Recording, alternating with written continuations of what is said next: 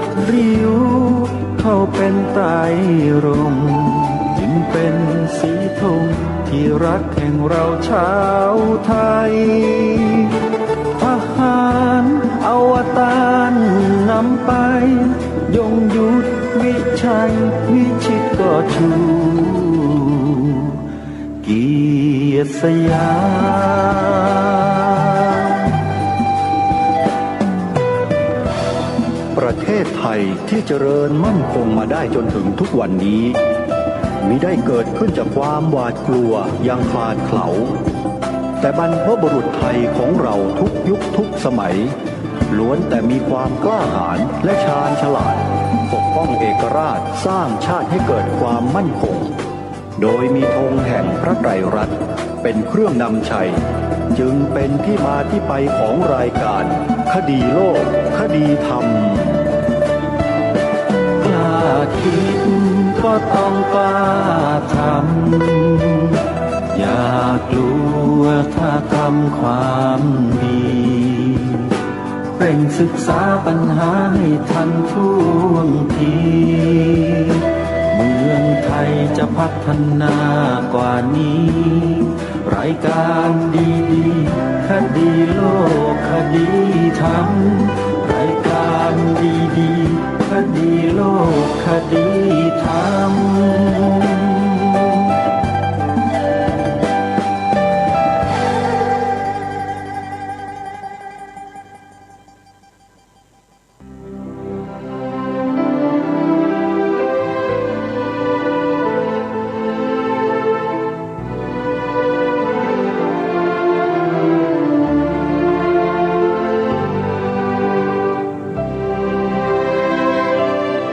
ขอกราบถวายความนอบน้อมแด่พระรัตนตรัยถวายความเคารพพระมหาเถระพระเถรานุเถระทุกท่านขอความสุขความเจริญในธรรมจงบังเกิดมีแด่ท่านสาธุชนที่กำลังติดตามรับฟังรายการจากสถานีวิทยุแห่งนี้ทุกท่านขอนำท่านผู้ฟังเข้าสู่รายการคดีโลกคดีธรรม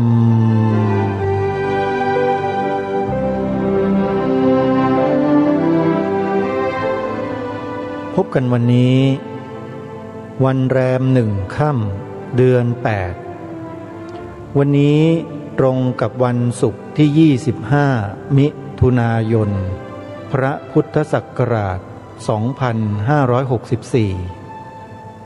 รายการคดีโลกคดีธรรมมาพบกับท่านผู้ฟังเป็นปกติทุกวันจันทร์ถึงวันศุกร์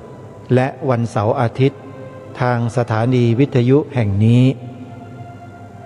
ท่านผู้ฟังสามารถดาวน์โหลดแอปพลิเคชันเพื่อติดตามรับฟังรายการนี้ได้เป็นประจำทุกวัน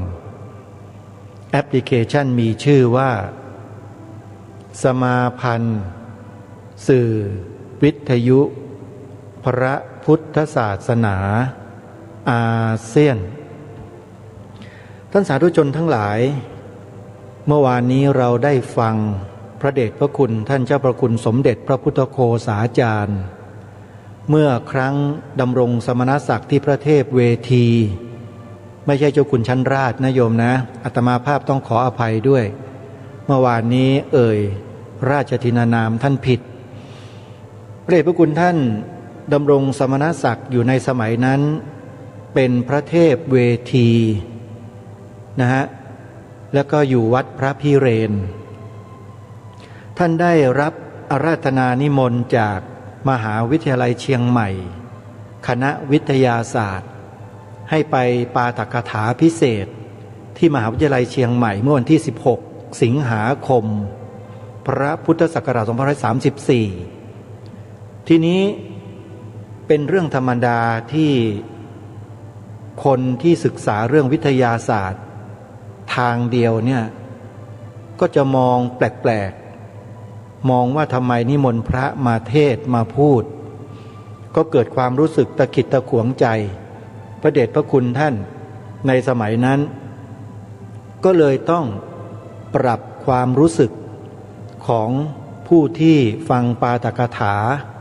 ในคณะวิทยาศาสตร์มหาวิทยาลัยเชียงใหม่ในวันนั้นเป็นระยะเวลาที่ยาวพอสมควรทีเดียววันนี้เราจะได้มาฟังกันต่อว่าพระเดชพระคุณท่านจะปรับทิฏฐิของนักวิทยาศาสตร์ทั้งหลายเหล่านั้นด้วยวิธีการอย่างไรเดี๋ยวมาติดตามรับฟังได้พร้อมๆกันณบัดนี้เราให้มันแปลกรูปไปให้มันสอดคล้องกับโลกวิทยาศาสตร์ที่กำลังจะเกิดขึ้นแต่ที่จริงนั้นถ้าหากว่าจะให้มนุษย์เนี่ยอยู่ได้ดีในโลกที่กำลังเปลี่ยนไปเป็นโลกวิทยาศาสตร์ที่มีสารอะไรต่างๆแปลกใหม่เนี่ยเราจะต้องมาปรับร่างกายมนุษย์ให้มันสอดคล้องกันด้วยแล้วเราก็จะได้เป็นมนุษย์วิทยาศาสตร์ที่อยู่ในโลกวิทยาศาสตร์แต่ตอนนี้มันไม่เป็นอย่างนั้นมันไม่สอดคล้องมันก็กลายเป็นว่ามนุษย์ธรรมชาติจะอยู่ในโลกวิทยาศาสตร์ถ้าไม่ความไม่สอดคล้องอย่างนี้มันจะต้องเกิดปัญหาอันนี้แหละเป็นเรื่องที่ยุ่งอันหนึ่ง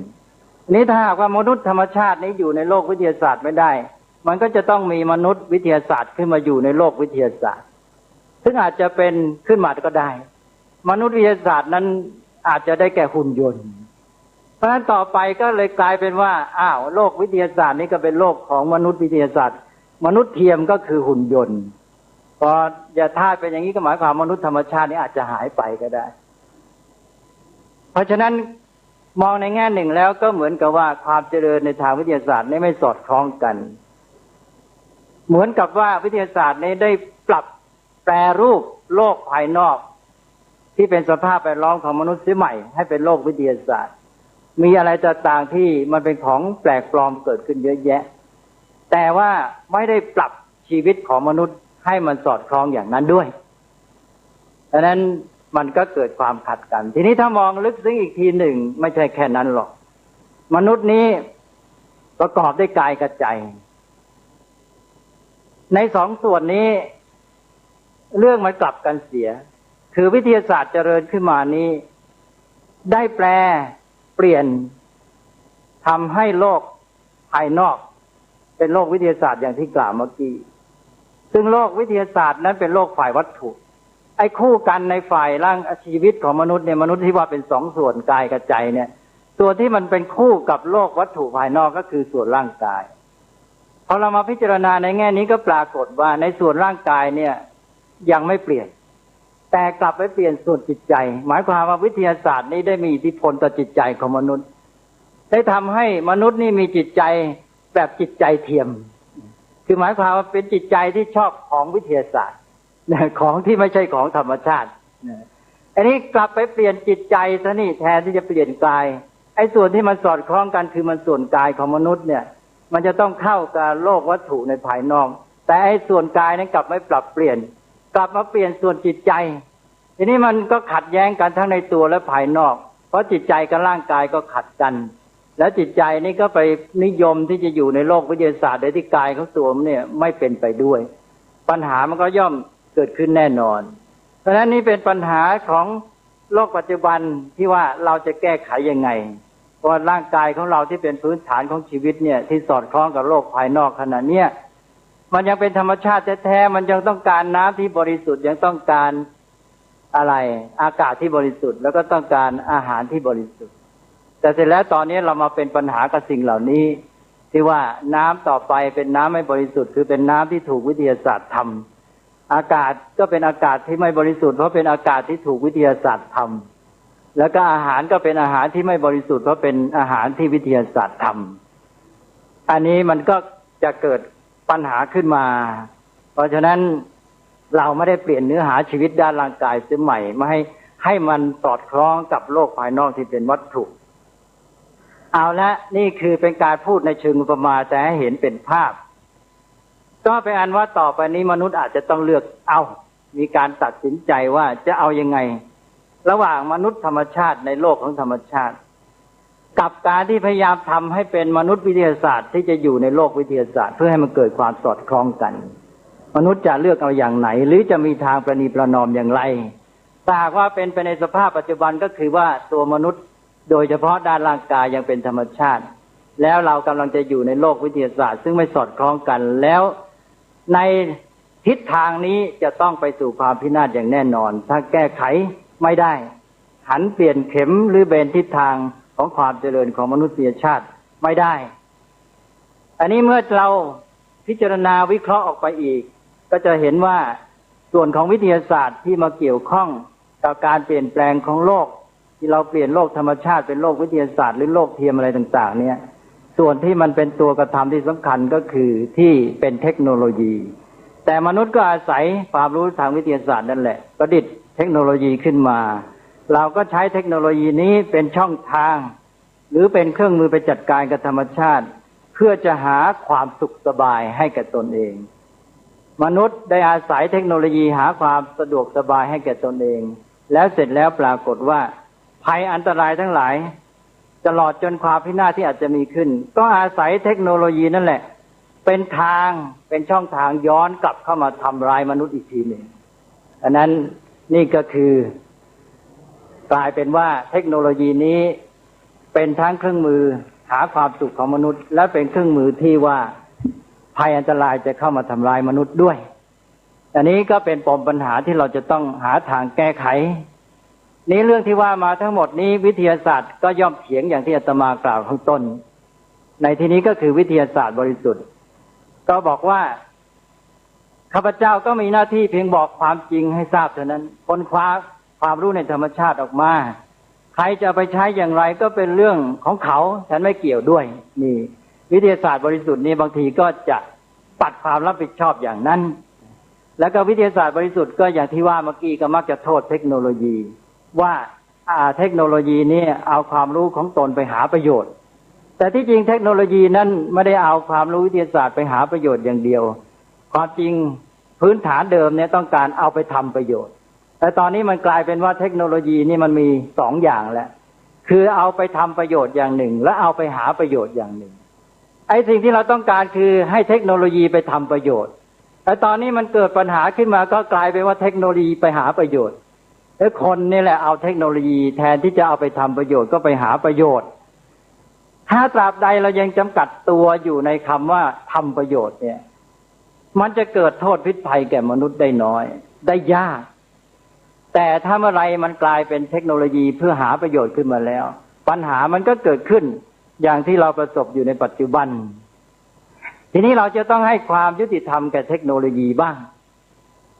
นอกจากที่อาตมากล่าวเบื้องต้นว่าชาวบ้านเนี่ยเขามองวิทยาศาสตร์ในความหมายว่ารวมถึงวิทยาศาสตร์ประยุกต์และเทคโนโลยีด้วยแล้วแต่ในเมื่อจะพูดถึงโทษภัยที่เกิดขึ้นมาเนี่ยวิทยาศาสตร์บริสุทธิ์เองก็ต้องรับผิดชอบด้วยเพราะว่ากันไปแล้วอย่างที่เป็นอยู่ในปัจจุบันในประวัติศาสตร์ที่เป็นมาอย่างน้อยในช่วงเป็นร้อยปีเนี่ยวิทยาศาสตร์บริสุทธิ์เองก็ไม่บริสุทธิ์แท้ที่ว่าไม่บริสุทธิ์แท้นี่เป็นยังไง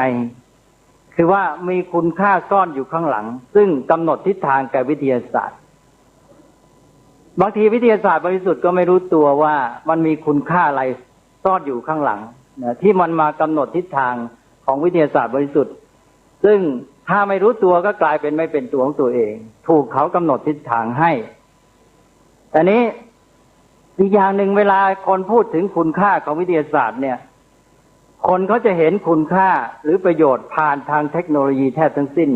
อย่างที่อาตมากล่าวมาเมื่อกี้เนี่ยบอกถึงประโยชน์ของวิทยาศาสตร์เนี่ยที่อาตมาพูดมาเนี่ยมันเป็นเทคโนโลยีแทบทั้งนั้นเลยเพราะนั้นที่คนเขาเห็นคุณค่าของวิทยาศาสตร์เนี่ยเขาเห็นจากเทคโนโลยี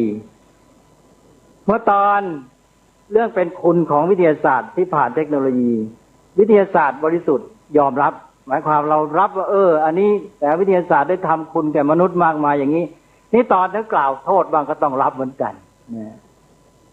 อันนี้ตอนนี้เรามาถึงโทษแล้วจะปัดความรับผิดชอบไม่ได้อันนี้เป็นประการหนึ่งและอีกประการหนึ่งที่สำคัญอย่างยิ่งก็คือว่าวิทยาศาสตร์กับเทคโนโลยีนี้พึ่งพาอาศัยซึ่งกันและกันมาในความเจริญก้าวหน้าด้วยกันไม่ใช่ว่าวิทยาศาสตร์เป็นผู้ให้เกิดเทคโนโลยีแล้ววิทยาศาสตร์จะเป็นผู้ให้เทคโนโลยีมีโอกาสเจริญก้าวหน้าอย่างเดียวที่จริงนั้นเทคโนโลยีนี่เป็นตัวทำให้วิทยาศาสตร์เจริญมากมายเพราะอะไรเล่าก็วิทยาศาสตร์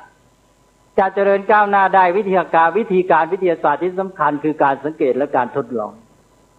การสังเกตทดลองเบื้องต้นจะใช้ประสาททั้งห้าตาหูจมูกลิ้นกายโดยเฉพาะก็ตาแล้วก็กายคือสัมผัสแล้วก็หูคือฟังสามอย่างนี้สำคัญอย่างยิ่งในการสังเกตทดลองทางวิทยาศาสตร์แต่ว่าอินทรีย์ของมนุษย์หรือประสาทอย่างที่ว่าเมื่อกี้ทางพระใช้คำว่าอินทรีย์มันมีขีดมีวิสัยจำกัดเราดูดาวไปไม่ได้จะไกลเท่าไหร่เห็นจักรวาลไม่กว้างต่อมาเมื่อเทคโนโลยีเจริญขึ้นมีกล้องโทรทัศน์กล้องส่องดูดาวแน่ทำให้วิทยาศาสตร์เจริญก้าวหน้าไปได้ของเล็กๆมองไม่เห็นประดิษฐ์กล้องจุลทรรศน์ขึ้นมาวิทยาศาสตร์ก็ก้าวหน้าต่อไปเพราะฉะนั้นวิทยาศาสตร์บริสุทธิ์นี่อาศัยเทคโนโลยีด้วยในการเจริญก้าวหน้ามันต้องมองในทางกลับกันด้วยก็พึ่งพาอาศัยซึ่งกันและกันแล้วเครื่องมือวิทยาศาสตร์ที่ทดลองอะไรต่างๆเนี่ยเจริญมาก็เป็นส่วนของเทคโนโลยีเพราะฉะนั้นจึงบอกเมื่อกี้ว่าวิทยาศาสตร์และเทคโนโลยีอาศัยซึ่งกันและกันในการที่เจริญก้าวหน้ามาด้วยกันจนกระทั่งถึงยุคปัจจุบันนี้นักวิทยาศาสตร์กำลังมองไปที่คอมพิวเตอร์ว่าจะเป็นอุปกรณ์เป็นเทคโนโลยีสำคัญที่จะมาช่วย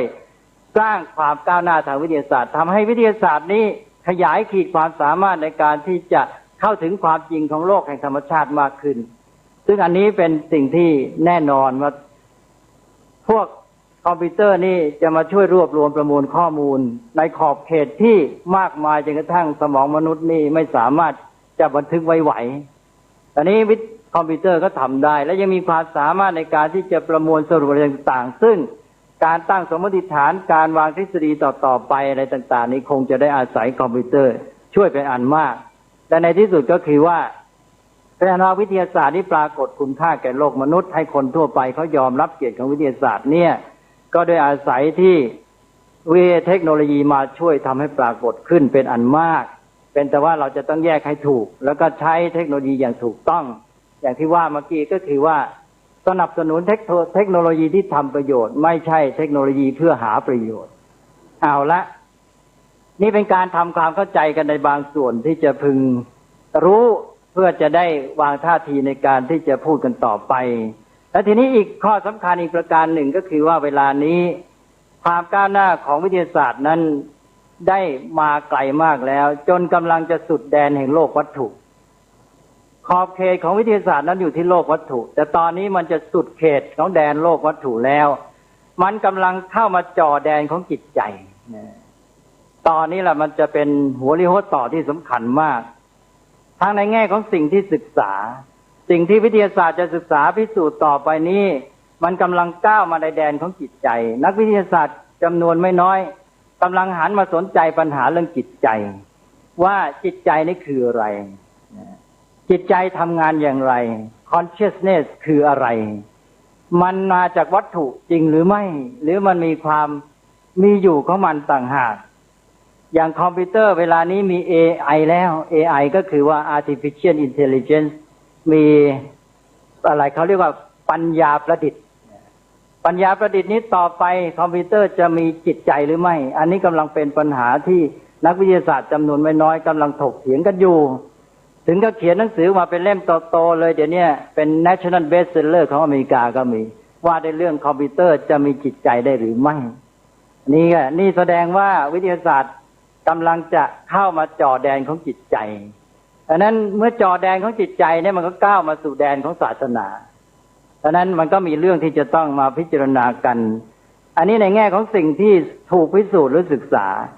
อีกด้านหนึ่งก็คือในแง่ของการพิสูจน์หรือวิธีพิสูจน์ที่วิธีการพิสูจน์นั้นกำลังพ้นเลยขอบเขตของอินทรีย์ห้าแต่ก่อนนี้เราใช้อินทรีย์ห้าเปล่าเปลือยคือตาหูร่างกายล้วนๆแล้วต่อมาเราอาศัยอุปกรณ์ที่ขยายวิสัยแห่งอินทรีย์ของมนุษย์ที่ว่าอินทรีย์เปล่าๆนี่ไม่สามารถจะได้รับรู้รับทราบได้ก็เอาพวกเทคโนโลยีอุปกรณ์ที่ขยายวิสัยอินทรีย์นั้นมาใช้แต่ตอนนี้แม้แต่อุปกรณ์เหล่านั้นก็อาจจะไม่ไหวอันนี้การพิสูจน์ของวิทยาศาสตร์ก็จะมาเป็นเรื่องของคณิตศาสตร์ใช้ภาษาคณิตศาสตร์เป็นสื่อแล้วมาอยู่ที่สิ่งที่เรียกว่าเป็นสัญลักษณ์การตีความอะไรต่างๆซึ่งมาใกล้แดนของจิตใจมากขึ้น แล้วมันก็อยู่ในระดับของความเชื่อมีเรื่องความเชื่อเข้าไปปะปนมากขึ้นด้วยดังนั้นนี่ก็คือเรื่องที่ว่าวิทยาศาสตร์มันกำลังเข้ามาจ่อแดนของจิตใจดังนั้นก็เลยเป็นเรื่องที่เราเป็นจุดที่เราน่าจะพิจารณาเมื่อเราทำความเข้าใจเบื้องต้นกันอย่างนี้แล้ว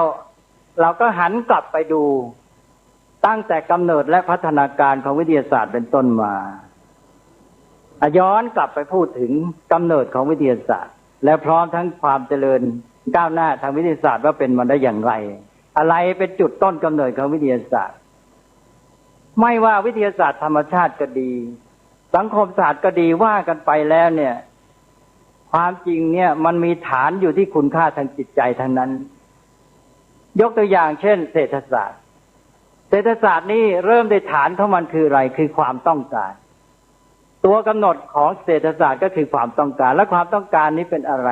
เป็นสิ่งที่พิสูจน์ได้ในประสาททั้งห้าหรืออินทรีย์ห้าหรือเปล่ามันเป็นเรื่องของจิตใจเป็นเรื่องของคุณค่าแต่ว่าศาสตร์ที่พยายามเป็นวิทยาศาสตร์ก็จะบอกว่าฉันไม่เกี่ยวกับคุณค่าเป็น value free แต่มันไม่ value free สักทีเอาละทีนี้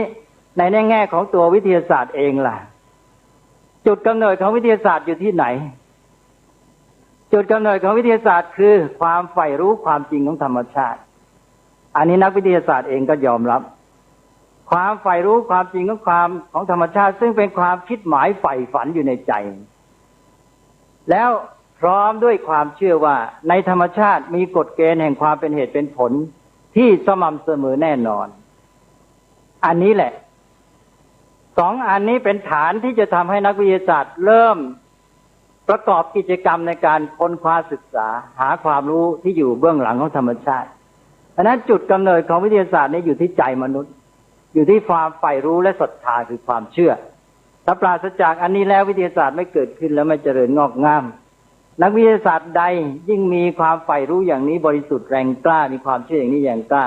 นักวิทยาศาสตร์พวกนั้นจะสร้างความเจริญให้แก่วิทยาศาสตร์ได้มากแต่ว่ามันไม่ใช่เท่านี้มันมียังไงต่อไปอันนี้ตอนเราจะพูดไปเป็นขั้นๆตอนนี้เราเริ่มในความใฝ่รู้ก่อนว่าความใฝ่รู้ในความจริงของธรรมชาติความเจริญทางวิทยาศาสตร์ในยุคต้นๆที่ยังกระเซ็นกระสายเนี่ยมีจุดเริ่มอย่างนี้คือความใฝ่รู้ความจริงของธรรมชาติที่เราเรียกได้ว่าบริสุทธิ์พอสมควร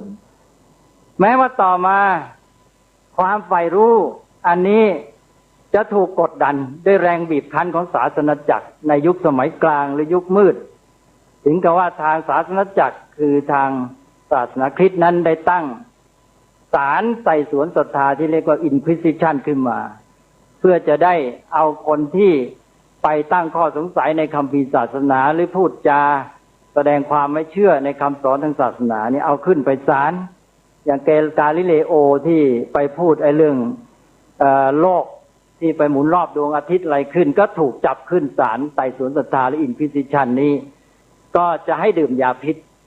เสร็จแล้วกาลิเลโอก็สารภาพซะก็เลยพ้นไป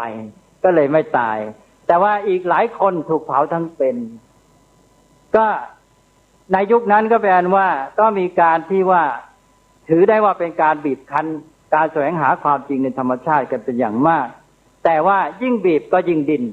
เพราะนั้นกลายเป็นว่าจากแรงกดดันในยุคมืดนั้นก็ทำให้ความใฝ่รู้ในความจริงของธรรมชาตินี้อาจจะแรงกล้าขึ้นมาแล้วฝังติดเป็นนิสัยของชาวตะวันตกมาจนปัจจุบันและอย่างน้อยก็เป็นส่วนหนึ่งอันนี้ก็เป็นสิ่งที่น่าพิจารณาสังเกตอันนั้นแต่ถึงยังไงก็ตามอันนี้ก็ยังถือว่าเป็นความใฝ่รู้บริสุทธิ์อันนี้เรื่องของวิทยาศาสตร์ที่เป็นมาปัจจุบันมันไม่ใช่อย่างนั้นวิทยาศาสตร์ที่เป็นมาในปัจจุบันนี้ประวัติศาสตร์ของวิทยาศาสตร์นั้นไปได้รับอิทธิพลครอบงำจากระบบคุณค่าใหญ่2ประการเป็นแนวคิดเป็นทัศนคติเป็นค่านิยมเป็นแรงจูงใจที่พ่วงแฝงอยู่เบื้องหลังความเจริญของวิทยาศาสตร์เป็นตัวผลักดันกิจกรรมในการศึกษาค้นคว้าวิทยาศาสตร์ตลอดจนกำหนดวิถีทิศทางความก้าวหน้าในการค้นคว้าทางวิทยาศาสตร์มาเรื่อยมาตัวอันนี้คืออะไรหนึ่งคือความคิดที่จะพิชิตธรรมชาติหรือความเข้าใจว่าความสำเร็จของมนุษย์อยู่ที่การพิชิตธรรมชาติเอาชนะธรรมชาติอันนี้เกิดจากการที่ชาวตะวันตกมีความเข้าใจว่า มนุษย์เหล่านี้เป็นผู้ที่พระผู้เป็นเจ้าได้ทรงสร้างมาในฉายาของพระองค์คือในรูปแบบของพระองค์แม้เหมือนแม้นเสมือนพระองค์ให้มาครองโลกครองธรรมชาติพระผู้เป็นเจ้าได้ทรงสร้างธรรมชาติสรรพสิ่งพวกสัตว์ทั้งหลายดิลฉานอะไรต่างๆขึ้นมาเนี่ยเพื่อมารับใช้สนองความปรารถนาของมนุษย์เพราะฉะนั้นมนุษย์นี่เป็นใหญ่เป็นศูนย์กลางของจักรวาลเป็นเจ้าเป็นผู้ครอบครองทีนี้มนุษย์เรียนรู้ความลึกลับของธรรมชาติก็จะได้มาจัดการกับธรรมชาติมาปั้นแต่งธรรมชาติให้เป็นไปตามความปรารถนาของตนเองตามใจชอบเรียกว่าให้ธรรมชาติรับใช้มนุษย์ตำราฝรั่งถึงก็บอกว่าแนวความคิดอันนี้แหละที่ได้อยู่เบื้องหลังความเจริญก้าวหน้าของวิทยาศาสตร์ของตะวันตกเขาบอกว่าแต่ก่อนนี้ในยุคโบราณนั้นตะวันออกเช่นจีนและอินเดียมีความเจริญก้าวหน้าทางวิทยาศาสตร์มากกว่าประเทศตะวันตกแต่ด้วยอาศัยแนวความคิดอันนี้ที่จะพิชิตธรรมชาติได้ทำให้ตะวันตกได้เจริญล้ำหน้าตะวันออกในทางวิทยาศาสตร์มาได้จนปัจจุบันแต่ว่าในปัจจุบันนี้แนวคิดนี้กำลังเป็นปัญหาอย่างไรก็คงจะได้ว่ากันต่อไปเอาละอันที่หนึ่งคือแนวคิดที่จะพิชิตธรรมชาติก็ออกมาเป็นรูปของความใฝ่ปรารถนาที่จะพิชิตธรรมชาติต่อไปประการที่สองคือความเชื่อว่าความสุขของมนุษย์อยู่ที่การมีวัตถุปลนเปลือพรั่งพร้อมนี่อันนี้ก็เป็นความคิดที่สำคัญเหมือนกันแนวคิดนี้พ่วงมากับการพัฒนาอุตสาหกรรมในประเทศตะวันตกนั้นเกิดขึ้นมาจากแรงจูงใจและความคิดในการที่จะแก้ปัญหาความขาดแคลนอันนี้เป็นประวัติศาสตร์ของสังคมตะวันตกเองหรือแก้ปัญหาความขาดแคลนหรือ scarcity เพราะว่าในโลกตะวันตกนั้นชีวิตถูกบีบคั้นด้วยธรรมชาติมากเช่นในฤดูหนาวเป็นต้นพืชพันธุ์ธัญญาหารก็ไม่มีเกิดไม่ได้ต้องอยู่ด้วยความยากลำบากเหลือเกินนอกจากอากาศหนาวเหน็บกับตัวเองแล้วยังหาอาหารได้ยากด้วยอันนี้มนุษย์จะต้องพยายามที่จะแก้ปัญหาความขาดแคลนนี้ก็ทำให้เกิดอุตสาหกรรมขึ้นมาทีนี้ตรงข้ามกับความขาดแคลนคืออะไรมนุษย์ก็คิดว่าเมื่อแก้ปัญหาความขาดแคลนแล้วถ้าหากว่าเกิดความพรั่งพร้อมมนุษย์ก็จะอยู่เป็นสุขอย่างแท้จริงเพราะนั้นความคิดที่อยู่เบื้องหลังความเจริญอุตสาหกรรมฝรั่งบอกว่าได้แก่ความคิดนี้คือความคิดที่ว่าจะแก้ปัญหาความขาดแคลนและให้วัตถุพรั่งพร้อมซึ่งมองเป็นว่าความสุขของมนุษย์นั้นจะเกิดขึ้นได้ในการมีวัตถุปลนเปลือพรั่งพร้อมอย่างที่กล่าวเมื่อกี้ซึ่งพัฒนามาเป็นวัตถุนิยมแล้วมันก็มาสู่บริโภคนิยมได้ด้วยแล้วความเข้าใจแบบอุตสาหกรรมนี้ก็เข้ามาประสานกันกับแนวคิดอันที่หนึ่งเมื่อกี้นี้บอกว่ามนุษย์ถือว่ามนุษย์นี้จะมีความสำเร็จอยู่ในโลกอย่างผู้ที่ครอบครองโลกได้คือต้องเอาชนะธรรมชาติทีนี้มาบวกอันที่สองเข้าไปบอกว่าจะมีความสุขได้จริงต่อเมื่อมีวัตถุพรั่งพร้อมสมบูรณ์มันก็รวมกันเข้าไปว่าเราจะต้องพิชิตธรรมชาติเพื่อจะเอาธรรมชาติมาปรุงแต่งสร้างสิ่งที่เป็นวัตถุที่จะมาบำรุงบำเรอมนุษย์ให้พรั่งพร้อมสมบูรณ์มันก็เลยไปกันเป็นปีเป็นขลุ่ยเข้ากันได้เลยตกลงสองแนวความคิดแรงจูงใจนี้มาประสานกันในตอนนี้แล้วสองอันนี้แหละอยู่เบื้องหลังความเจริญทางวิทยาศาสตร์ในยุคที่ผ่านมาจนกระทั่งปัจจุบันนี้ตอนนี้ก็เป็นอันว่าไอ้ความใฝ่รู้บริสุทธิ์ที่ว่าเมื่อกี้ที่จะรู้ความจริงเบื้องหลังของธรรมชาตินั้นมันไม่ใช่บริสุทธิ์แล้วแหละมันมีมาบวกเข้ากับไอ้ความใฝ่ปรารถนาที่จะพิชิตธรรมชาติหนึ่งและความใฝ่ปรารถนาที่จะมีวัตถุบำรุงบำเรออย่างพรั่งพร้อมประการหนึ่งนี้ก็เอาละเราก็คิดว่าเมื่อไรเราเอาชนะธรรมชาติได้แล้วเราสามารถที่จะปรุงแต่งประดิษฐ์สร้างสรรค์วัตถุอะไรต่างๆขึ้นมาบำรุงบำเรอตนเมื่อนั้นเราก็จะมีความสุขอย่างสมบูรณ์จนกระทั่งกล่าวว่าวิทยาศาสตร์ในยุคที่ผ่านมานี้เป็นวิทยาศาสตร์ที่รับใช้อุตสาหกรรมเนี่ยเกิดมีการพูดอย่างนี้ขึ้นมาก็กลายเป็นว่า ความเจริญในยุคที่ผ่านมาซึ่งเรายอมรับว่าเป็นความเจริญในยุคอุตสาหกรรมที่ฝรั่งกำลังผ่านแต่ไทยเรายังกำลังจะเข้าไทยเราก็บอกว่าจะไปนิกเนี่ยก็หมายความกำลังจะเข้าอุตสาหกรรมฝรั่งเขาบอกว่าฉันผ่านแล้วนะตอนนี้เขาบอกฉันเป็น post industrial แล้วฉันเข้า information age แล้วหรือ society แล้วตอนนี้ก็แปลว่าวิทยาศาสตร์เนี่ยเป็นตัวสำคัญถ้าวิทยาศาสตร์อ้างบ้างวิทยาศาสตร์ก็บอกว่าฉันนี่แหละเป็นผู้ที่ทำให้อุตสาหกรรมเจริญมาได้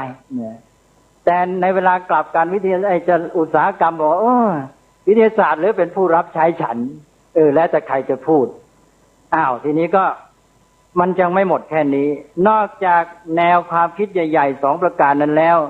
ยังมีทัศนคติที่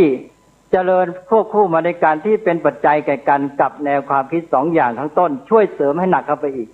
ก็คือ1แนวคิดแบบความชำนาญพิเศษเฉพาะด้านที่อาตมาพูดข้างต้นยุคอุตสาหกรรมนั้นมีลักษณะพิเศษอย่างหนึ่งคือเป็นยุค specialization ด้วยคือยุคแห่งความชำนาญพิเศษเฉพาะทางวิทยาการต่างๆได้มีการแบ่งซอยออกไปให้มีการศึกษาแนวดิ่งไปในทิศทางเจาะลึกเฉพาะด้านของตัวมากจนกระทั่งเกิดความหลงผิดไปว่าวิทยาการในสายของตนนั้นจะแก้ปัญหาของมนุษย์ได้ทุกอย่างอันนี้แหละมันเป็นตัวสำคัญคือตอนแรกนี่แบ่งแยกซอยทิศทางกันไปชำนาญพิเศษก็เพื่อจะได้รู้ให้มันชัดแล้วจะได้เอามารับใช้มนุษย์แต่ทีนี้ไปเกิดความหลงผิดว่าไอ้ความเจริญของตัวความรู้ของตัวนั้นมันแก้ปัญหาได้ทุกอย่างอันนี้ก็เลยเกิดแนวคิดแบบชำนาญพิเศษเฉพาะด้านที่เอียงสุดไปจนเข้าใจว่าวิชาการในแดนตนอย่างเดียวจะแก้ปัญหาของมนุษย์ได้หมดเหมือนอย่างวิทยาศาสตร์ก็อาจจะคิดว่าวิทยาศาสตร์อย่างเดียวเท่านั้นจะตอบปัญหาได้ทุกอย่างจะแก้ปัญหาได้ทุกอย่างไม่เกิดความคิดที่จะไปประสานกับผู้อื่นแล้วก็ตลอดจนกระทั่งว่ามองศาสนามองจริยธรรมเป็นเรื่องชำนาญพิเศษไปด้วยเนี่ยเราจะเห็นว่าในยุคที่ผ่านมาได้เจอทั้งเดี๋ยวนี้ในวงการการศึกษามองจริยธรรมเป็นเรื่องชำนาญพิเศษไปแล้วนี่ก็เป็นเรื่องหนึ่งเพราะนั้นจริยธรรมฉันไม่เกี่ยวเวลาพูดถึงจริยธรรมฉันไม่เกี่ยวแต่เวลาพูดถึงแก้ปัญหาของโลกก็บอกว่าฉันนี่แหละแก้ได้อะไรทำนองนี้มันรู้สึกว่ามันจะสับสนกันอยู่นั่นหมายความว่าแม้แต่ถ้าฉันแก้ปัญหาของโลกได้หมดปัญหาจริยธรรมเป็นปัญหาของโลกฉันก็แก้ได้ด้วยแต่บอกว่าจริยธรรมเป็นเรื่องของพวกโน้นชำนาญพิเศษยังไงก็ไม่รู้หมายความฉันก็ข้ามไปแก้ปัญหาของพวกจริยธรรมได้ด้วยสิอันนี้แหละมันมาสู่แนวคิดที่2คือความคิดที่ว่าจะแก้ปัญหาจริยธรรมได้โดยไม่ต้องใช้ปัจจัยหรือวิธีการทางจริยธรรมหมายความว่าจะแก้ปัญหาทางศีลธรรมได้โดยวิธีการทางวัตถุหมายความว่าถ้าพัฒนาวัตถุพอปัญหาทางด้านจริยธรรมก็หมดไปเองไม่ต้องพัฒนามนุษย์นี่เป็นความคิดในยุคที่ผ่านมาซึ่งปรากฏมากในด้านเศรษฐศาสตร์พวกเศรษฐศาสตร์บอกถ้าเศรษฐกิจดีพัฒนาวัตถุพรั่งพร้อมแล้วไม่ไปมีปัญหาศีลธรรมเรียบร้อยไปเองอันนี้ก็กลายเป็นว่าจะแก้ปัญหาทางจิตใจหรือปัญหาทางจริยธรรมได้โดยวิธีการทางวัตถุไม่ต้องใช้วิธีการทางจริยธรรมไอ้ความเชื่อแบบนี้แฝงมาในยุคอุตสาหกรรมพ่วงมากับแนวความคิด2อย่างเมื่อกี้นี้เป็นตัวที่เสริมซ้ำให้ปัญหามันหนักแรงขึ้นละทีนี้ก็ขอผ่านไปก่อนทีนี้ที่ว่ามานี้มันก็เป็นจุดเริ่มต้นให้เรามีข้อพิจารณาอันนี้เรื่องนี้เกี่ยวข้องกับศาสนาอย่างไรมันก็เริ่มเกี่ยวข้องแล้วที่พูดมาให้เห็นนั่นแหละมันเกี่ยวข้องเข้ามาเยอะแยะแล้วแต่ทีนี้เพื่อให้เราเห็นชัดเราจะย้อนกลับไปพูดถึงฝ่ายศาสนาบ้างเมื่อกี้นี้พูดถึงเรื่องวิทยาศาสตร์เกิดพัฒนามาอย่างไรคราวนี้ก็จะไปดูว่าศาสนาเกิดขึ้นและพัฒนามาอย่างไรเพื่อจะให้2เรื่องนี้มาบรรจบกันศาสนามีจุดกำเนิดจากอะไรเรียนกันมาแต่ไหนแต่ไรบอกศาสนามีต้นกำเนิดจากความกลัวภัยถ้ากลัวภัยธรรมชาตินี่แหละฟ้าผ่าน้ำท่วมแผ่นดินไหวภูเขาไฟระเบิดอะไรต่างๆเหล่านี้พายุร้ายอะไรมาต่างๆนี่เป็นภัยอันตรายที่คุกคามชีวิตมนุษย์ตลอดมาทุกยุคทุกสมัยในสมัยโบราณนี้ก็มองไม่รู้เหตุรู้ผลไม่รู้จักธรรมชาติมันก็ต้องหาทางหาคำตอบเพราะว่ามนุษย์นี้ถูกภัยธรรมชาติบีบคั้นเกิดความกลัวภัยขึ้นมาก็เริ่มที่จะหาคำตอบ และการที่จะหาคำตอบก็คือเกิดความสนใจต่อธรรมชาตินั่นเองเพราะธรรมชาติมันมาทำให้เกิดภัยบีบคั้นเราก็สนใจต่อธรรมชาติที่อยู่รอบตัวที่เราจะต้องเกี่ยวข้องที่มีผลกระทบตัวเองอยู่ตลอดเวลาก็ด้วยความปรารถนาจะพ้นภัยนี่คือมีความอันหนึ่งขึ้นมาอันนี้ก็คือเราจะไปบรรจบกับวิทยาศาสตร์ตรงที่ว่าในฝ่ายศาสนานี้มีความใฝ่ปรารถนาจะพ้นภัยเมื่อกี้เราพูดถึงวิทยาศาสตร์ว่ามีความใฝ่ปรารถนาจะรู้ความจริงของธรรมชาติอันนี้เราพูดถึงวิทยาศาสนาว่ามีความใฝ่ปรารถนาที่จะพ้นภัยอันนี้เมื่อมีความใฝ่ปรารถนาจะพ้นภัยแล้วภัยนี้เกี่ยวกับธรรมชาติมีความกลัวภัยเขาก็มองดูไปที่ธรรมชาติพร้อมกันนั้นเขาก็มีความอัศจรรย์ใจต่อความลึกลับมหัศจรรย์ยิ่งใหญ่ของธรรมชาตินี้จากความอัศจรรย์นี้ก็มีความใฝ่ปรารถนาต้องการที่จะรู้ความจริงของธรรมชาตินั้นซึ่งไม่เฉพาะอยากจะรู้เท่านั้นแหละมันบังคับให้เราอยากจะต้องรู้ด้วยเพราะมิฉะนั้นเราจะแก้ปัญหาไม่ได้เพราะมันจะคุกคามเราอยู่ตลอดเวลาเพราะฉะนั้นจากความใฝ่ปรารถนาที่จะพ้นภัยจากความกลัวนี่แหละก็นำไปสู่ความใฝ่รู้ความจริงของธรรมชาติเช่นเดียวกันอันนั้นตอนนี้เราก็เห็นว่าศาสนาก็มาบรรจบกับวิทยาศาสตร์แล้วแหละแต่ที่จริงนั้นกำลังบอกว่าศาสนามันเริ่มก่อนคือมันเริ่มจากจุดนี้แหละจุดที่ว่าเริ่มกลัวภัยแล้วก็ใฝ่ปรารถนาจะรู้ความจริงของธรรมชาติมาถึงจุดนี้แหละทั้งศาสนาและวิทยาศาสตร์มาเกิดขึ้นด้วยกันมาเกิดขึ้นด้วยกันยังไงนี่คือจุดบรรจบแปลว่าเรามาถึงจุดที่ว่ามีความใฝ่ปรารถนาต้องการที่จะรู้ความจริงที่อยู่เบื้องหลังความเป็นไปของธรรมชาติซึ่งเป็นจุดร่วมที่เป็นที่เริ่มกำเนิดทั้งของศาสนาและวิทยาศาสตร์แต่เราจะเห็นว่าความรู้ทางวิทยาศาสตร์ยุคแรกนั้นมากับศาสนาพวกที่จำความรู้ทางวิทยาศาสตร์ยุคแรกไว้ในยุคอียิปต์เมโสโปเตเมียอะไรเท่าที่ทราบนี่เป็นพวกนักเป็นคนในวงการศาสนาอาจจะเรียกว่าเป็นนักบวชหรืออะไรก็แล้วแต่เนี่ยเพราะว่าบุคคลพวกนี้ก็มีความสนใจธรรมชาติจากเรื่องนี้เรื่องภัยที่คุกคามธรรมมนุษย์เนี่ยเป็นพวกแรกแล้วก็เขาก็ใฝ่รู้ความจริงของธรรมชาติด้วยมันก็เลยกลายเป็นว่าวิทยาศาสตร์กับศาสนานี่เริ่มต้นมาด้วยกันอันนี้เป็นจุดที่มาทางประวัติศาสตร์เดี๋ยวจะมาบรรจบกับแนวความคิดของนักวิทยาศาสตร์ปัจจุบันทีหลังว่าศาสนากับวิทยาศาสตร์นี้มันจุดเริ่มต้นกันอย่างไรเอาละณจุดร่วมที่เป็นจุดเริ่มนี้ขออภัยณจุดเริ่มที่เป็นจุดร่วมนี้นะคือหมายความว่าไอ้จุดเริ่มของวิทยาศาสตร์และศาสนาที่เป็นจุดร่วมกันเนี่ยมันก็เป็นจุดแยกไปด้วยในตัวศาสนากับวิทยาศาสตร์จะเริ่มแตกต่างกันตั้งแต่บัดนี้เป็นต้นไปแตกต่างกันอย่างไรมันเป็นเรื่องของความจริงตามธรรมชาตินี่แหละธรรมชาติและภัยจากธรรมชาติที่มนุษย์หรือชีวิตจะต้องเผชิญนี่เป็นเรื่องต่อหน้าเกี่ยวข้องกับชีวิตความเป็นความตายซึ่งจะต้องมีคำตอบและปฏิบัติได้ทันทีปฏิบัติได้ทันทีรอไม่ได้มันภัยอยู่ข้างหน้าแล้วมาถึงแล้วสถานการณ์อยู่นี่จะทำยังไงก็ทำต้องมีคำตอบทำได้ทันทีแล้วมันเป็นเรื่องของหมู่ชนหรือสังคมทั้งหมดทุกคนจะต้องเผชิญร่วมกันฉะนั้นจากอันนี้มันก็จะต้องมีผู้เสนอคำตอบขึ้นคำตอบที่จะให้ปฏิบัติได้ทันทีพอแก่การถึงคำยุติทีเดียวอันเนี้ยคำตอบแบบนี้แหละได้กลายมาเป็นศาสนาเรื่องสิ่งที่เป็นรายการปฏิบัติได้ทันทีนะอาจจะออกมาในรูปที่เราเรียกปัจจุบันว่าไม่มีเหตุมีผลเช่นเป็นพิธีกรรมเป็นต้น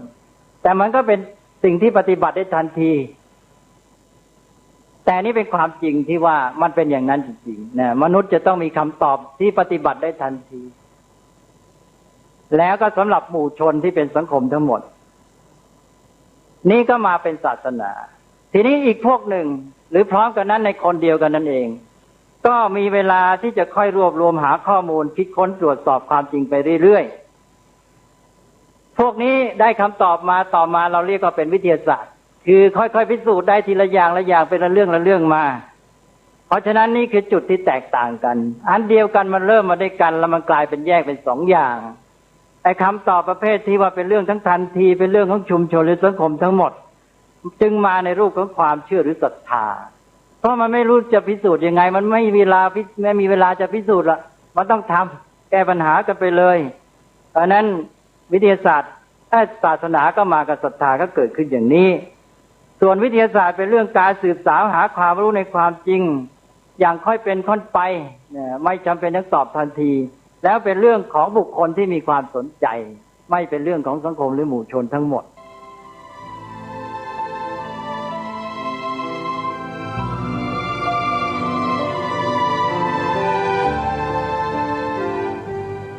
ท่านสาธุชนผู้ฟังทุกท่านฟังมาถึงตรงนี้เชื่อเหลือเกินว่าพวกเราที่เติบโตมาในยุควิทยาศาสตร์ที่กำลังเจริญรุ่งเรืองถึงขีดสุดในขณะนี้เนี่ยคงจะมองภาพออกกันบ้างไม่มากก็น้อยว่าวิทยาศาสตร์คืออะไรศาสนาคืออะไรแล้วทำไมมนุษย์ในโลกใบนี้จึงถูกแบ่งแยกทางความคิดได้อย่างห่างไกลได้ถึงเพียงนี้พระเดชพระคุณท่านเจ้าพระคุณสมเด็จพระพุทธโฆษาจารย์ปอ.ประยุตโตเมื่อครั้งที่พระเดชพระคุณท่านเจ้าพระคุณสมเด็จดำรงสมณศักดิ์อยู่ที่เจ้าคุณพระเทพเวทีท่านได้ชี้แจงได้ปรับทัศนคติทางความคิดของคนที่อยู่ในยุคร่วมสมัยกันให้เข้าใจถึงสิ่งนี้น่าจะเป็นอะไรที่หาฟังได้ยากแล้วก็จะหาคนที่จะมาพูดให้เกิดความรู้สึกร่วมกันได้แบบนี้เนี่ยยากมากอาตมาภาพว่าหาตัวจับเนี่ยไม่มีเลยในประเทศและก็ในโลกใบนี้ด้วยซ้ำไปก็เป็นอันว่าถ้าหากว่าเราไม่ว่าจะอยู่ฝ่ายศาสนาหรือฝ่ายวิทยาศาสตร์ก็ตามถ้าใจไม่มีอคติฟังตรงนี้ให้ดีถ้าใจเราไม่มีอคติเกินไปการฟังปาฐกถาในครั้งนี้เนี่ยอาตมาภาพคิดว่ามันน่าจะพลิกชีวิตของพวกเราทุกคนในฐานะที่เป็นคนมีศาสนาให้กลับมายอมรับความจริงทั้งสองส่วนว่ามันมีจุดกำเนิดมาจากจุดเดียวกันเลยคือจากความรู้สึกแต่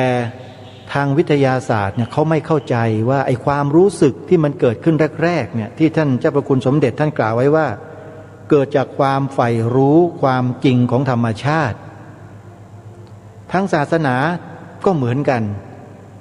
เกิดจากความใฝ่รู้อยากจะรู้ว่าไอ้ธรรมชาติที่มันเป็นอย่างนี้มันต้องมีต้นกำเนิดมีที่มาที่ไปอย่างไรนักวิทยาศาสตร์พิสูจน์ทราบด้วยการใช้อายตนะ5ประการคือตาหูจมูกลิ้นกายใช้การสัมผัสกับตัวสสารที่เป็นวัตถุโดยตรงแล้วก็มีการบันทึกทำสถิติแล้วก็จัดเป็นตำรับตำราทำให้พวกเราได้ศึกษาได้เรียนรู้ในแนวทางนั้นมาโดยตลอดคือทางวัตถุจนกระทั่งพัฒนามาเป็นอุตสาหกรรมพัฒนามาเป็นเรื่องของเศรษฐศาสตร์เศรษฐกิจจนถึงทุกวันนี้มนุษย์เราทุกคนหนีไม่พ้นเพราะอยู่ในระบอบของวิทยาศาสตร์อุตสาหกรรมและเศรษฐกิจนี่คือความจริงที่เป็นอยู่แต่ในศาสนานั้นมีแนวทางเดียวกันเหมือนกันเป้าหมายก็อันเดียวกันก็คือเริ่มต้นจากการใฝ่รู้ว่าธรรมชาติที่มันเป็นอย่างนี้ที่มันเกิดภัยพิบัติอย่างนี้มันต้องมีผู้ควบคุมธรรมชาติทางศาสนาก็เลยใช้เรื่องของศรัทธาความเชื่อเป็นที่ตั้งเพื่อแก้ปัญหาเหล่านั้นจนกลายเป็นลัทธิเป็นศาสนาเป็นนิกายเป็นอะไรมากมายในโลกใบนี้เพียบไปหมดเลย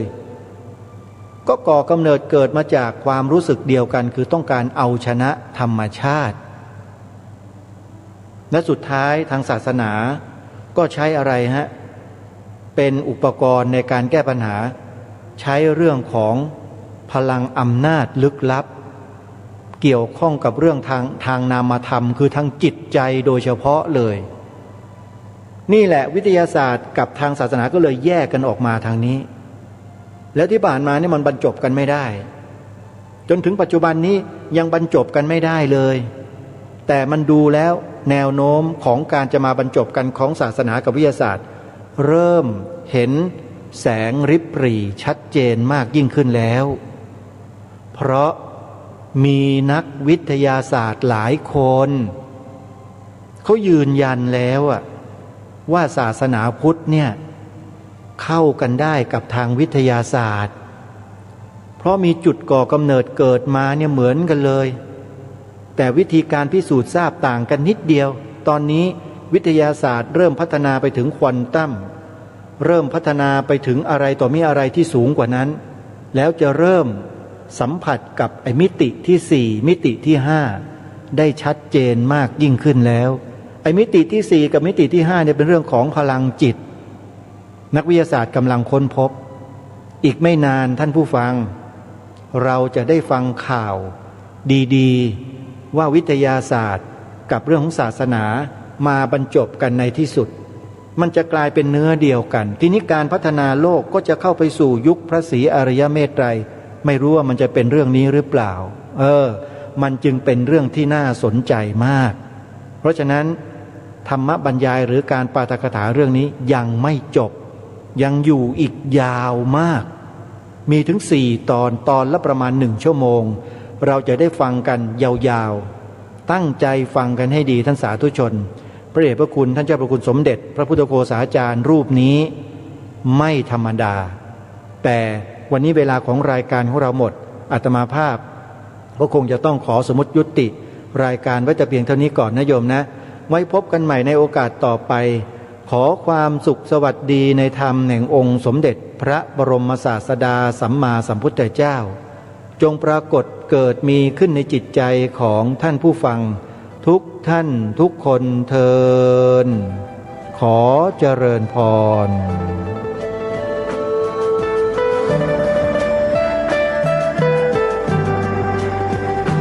กล้าคิดก็ต้องกล้าท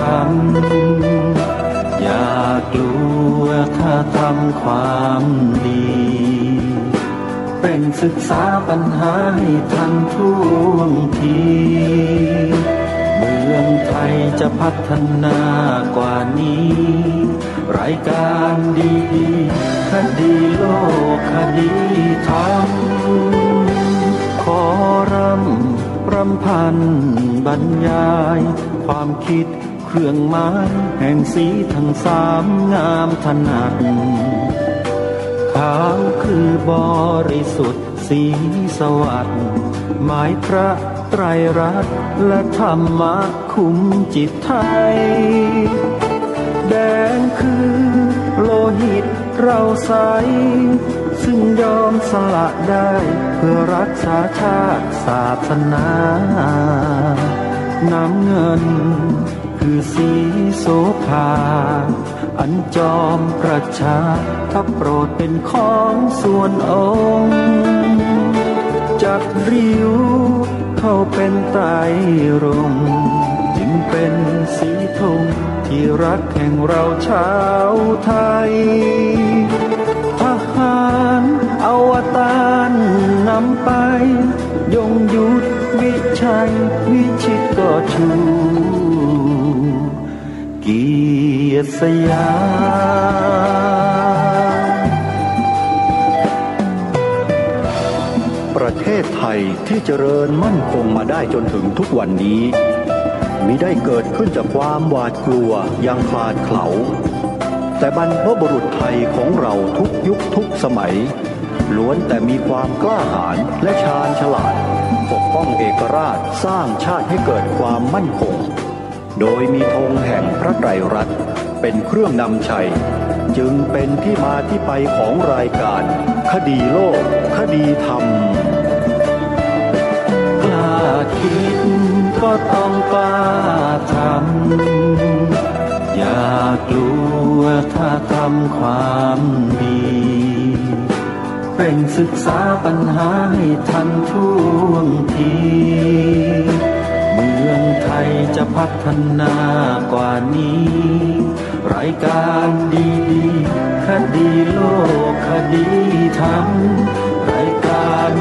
ดีๆคดีโลกคดีธรรม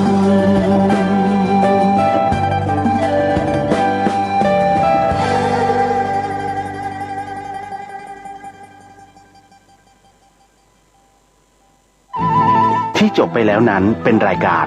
คดีโลกคดีธรรมดำเนินรายการโดยพระครูปลัดณรงค์ฤทธิ์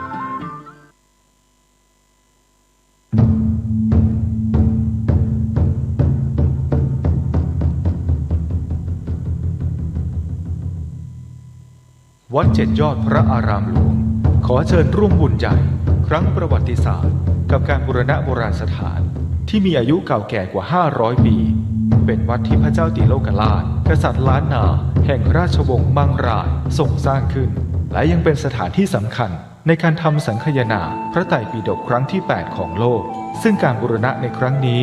วัดเจ็ดยอดพระอารามหลวงร่วมกับสำนักศิลปากรที่7เชียงใหม่กรมศิลปากรได้จัดให้มีการบูรณะโบราณสถานทั่วบริเวณวัดกว่า9จุด12รายการจึงขอเชิญชวนพุทธศาสนิกชนผู้มีจิตศรัทธาทุกท่านมาร่วมบุญใหญ่ครั้งประวัติศาสตร์ซึ่งโอกาสบุญในครั้งนี้500ปีจะมีเพียงครั้งเดียวโดยสามารถร่วมบุญได้ที่บัญชีวัดเจ็ดยอดพระอารามหลวงเพื่อการบูรณะโบราณสถานเลขที่บัญชี839-222-7594 ธนาคารไทยพาณิชย์สาขานิมมานเหมินหรือติดต่อสอบถามเพิ่มเติมได้ที่ Facebook วัดเจ็ดยอดพระอารามหลวงโทร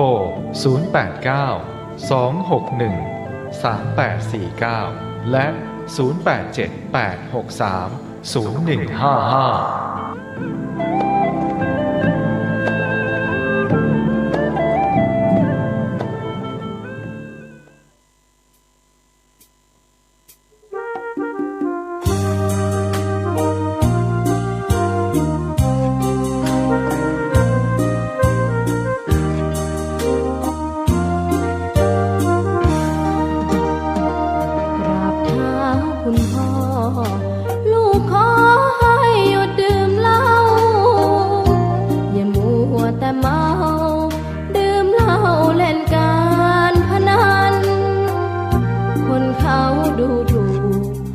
ว่าพ่อ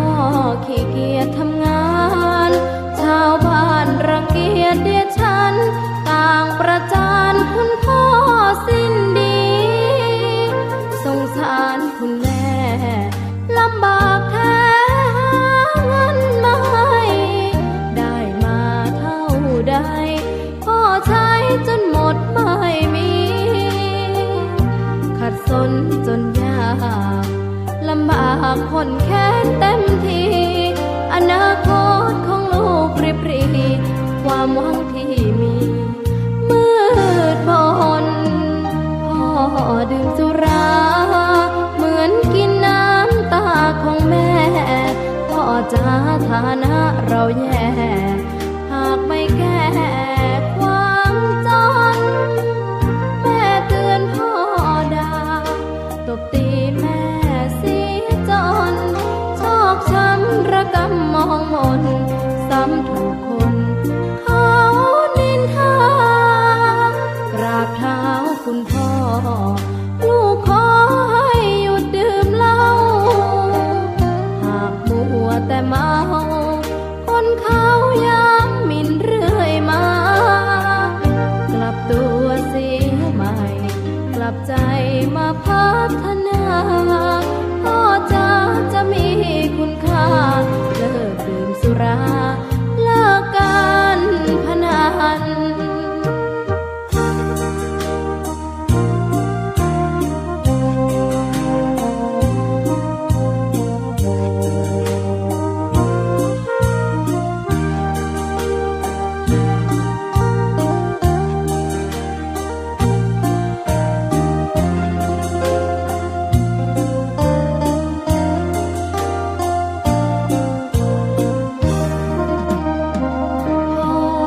ดื่มสุราเหมือนกินน้ำตาของแม่พ่อจะฐานะเราแย่หากไม่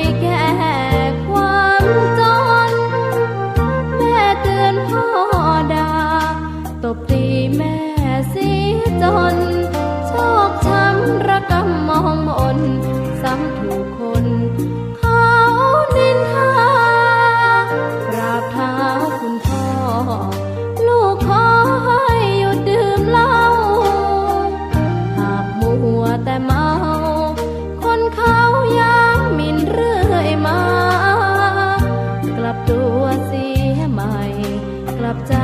มาพัฒนาก็จะมีคุณค่าเลิกดื่มสุราเลิกการพนัน ท่านกำลังติดตามรับฟังสถานีวิทยุกระจายเสียงพระพุทธศาสนาแห่งชาติและสังคม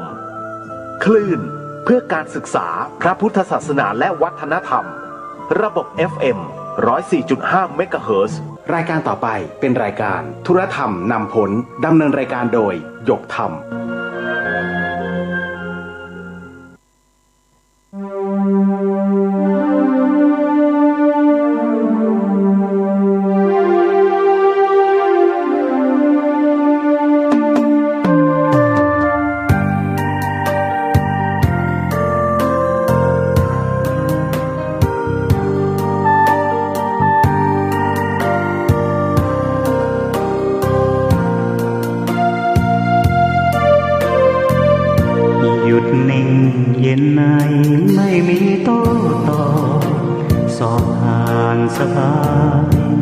ฝึกจิตภายใน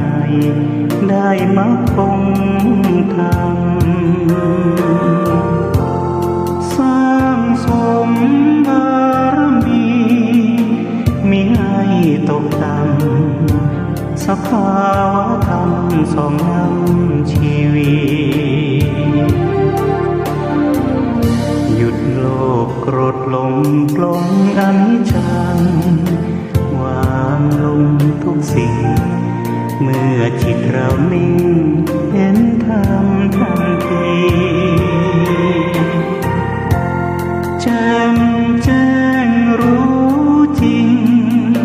พร้อมวิหารสี่จุดหมายเรามีอยู่ที่นิพพา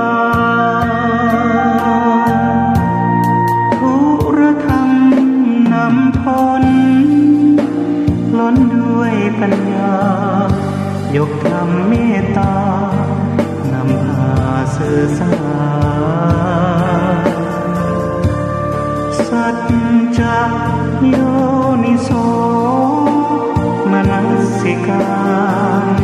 องค์โพธิญาณประทานให้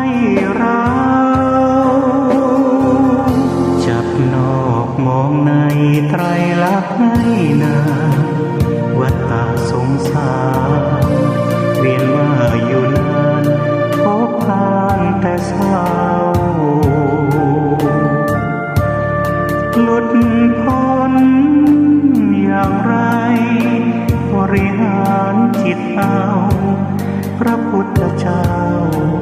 สอนเราเห็นท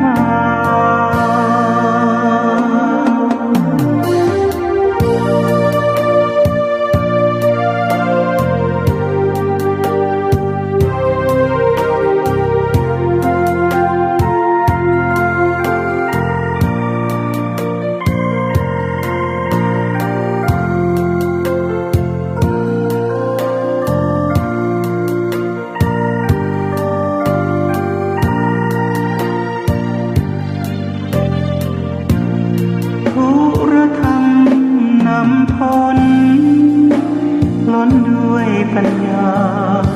ยกธรรมเมตตานำพาสื่อสารสัจจะโยนิโสมนสิการองค์โพธิญาณประทานให้เราจับนอกมองในไตรลักษณ์ให้นาวัฏฏะสงสารเวียนว่าอยู่นานพบผ่านแต่เศร้าหลุดพ้นอย่างไรบริหารจิตเอาพระพุทธเจ้าสอนเราเห็นทาง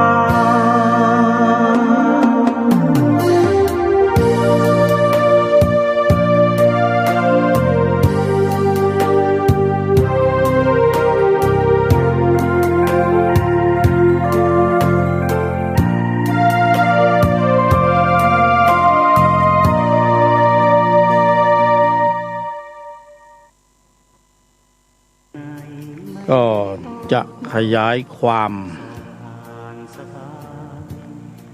ของการบรรยายในครั้งก่อน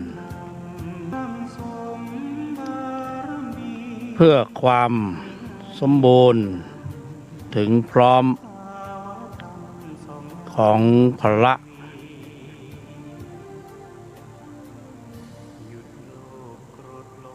เพื่อความสมบูรณ์ถึงพร้อมของพละในที่นี้ก็หมายถึงพละห้า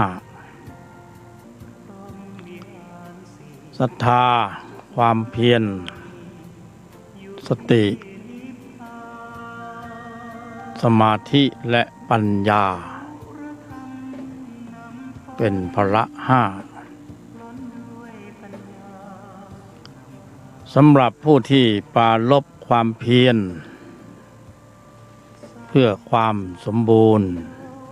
ถึงพร้อมผู้ที่ปรารภความเพียรความเพียรเขาก็ไม่มาลำดับดำเนิน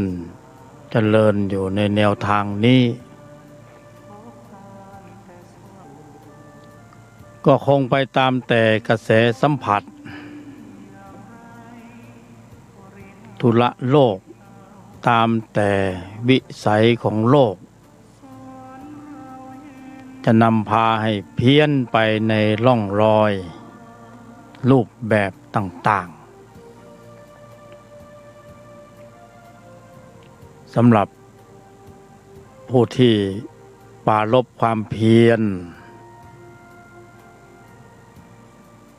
เพื่อความสมบูรณ์ถึงพร้อมของพละในภายในอย่างเราท่านทั้งหลาย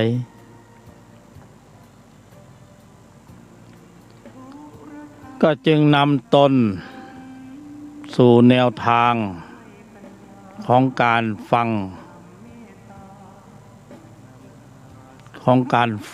การเจริญปัญญาณ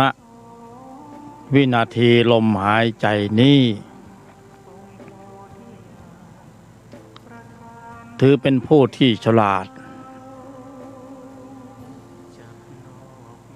ผู้ที่รู้จักคุณค่าของวันเวลาของอุปกรณ์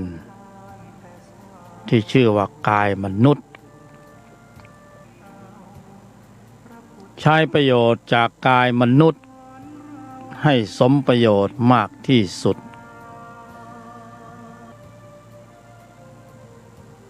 เพราะว่าเป็นกายที่ดีที่สุดไม่มีที่สุดของที่สุดกว่านี้เป็นความสมบูรณ์ถึงพร้อมของอุปกรณ์อย่างดีของเครื่องมืออย่างดีเพื่อสู่แนวทางของการปฏิบัติ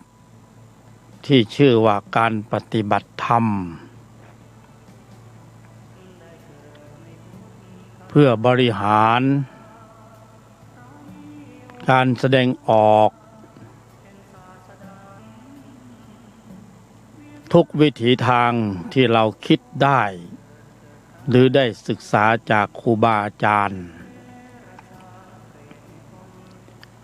แต่ทั้งนี้ทั้งนั้นบทสรุปก็จะอยู่ตรงที่ความสมบูรณ์ถึงพร้อมของพละในภายใน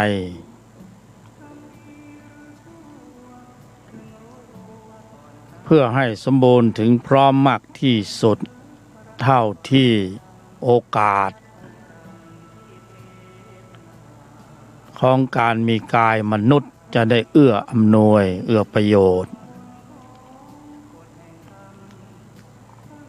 เป็นที่รู้กันว่าระยะเวลา ของการได้ชื่อว่าเป็นผู้ที่มีเจ้าของเป็นเจ้าของกายนี้ในช่วงระยะเวลาที่สั้นจะบริหารอย่างไรให้สมประโยชน์มากที่สุดสอดคล้องกับระยะเวลาที่มันน้อย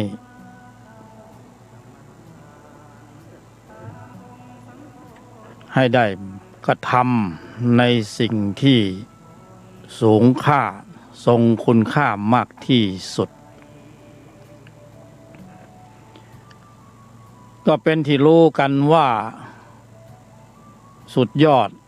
ของการแสดงออกต่าง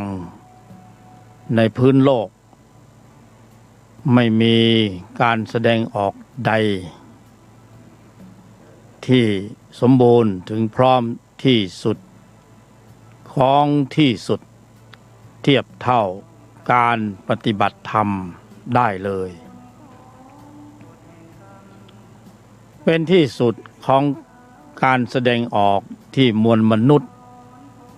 มีโอกาสจะกระทำได้นั่นก็คือการปฏิบัติธรรมมีเรื่องราวต่างๆมากมายในโลกสัมผัสที่ให้พวกเราทั้งหลายได้ไปกระทำการกันในร่องรอยรูปแบบต่างๆก็เรียกว่าเป็นคนมีธุระโดยส่วนมากธุระโลกที่ดำเนินเป็นธุระโลก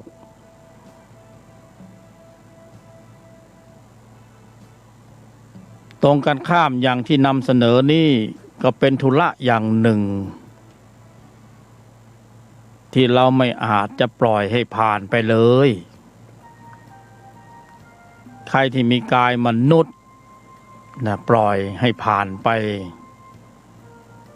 ก็เป็นเรื่องที่น่าเสียดายมากคือธุระธรรมคือการปฏิบัติธรรม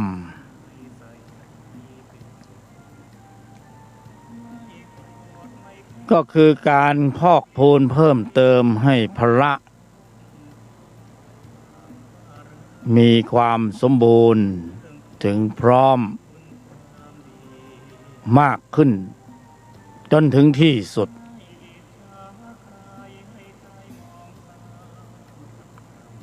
ให้พระมีความสมบูรณ์ถึงพร้อมมากที่สุด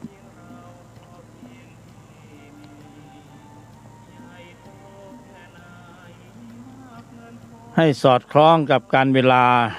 ที่มีอยู่กันไม่มากเรื่องราวต่างๆในชีวิตแต่ละคนก็เยอะพอมีบทบาทที่จะได้ลำดับตนสู่แนวทางของธรรมะเวลาก็น้อยเหลือกันไม่มากได้ให้โอกาสกับธุระโลกลีลาแห่งวัฏฏะ ไปก็มากพอสมควร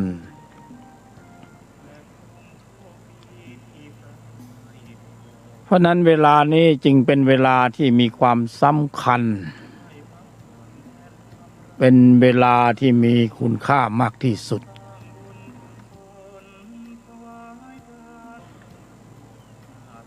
คงไม่มีเวลาใดที่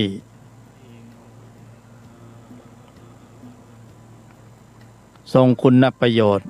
มากเท่าช่วงเวลาขณะนี้ที่เราทั้งหลายยังมีกายสังขารเป็นมนุษย์ และอยู่ในแนวทางของพระพุทธศาสนาจะว่าเป็นความเร่งด่วนเป็นชีวิตที่มีสาระเนี่ยถ้าเราได้อยู่ในแนวทางของธรรมะได้ถือปฏิบัติธรรมได้นำเอากายมนุษย์นี้เรียกได้ว่าเป็นการใช้ให้สมประโยชน์มากที่สุดกว่าการแสดงออกการกระทำใดๆในโลกนี้เลยก็ว่าได้เพราะโอกาสจะไม่มีบ่อยสำหรับ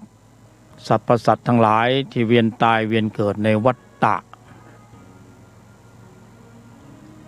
เป็นช่วงโอกาสที่ดีมากที่สุดช่วงที่มาเกิดเป็นมนุษย์และจะมีโอกาสในการปฏิบัติเพื่อเพิ่มพอกพูนกำลังของจิตที่ชื่อว่าพล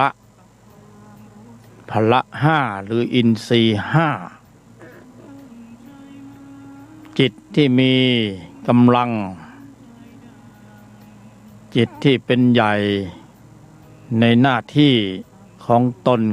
ตนคือพละนี่เอง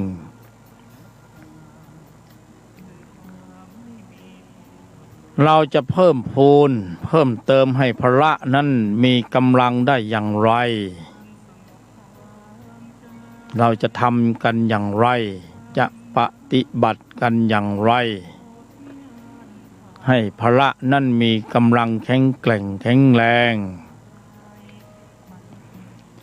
ทำไมต้องเป็นพละให้จิตอย่างอื่นแข็งแกร่งแข็งแรงไม่ได้หรือก็ต้องพละเท่านั้นที่สมบูรณ์มากที่สุดเพราะเราเห็นว่าพละนั่นก็เปรียบเทียบเหมือนแสงสว่าง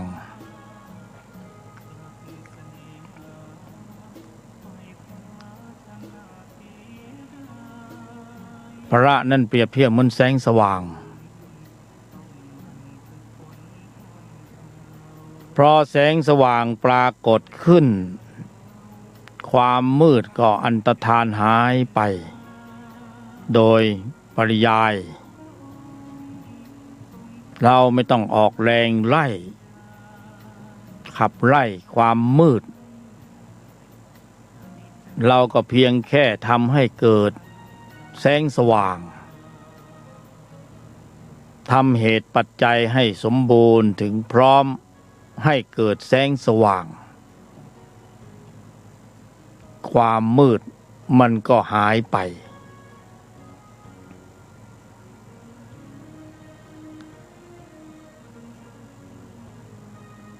เราเปรียบความมืดเป็นกิเลสเป็นจิตที่มีตัวประกอบด้วยอกุศลจิตที่มีตัวประกอบด้วยเจตสิกธรรมที่เป็นอกุศลจิตเป็นอกุศลรวมเรียกว่าอกุศลจิตรวมเรียกว่าธรรมะสายเกิดหรือเป็นธรรมชั้นตัวในที่นี้ก็หมายถึงจิตที่มีตัวประกอบด้วยโลภะจิตที่มีตัวประกอบด้วยโมหะจิตที่มีตัวประกอบด้วยโทสะสรุปรวมเรียกว่าอกุศลจิตอกุศลธรรมสายเกิดธรรมชั้นตัวโลภะโทสะโมหะ ใช้คำว่าตัวนำหน้าให้เกียรติให้ค่าเขาได้แค่คำว่าตัวทำสายเกิดหรือความมืด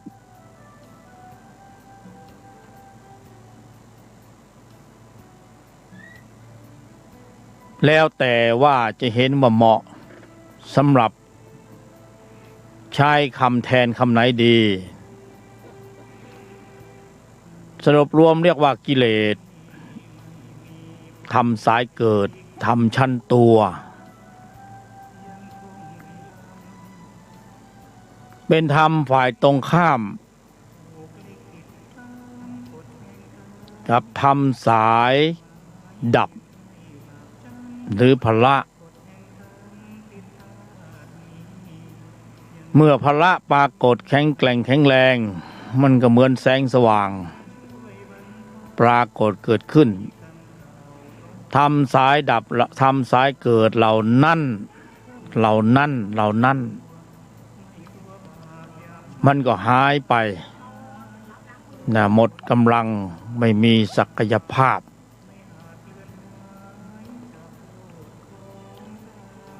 เพราะฉะนั้นเป้าหมายหลัก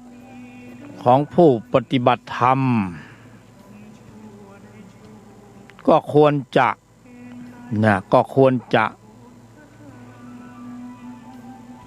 มีเป้าหมายอยู่ตรงนี้ตรงที่ความสมบูรณ์ถึงพร้อมแห่งพละจะบังเกิดขึ้นความสมบูรณ์ถึงพร้อมแห่งพละจะบังเกิดขึ้นเราทำให้พละแข็งแกร่งแข็งแรงแต่เพียงถ่ายเดียวแต่ก็แลไปบ้างในฝ่ายธรรมสายเกิดแต่เป้าหมายหลักเราเพียงแค่ดำเนินอยู่ในทุละเพื่อความสมบูรณ์ถึงพร้อมแห่งพละเพื่อให้เกิดแสงสว่างที่มีกำลังก็ไปทำลายความมืดเองโดยอัตโนมัติพระที่มีกำลังแข็งแกร่งแข็งแรงก็เป็นอัตโนมัติเช่นเดียวกันไม่ต้องไปทำอะไรมากจิตที่มีตัวประกอบหรือทำสายเกิดทำชั้นตัวทำสายเกิดมันก็อันตรธานหายไปเองโดยที่ไม่ต้องไปขับไล่มันอยู่ไม่ได้แต่ที่เราเห็นมันอยู่อย่างเหมือนจะเป็นถาวรอยู่ในใจของเราเพราะว่าพละเรายังไม่แข็งแกร่งแข็งแรงวันนี้จึงมาขยายความให้พละนั้นมีกำลังมากขึ้นเป็นเป้าหมาย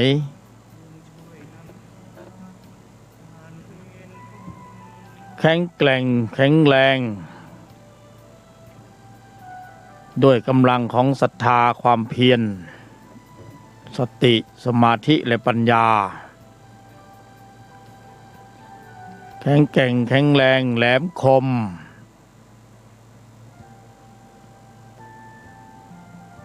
เท่าทันแข็งแกร่งแข็งแรงแหลมคมเท่าทันรอบรู้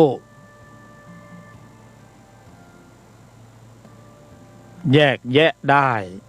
แยกแยะได้แข็งแกร่งแข็งแรงแหลมคมเท่าทันรอบรู้โดยปัญญาแยกแยะโดยปัญญาลวงลึกโดยกำลังของพละที่มีกำลังถอดถอนในที่สุด ไม่ได้มองเป้าหลักว่าจะต้องไปถอดถอนเขาก็อยู่ของเขาแต่ว่าทำภาระให้แข็งแกร่งแข็งแรงแหลมคมเท่าทันรอบรู้แยกแยะเช็ดล้างลวงลึกถอดถอน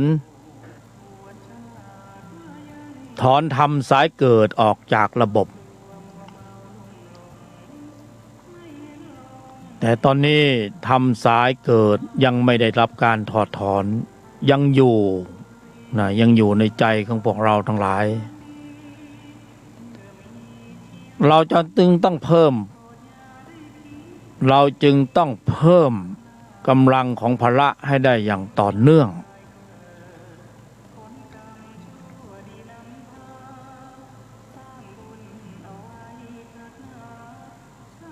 จึงต้องมีคำว่าอุบายวิธีโดยแยบคายอย่างไรเพื่อที่จะทำการเพิ่มเติมกำลังของจิตที่มีองค์ประกอบด้วยกุศลในระดับชั้นของพละจึงต้องมีคำว่าอุบายวิธีโดยแยบคายเพราะฉะนั้นเราก็จะเห็นความหลากหลายในข้อวัดปฏิบัติตามสำนักปฏิบัติธรรมต่างๆครูบาอาจารย์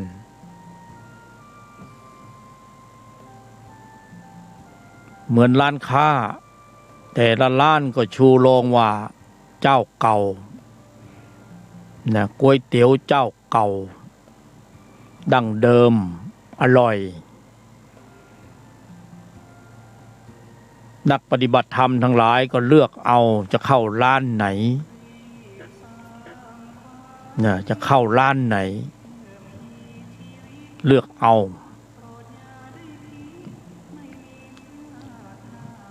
ธุระธรรมนำพ้นก็เป็นร้านหนึ่งเล็กๆอยู่ในมุมท้ายๆรายการนี้เป็นร้านเล็กๆร้านหนึ่งก็เห็นเขานำเสนอเราก็เสนอนำบ้าง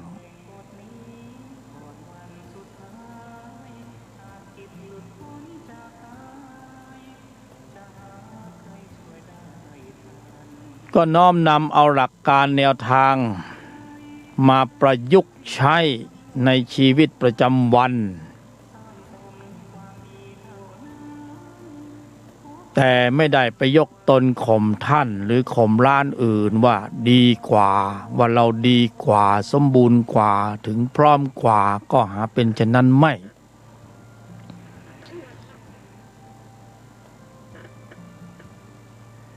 นำเสนอเพื่อประโยชน์ไม่มากก็น้อยเพื่อให้ผู้ที่มีปัญญาได้หยิบออกไปพิจารณาตรวจสอบตรวจทานในข้อวัดปฏิบัติของตนเองหรือในบัญญัติในประธรรมวินัยร้านนี้จึงไม่ได้มีความสำคัญอะไรมากมายเท่าไหร่นักเพียงแค่อยากนำเสนอเปรียบเหมือนร้านค้าร้านก๋วยเตี๋ยวก็นำเสนอให้พวกเราทั้งหลายได้เป็นทางเลือกก็ได้นำเอาธรรมมาประยุกต์ใช้ในชีวิตประจำวันเป้าหมายก็เพื่อความสมบูรณ์ถึงพร้อมแห่งพละ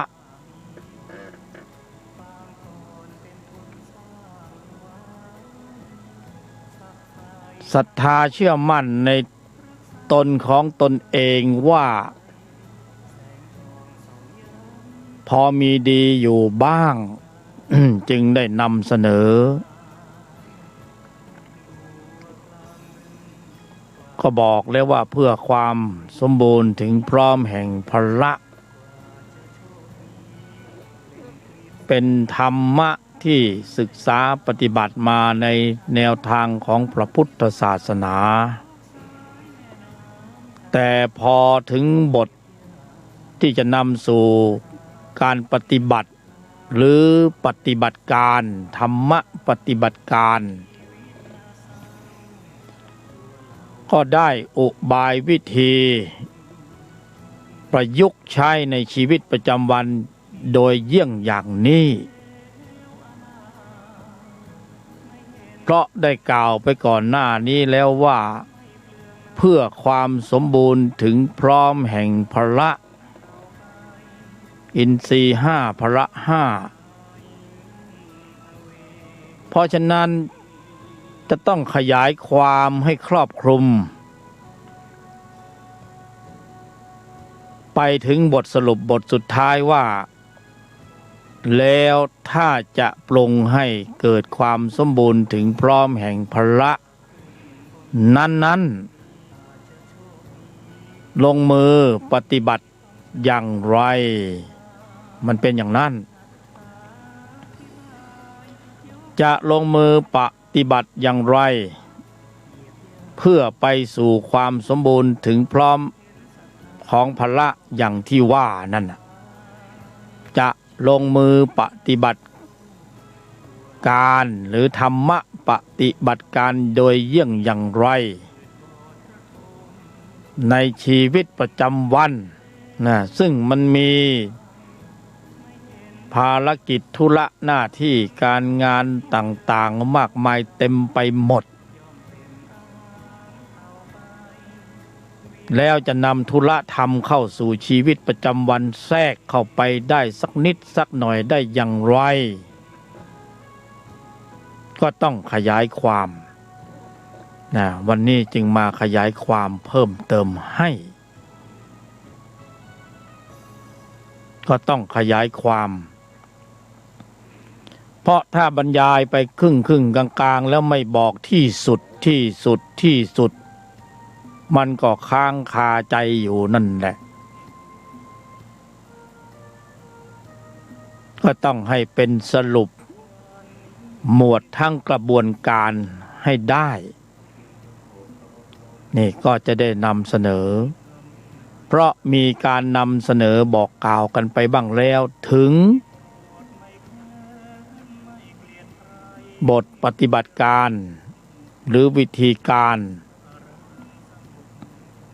แต่เพื่อความละเอียดสมบูรณ์ก็ต้องขยายความเพิ่มเติมอยู่อย่างต่อเนื่องบรรยายสาธยายซ้ำไปซ้ำมาอยู่ที่เดิมนั่นแหละไม่ได้ไปถึงไหนเลยเพราะมันมีแค่นั่นเอง ไม่ได้มีเยอะมากมายเสียจนต้องสาธยายเสียยืดยาวไม่ใช่จริงๆแล้วมันสั้นเล็กนิดหน่อยไม่เหมือนกับร้านอื่นที่เราไปเข้ามาแล้วแต่ก็อย่าไปเห็นเขาผิดให้เปรียบเทียบตรวจทานพินิจพิจารณาดูร้านไหนอร่อยเข้าท่าเราก็เข้าร้านนั้นหรือจะเป็นเห็นว่าดีน่าจะเป็นค้าประจำก็ได้ไม่ได้ว่าอะไร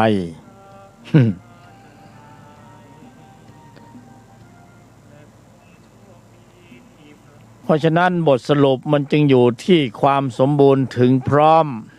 เพื่อความสมบูรณ์ถึงพร้อมแห่งพละเมื่อพละมีความสมบูรณ์ถึงพร้อมกิเลสก็ไม่ต้องไปวอรี่เขา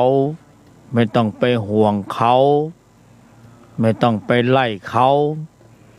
ไม่ต้องไปกังวลถึงเขา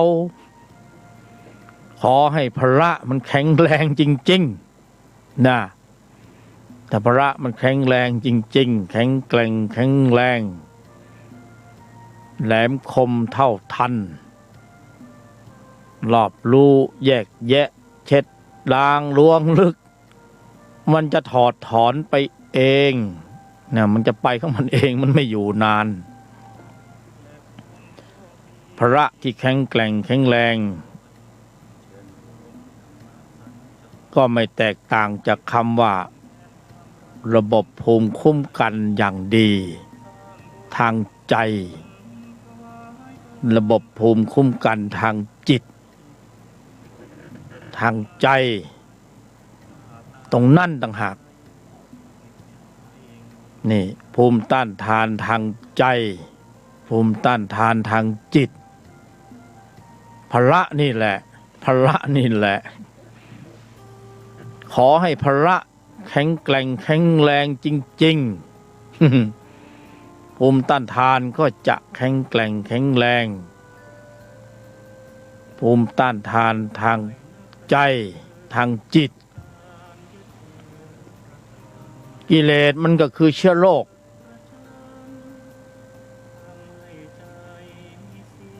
ถ้าเราของจริงแข็งแกร่งแข็งแรงจริงกิเลสมันก็หักเราไม่ได้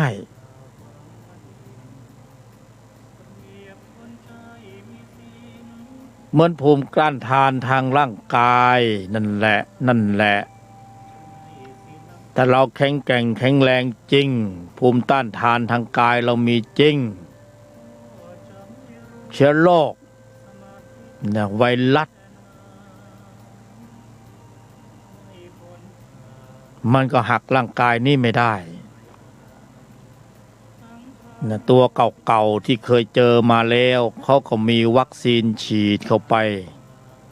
ก็มีภูมิต้านทานให้แก่เชื้อโรคชนิดนั้นตอนเราเป็นเด็กพ่อแม่เขาพาไปฉีดวัคซีนหรือบางคนมีตรงต้นแขนเขาเรียกว่าปลูกฝีป้องกันโรคฝีดาษเดี๋ยวนี้ไม่เจอมันมีวัคซีนป้องกันแต่ถ้าตัวใหม่ๆมาในปัจจุบันก็ยังหาวัคซีนป้องกันยังไม่ได้เพราะมันมาแปลกมันมาใหม่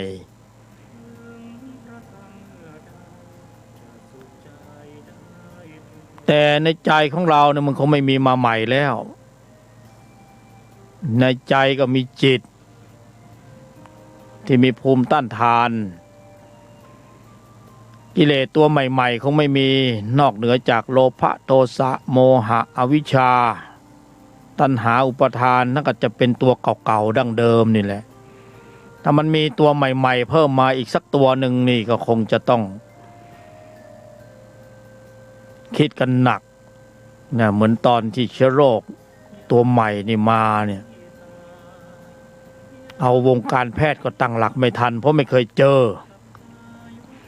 แต่กิเลสตัวใหม่ๆคงไม่มีมาอีกคงไม่มีแล้วละมันก็มีอยู่เท่านั้น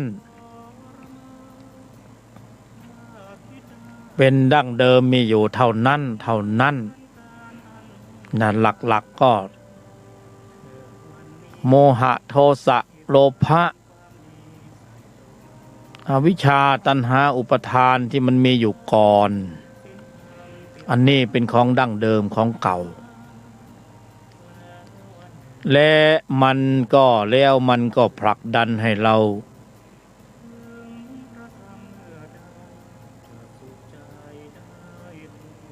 เป็นธาตุ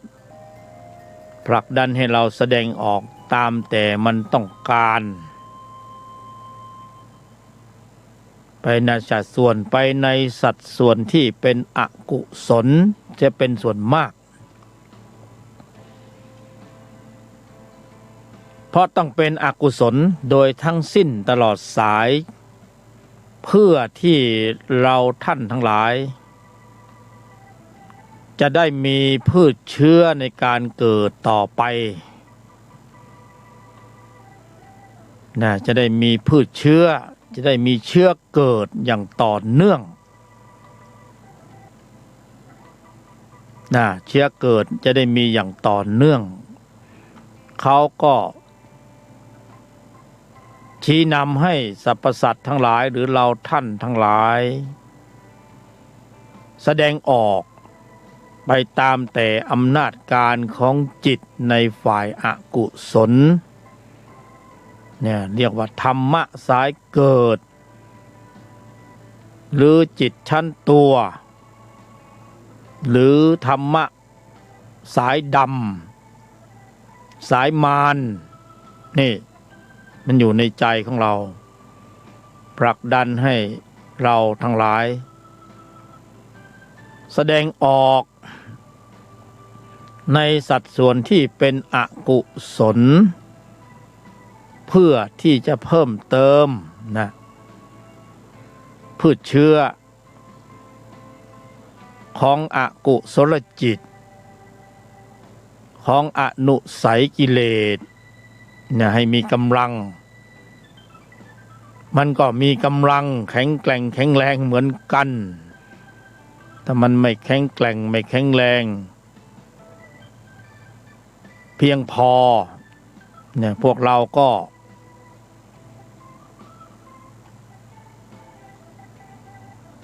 จะชี้นำจะผลักดันพวกเราก็ไม่ได้แต่มันชี้นำได้ผลักดันได้ก็เพราะว่าจิตตัวนี้มันมีกำลังเนี่ยทำให้เราต้องแสดงออกความคิดในการกระทำคำพูดต่างๆมันจึงเป็นอกุศลได้ภายใต้เนี่ยภายใต้การชี้นำผลักดันให้เกิดการแสดงออกที่เป็นอกุศลเพื่อเพิ่มเติมพืชเชื้อของวัฏจักรจิตให้มีกำลังให้เราทั้งหลายจะได้ไปต่อในภูมิอื่นภพภูมิตึงอื่นๆนอกเหนือจากมนุษย์นี้นะในสัดส่วนที่ภพภูมิต่างๆที่มีไว้รองรับให้สัตว์ไปเกิด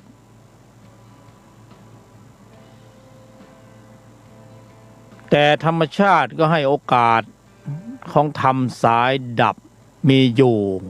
เป็นธรรมที่ตรงกันข้ามกับธรรมสายเกิดฝ่ายมารก็ส่งเสริมให้เรากระทำความชั่วในสิ่งที่เป็นอกุศลธรรมสายดับก็มีอยู่ในใจเช่นเดียวกันนะมีอยู่ในใจเราเช่นเดียวกันอยู่ด้วยกันนี่แหละนะเรียกว่าธรรมสายดับนะธรรมชั้นต้นนะธรรมชั้นต้นอยู่ด้วยกันในองค์รวมเดียวกันเรียกว่าเรานะเรียกว่าเราในบางโอกาสผู้บรรยายก็จะแยกแยะให้เห็นว่าเรานั่นน่ะมีสองส่วนหนึ่งเป็นธรรมสายเกิด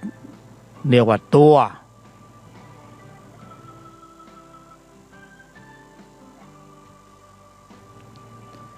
ส่วนหนึ่งเป็นธรรมสายดับนะเรียกว่าต้นหนึ่งตัวเกิดหนึ่งต้นดับรวมเรียกว่าเราหนึ่งเรานะแยกเป็นสองส่วนคือหนึ่งตัวเกิดหนึ่งต้นดับ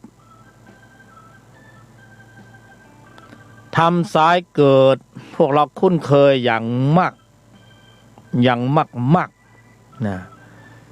อย่า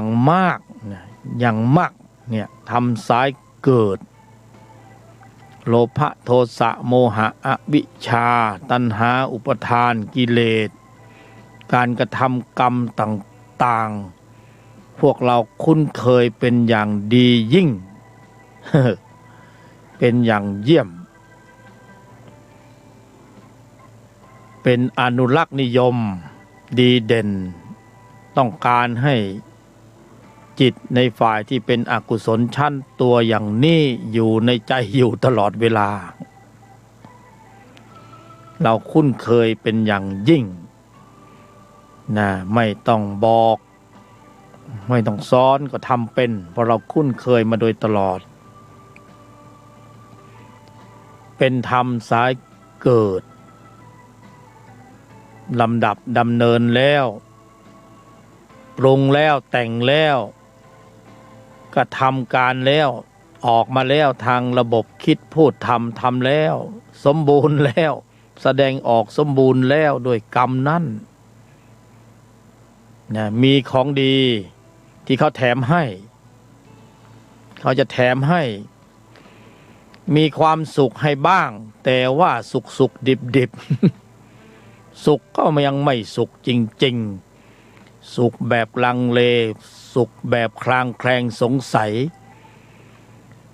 สุขแบบมีนัยยะเหมือนรู้ว่าให้เราสุขนิดๆหน่อยๆแต่นั่นแหละคือเหยื่อ คือเหยื่อเนี่ยให้เรากินแต่เรากินแล้วเราก็ไม่โปร่งใจทั้งหมดกินแล้วเราก็กินแล้วก็อยากกินอีกกินแล้วก็ไม่เคยอิ่มสักทีนะมันเป็นอะไรมันทำไมไม่อิ่มสักทีนะพยามารป้อนให้สรรพสัตว์ทั้งหลายกินซะจนเพลิดเพลินแต่กินแล้วก็ยังสงสัยอยู่ว่ามันยังไงกันนะอันนี้มันเหยื่อหรือเปล่าหรือว่าพยามารให้เราด้วยความรักความปรารถนาดี ด้วยความจริงใจทำไมป้อนให้กินกามเกียรติให้แก่เราหรือโลกธรรม8เนี่ยให้เราหลงเพลิดเพลิน จนเราคุ้นเคยทั้งหลายคุ้นเคยและเป็นวิถีชีวิตไม่อาจจะพรากจากกามเหล่านี้ได้ เรารู้สึกว่ามันเป็นอะไรที่หอมหวานนะแต่จริงๆมันหวานแต่ภายนอกข้างในมันขมมันโคตรขมและที่สุดท้ายมันก็ผุดโผล่ออกมาได้เราก็รู้ความจริงว่าที่แท้แล้วมันคือทุกข์ดีๆนี่เอง ที่แท้แล้วมันก็คือสภาวะทุกข์นะสภาวะทุกข์ของจริงๆนี่เองในบอกว่าหอมหวานที่แท้ก็คือสภาวะทุกข์นี่เองนะทุกข์ก็เกิดขึ้นในที่สุดนะหลังจากที่สุขดิบแล้วทุกข์ก็เกิดขึ้นในที่สุดความวิตกกังวลความห่วงหาอะไรอาวรณ์นะความเครียดแค้นชิงชังความอึดอัดขัดเคืองความเหนื่อยหน่ายท้อแท้ความเบื่อความกลุ้มความเซ็ง มันก็ทุกข์ดีๆนี่เองแม่กรอบข้างนอกจะหวานแหววข้างในขมปีเลยมันเป็นซะอย่างนี้นี่คือเหยื่อสุดท้ายเราก็รู้ว่าโอ้หลงเสพสัมผัสอยู่ตั้งนานที่แท้มันก็คือเหยื่อดีๆนี่เองติดเบ็ดแล้วนะเราติดเบ็ดติดเหยื่อพยามารติดแล้วติดอีกไม่รู้จะหลุดลอดออกไปจากวังวนนี้ได้อย่างไร ไม่ง่าย แต่วันนี้เรามีโอกาสแล้วเราจะออกอย่างไรก็เดินตามที่พระพุทธเจ้าสิตรัสรู้แล้วเนี่ยเดินตามพระพุทธองค์นั่นคือทางออกจากวัฏฏะสงสารนั่นคือทางออกเดินตามพระพุทธเจ้า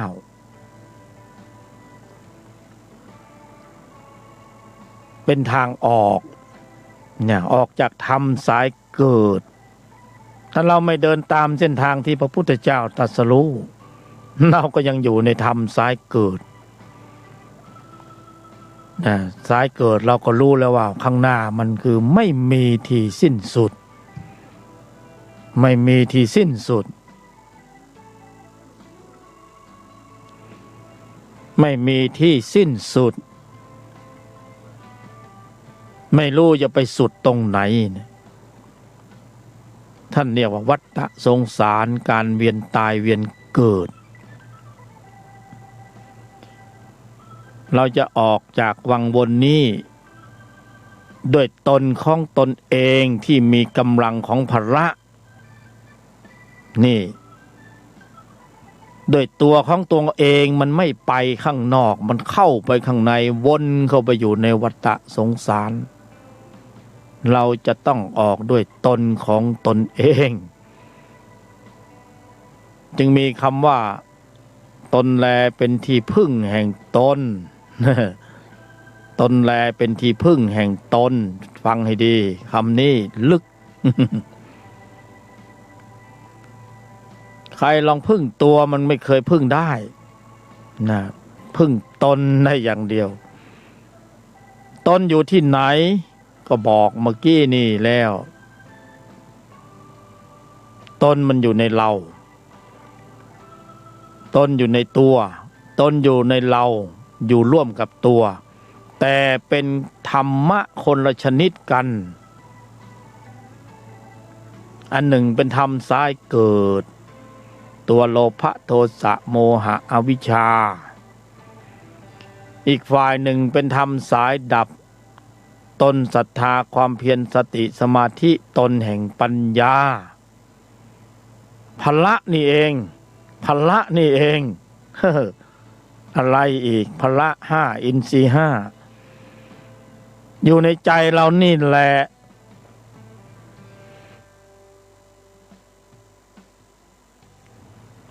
อยู่ในใจเรานี่แหละพละ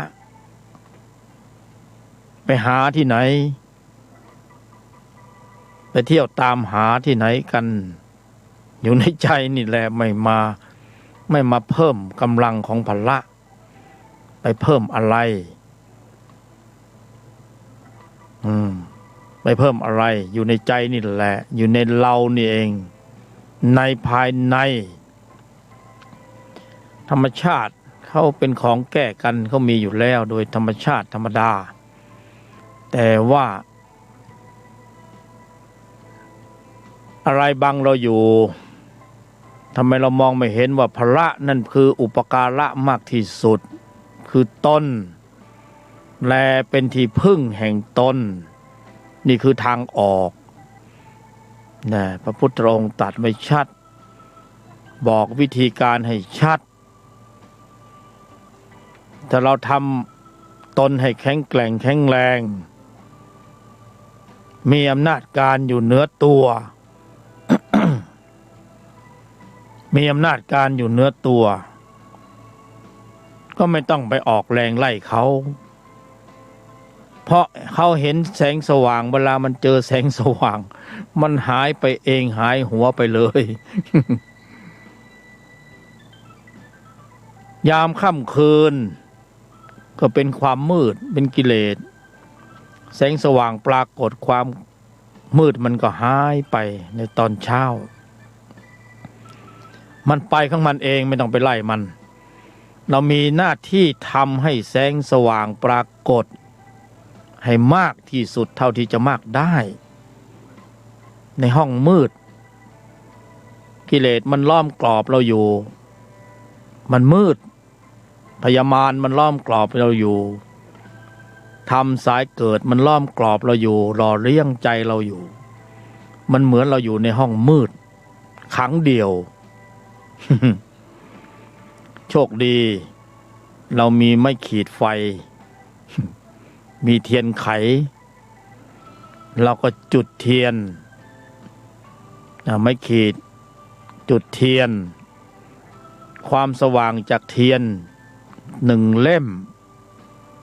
แล้วก็ไปทำลายความมืดแต่มันยังไม่มากพอ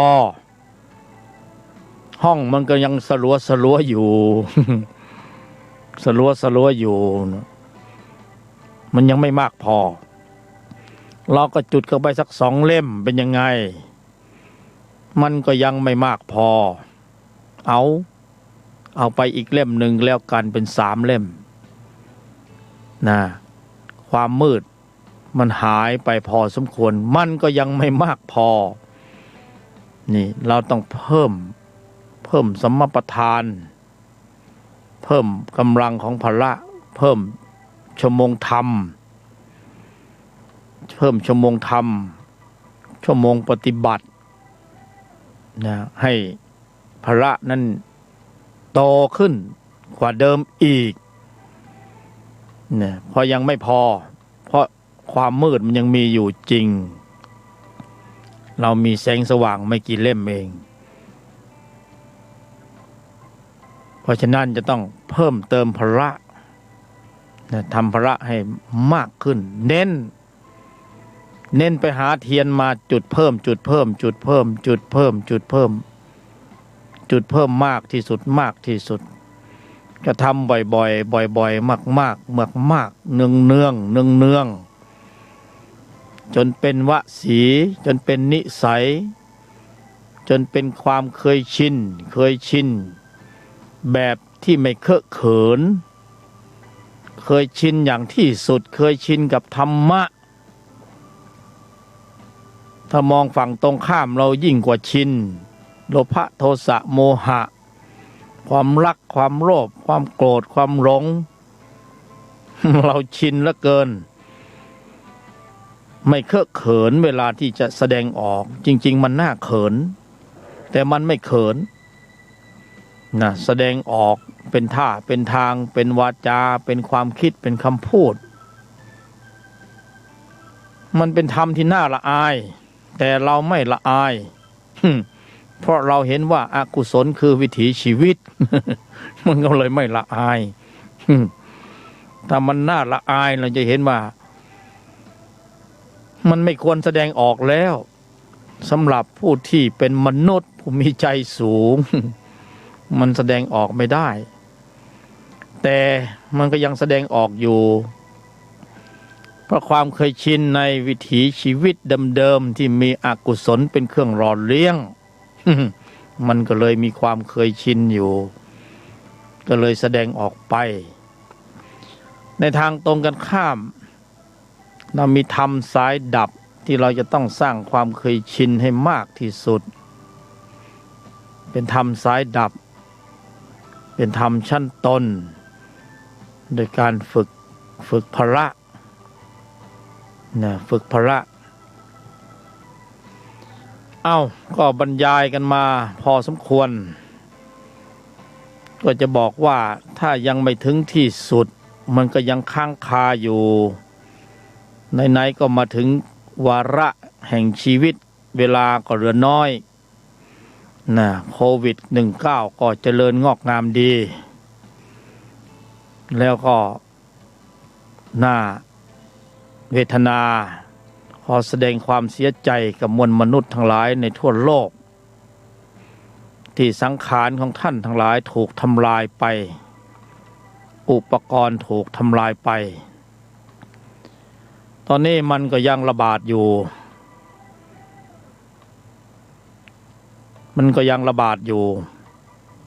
ก็ต้องขอแสดงความเสียใจต่อญาติพี่น้องมวลมนุษย์ทั้งหลายที่ล่วงดับไปกายสังขารกายมนุษย์ถูกทำลายอุบายวิธีอุปกรณ์อย่างดีที่เป็นกายมนุษย์เอาไว้ใช้สำหรับการปรุงกำลังจิตที่มีองค์ประกอบในกุศลในระดับชั้นเพื่อพอกพูนเพิ่มเติมกำลังของพละอุปกรณ์นั่นไม่มีแล้วก็ต้อง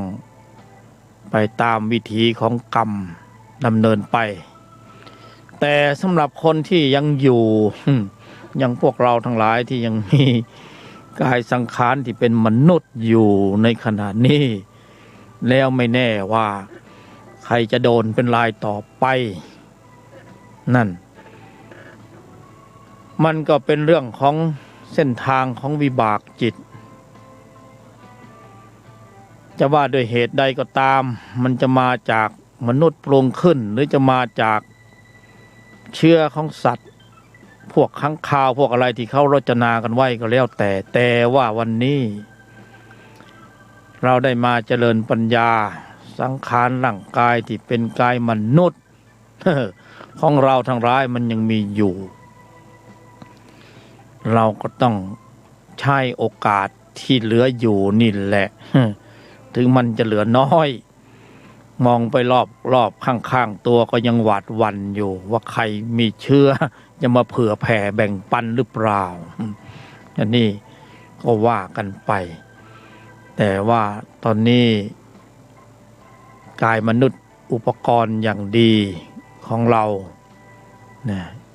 สำหรับ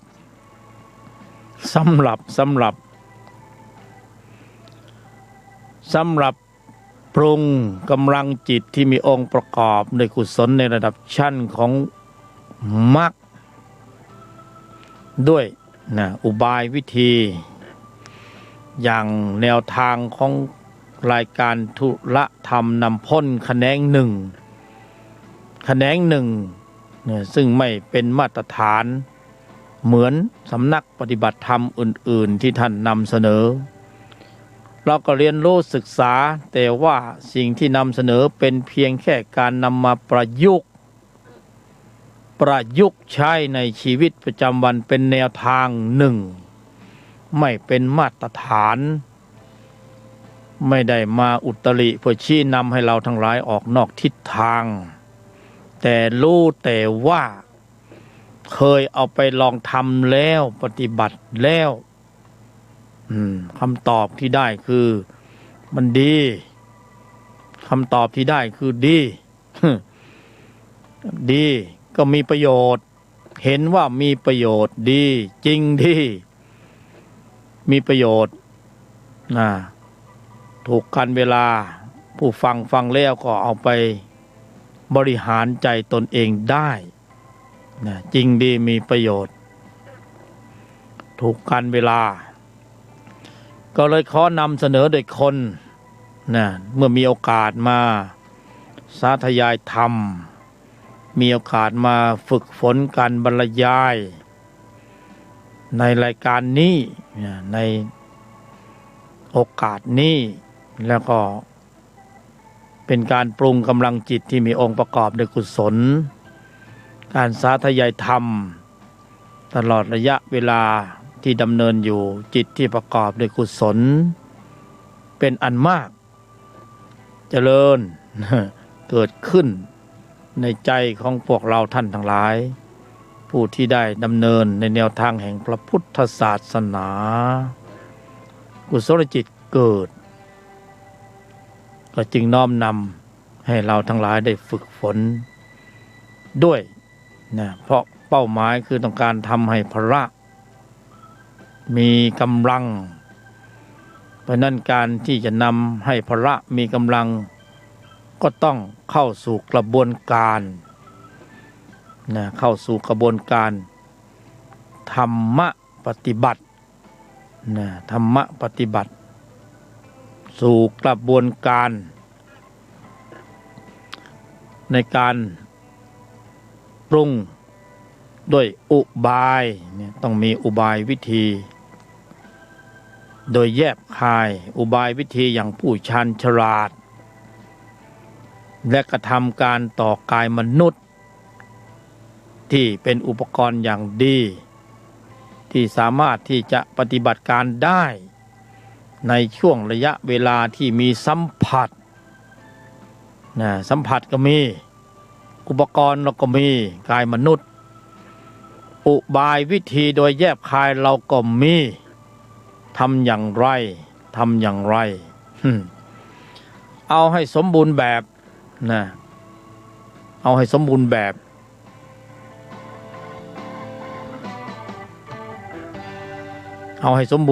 เป็นองค์คณะใหญ่เป็นองค์คณะใหญ่ครบสูตรชุดใหญ่ครบสูตรชุดใหญ่ครบองค์ประชุม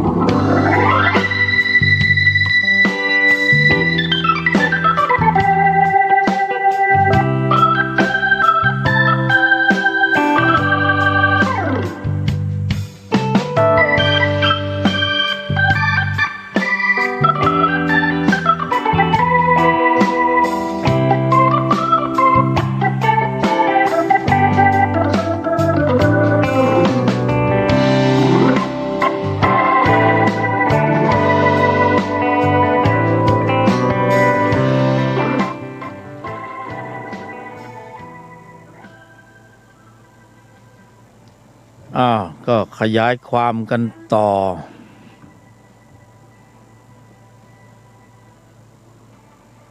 เพื่อความสมบูรณ์ถึงพร้อม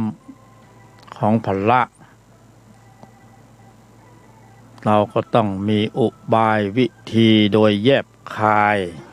นะอุบายวิธีบทสรุปของคำว่าวิธีการปฏิบัติเชิงลุกนะเชิงลุกคือเปิดเกมลุกเคยมาเรื่องการปฏิบัติธรรมะปฏิบัติเคยปฏิบัติมาในเชิงลับกันบ่อยมากธรรมะปฏิบัติเชิงตั้งลับไม่พอนะไม่พอสำหรับกายมนุษย์ทำได้มากกว่านั้นอีกนะตั้งรับไม่พอแค่ใจสงบไม่พอใจนิ่งไม่พอภาษาพยามารบอกว่าบ่ย่านนะไม่ระคายผิวธรรมะปฏิบัติเชิงตั้งรับไม่พอนิ่งเป้าหมายคือความนิ่งไม่พอความสงบก็ยังไม่พอ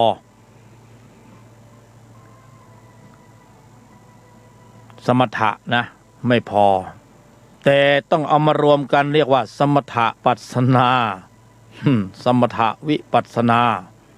เพราะนั้นสมถะจึงยังไม่พอนิ่งยังไม่พอเท่าไหร่ไม่ระคายผิวมารจิตสงบก็ยังไม่พอเพราะเป็นธรรมะปฏิบัติในเชิงตั้งรับอยู่อย่างนี้เราก็ลบไม่ได้ชนะไม่ได้ก็ยังตกอยู่ใต้อำนาจของพยามารอยู่ดีเพราะเรามัวแต่ใช้ยุทธวิธีในการตั้งรับเสียเวลาไปมากพอสมควรค่อนครึ่งชีวิต ค่อนครึ่งชีวิตนะเราตั้งรับไม่พอหรอกนะกายมนุษย์นะถึงแม้จะล่อแร่ป้อแป้ แต่ว่าทำอะไรได้มากกว่านี้อีกคือต้องเป็นธรรมะปฏิบัติในเชิงลุกทำปฏิบัติในเชิงลุกก็ไม่ใช่ว่าเราจะลุกเหมือนการลบในพื้นที่สมัยก่อนในสงครามโลกหรืออะไรพวกนี้คือตั้งกองทหารลุกคืบหน้าเข้าไปยึดพื้นที่ของประเทศข้างเคียงที่เป็นศัตรูแต่ในที่นี้ไม่ได้อย่างนั้นธรรมะปฏิบัติเชิงลุกไม่ต้องลุกเข้าไปในขาพวกกิเลสทั้งหลายที่เขามีพื้นที่ครอบคลุมอยู่ เราไม่ต้องบุกเข้าไปข้างในให้เหนื่อยเปล่าเขาก็อยู่ของเขาอย่างนั้นจิตที่มีตัวประกอบทำสายเกิดกิเลสมันก็อยู่ของมันแต่ว่าเรารู้มากกว่านั้นอีกว่าถ้าหากว่าเราแข็งแรงเพียงพอมันก็ไม่กล้าบุกจิตที่มีตัวประกอบด้วยอกุศลจิตในภายในมันก็ไม่กล้าบุกถ้าเราแข็งแรงเพียงพอนี่ในที่นี้ก็คือพละแต่พละแข็งแรงจริงแข็งจริงหรือเปล่า กลัวจะแข็งแรงไม่จริงเพราะว่าเราเข้าใจว่าธรรมะปฏิบัติในเชิงตั้งรับทำให้เราแข็งแกร่งแข็งแรงแล้วจริงๆเรายังไม่แข็งแรงเราตั้งรับมานานเราแค่จิตสงบแค่เราก็นึกว่าเราแข็งแรงแล้วเรายังไม่แข็งแรง ยังไม่แข็งแรงนะ หรือเราว่าเราหรือใครจะบอกว่าตัวเองตนแข็งแรงแล้วก็แข็งแรงท่านว่าดีแล้วท่านก็ว่าดีไม่จำเป็นต้องมาเชื่อผู้บรรยายหยกธรรมเพราะว่าผู้บรรยายคนนี้อาจจะพาพวกเราเข้าป่าก็ได้ ก็ได้นะไม่ต้องไปเชื่อ ใช่หลักกลมสูตรไม่ต้องเชื่อแต่เขามาพูดว่ายังไม่พอจิตสงบยังไม่พอนิ่งยังไม่พอแล้วจะมีอะไรมากกว่านี้อีก มีไหม มีไหมเนี่ยเพราะเราปฏิบัติธรรมส่วนมากเราก็อยากจะสงบนะเราสงบแล้วนิ่งแล้วก็มันก็โอเคนะจิตสงบนิ่งลมหายใจเข้าออกบริกรรมภาวนาก็โอเคนะโอเคจิตสงบเราก็วิตกวิจารนะวิตกวิจารถึงคำบริกรรมภาวนาวิตกวิจารเดี๋ยวสักพักนึงก็คือนึกวิตกวิจารคือนึกคิดตึกตรองนะนึกคิดตึกตรองประคองไว้นึกคิดตึกตรองประคองวิตกวิจารในคำบริกรรมภาวนาแล้วก็คำภาวนาหายไปในอิริยาบถนั่งวิตกวิจารปีติเกิดขึ้นบ้างสุขนะปีติสุขเอกคตาตั้งมั่นนิ่งสงบเย็นเบากายเบาใจเพลินดีเหลือเกินนะไม่หลงก็ไม่รู้จะว่ายังไงแล้ว ใครถึงตรงนี้ไม่หลงก็จะว่าอย่างไงเขาบอกอย่าเพิ่งหลงจนเกินไปเนี่ยเขาบอกมาอย่างนั้นแต่มันก็ชวนให้หลงเพราะว่ามันสงบมันเย็นมันเบาสบายนะตัดเครื่องรับรู้ต่างๆรอบตัวหมดเหนื่อยมามากทั้งวันแต่พอมานั่งสงบมันก็สงบก็นิ่งก็เย็นเบาปีติสุขเอกคตาขนลุกขนพองเบาเนื้อเบากายเบาตัวชวนให้หลงไหลเหมือนกันนะชวนให้หลงไหลเหมือนกันชวนให้ติดใจเหมือนกันนะบางวันก็นั่งได้แป๊บเดียวก็เข้าถึงบางวันก็เข้าไม่ถึงสักครั้งเลยหายไปเลยบางวันก็แป๊บเดียวก็นิ่งบางวันแป๊บเดียวก็สงบบางวันก็เข้าไม่ได้เลยเป็นจะอย่างนี้กิเลสก็รู้สึกว่ามันจะพร่องไปนะโทสะโลภะโมหะมันก็น่าจะเบาบางนั่นน่าจะเบาบางแต่ว่าไม่รู้จริงๆข้างในมันเบาจริงหรือเปล่า เพราะมันไม่ได้มาบอกเรานี่ว่ามันเบาแล้วนะอนุสัยกิเลสมันมีเหลี่ยมเยอะมันมีเล่ห์เหลี่ยมเพทุบายเยอะเราผู้ปฏิบัติผู้เห็นตรงบางทีก็ไม่ทันเขานะนิ่งในสงบเย็นผู้บรรยายหยกธรรมมาบอกไม่พอไม่สมฐานะของการเกิดเป็นมนุษย์ในชาตินี้เลยมันต้องได้มากกว่านั้น มันต้องได้มากกว่านั้นเพราะว่าระดับนี้มันยังปิดเกมไม่ได้ยังปิดจ็อบไม่ได้ยังออกจากระบบไม่ได้นะออกจากวัฏฏะยังไม่ได้ยั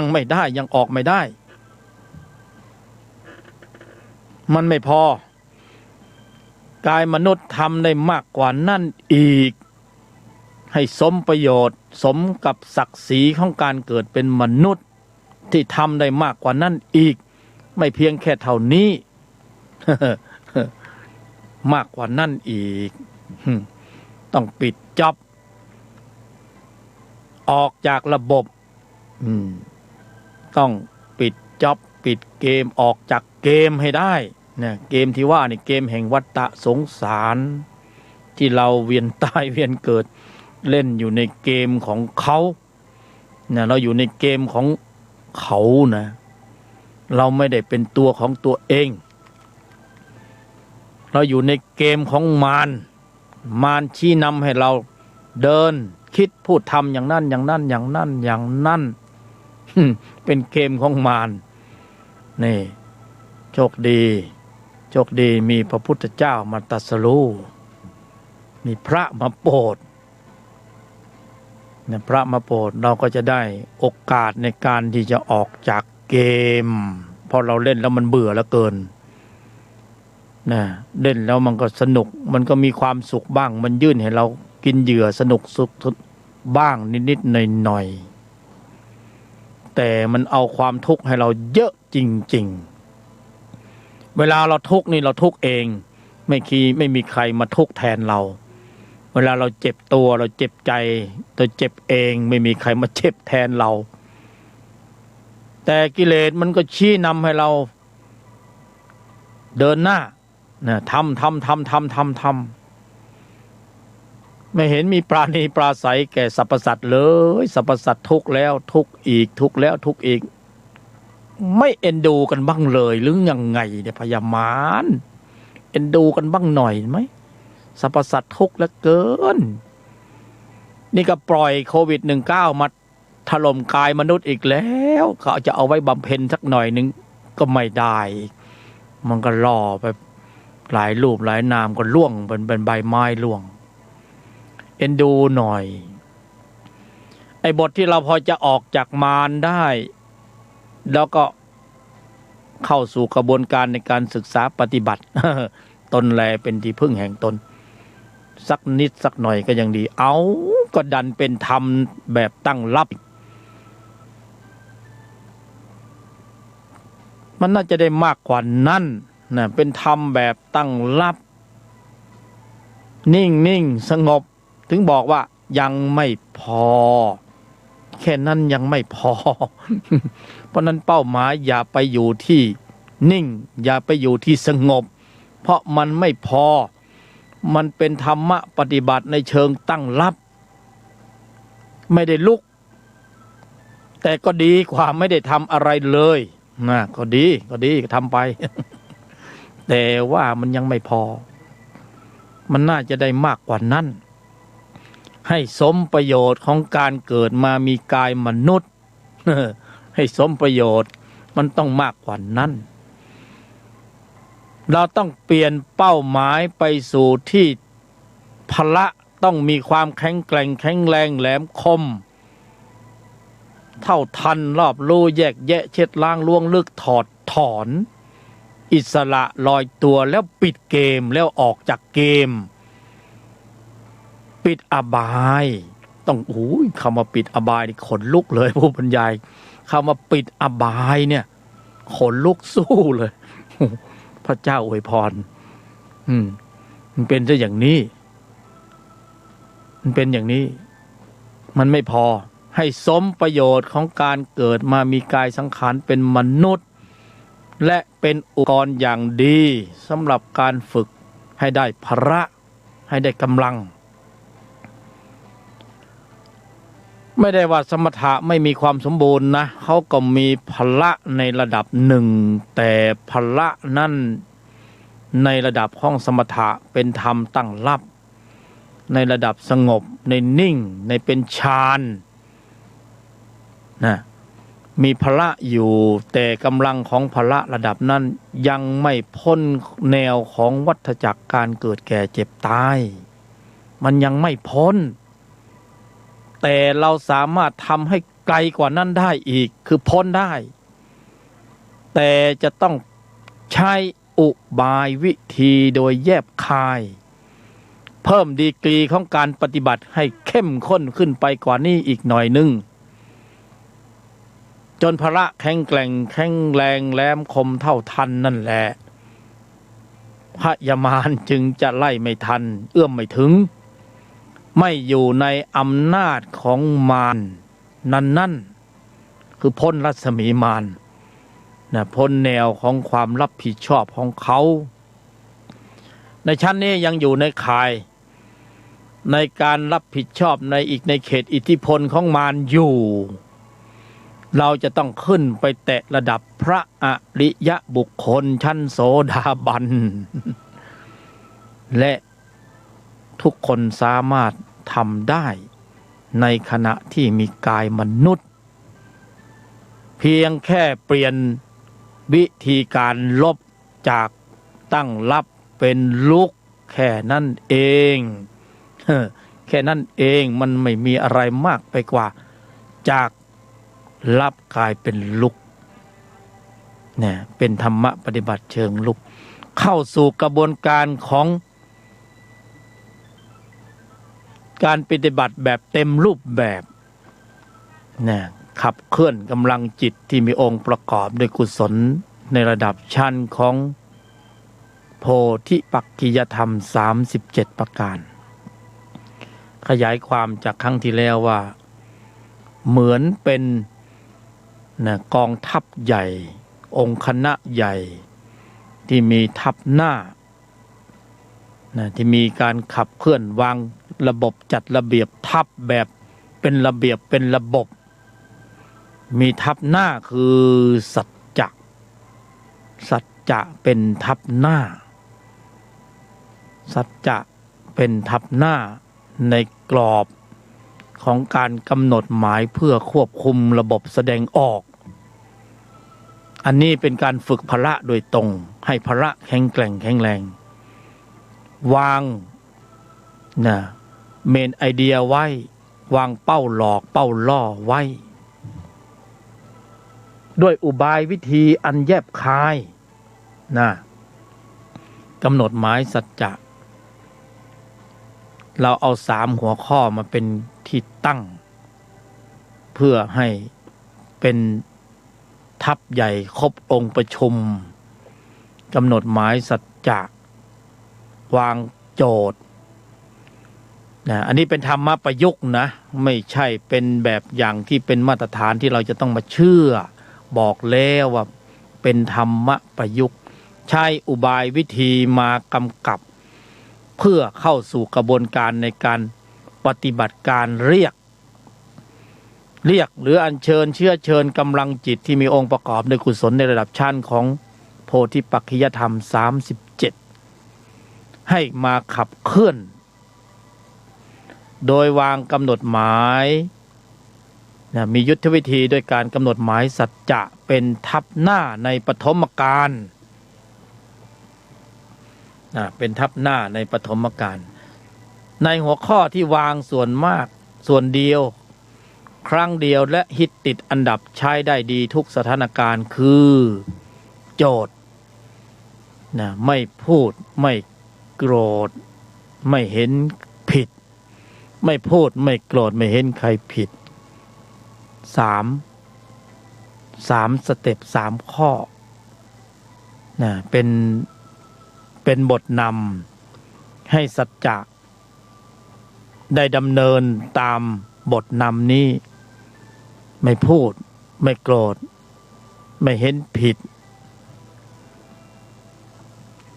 ใหม่ๆมันก็กระด้างกระเดืองกระด้างกระเดืองเพราะความคุ้นชินในการดำเนินธุระอย่างนี้ยังไม่ปรากฏเรามีความจำเป็นอย่างยิ่งที่จะใช้ยุทธวิธีอย่างนี้ในปฐมกาลแล้วผูกกำหนดหมายเป็นระยะเวลาที่ฟิกเลยที่เป็นระยะเวลาที่กำหนดหมายตามนั่นเช่นว่ากำหนดหมายควบคุมการแสดงออกไม่พูดไม่โกรธไม่เห็นผิดโดยประมาณ1 ชั่วโมงช่วงเวลา 9 โมงเช้าถึง 10 โมงเช้าหรือ 1 ทุ่มถึง 2 ทุ่มแล้วแต่นี่คืออุบายวิธีกำหนดหมายเมื่อกำชีวิตประจำวันของเราอยู่อย่างปกติแต่ในใจนั้นเรามีสัจจะมีนัดหมายกับหัวข้อของการบำเพ็ญชีวิตอยู่อย่างปกติแต่ในใจนั้นบริหารอยู่ในภายในเป็นธุระธรรมในภายใน กำหนดหมายสัจจะในปฐมกาลถ้าวสีชำนิชำนาญนอกจากการผูกชั่วโมงแล้วเราก็ปล่อยไปในชีวิตประจำวัน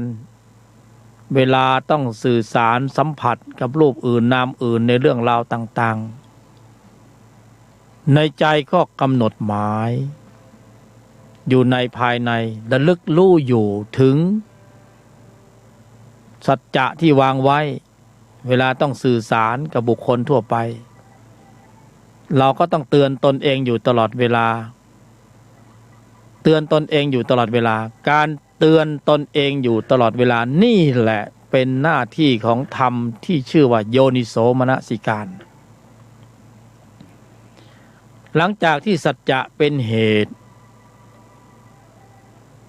โยนิโสมนสิการเป็นผลเนี่ยเขาก็จะมาทำหน้าที่กำกับประสานหล่อเลี้ยงให้เป็นไปตามนโยบายของใจที่ได้วางไว้ไม่พูดไม่โกรธไม่เห็นผิดโยนิโสมนสิการก็เข้ามากำกับอยู่ตลอดเวลาและด้วยสูตรกำกับสูตรสำเร็จเคล็ดวิชาที่ไม่ลับซึ่งสูตรนี้ก็ต้องตามด้วยโยนิโสมนสิการถึงหัวข้อของการบำเพ็ญ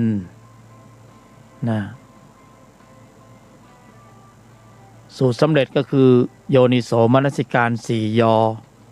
ยอมหยุดเย็นแล้วก็มีบทช่วยเสริมคือนิ่งในไม่โต้ตอบนิ่งในไม่โต้ตอบอันนี้จะต้อง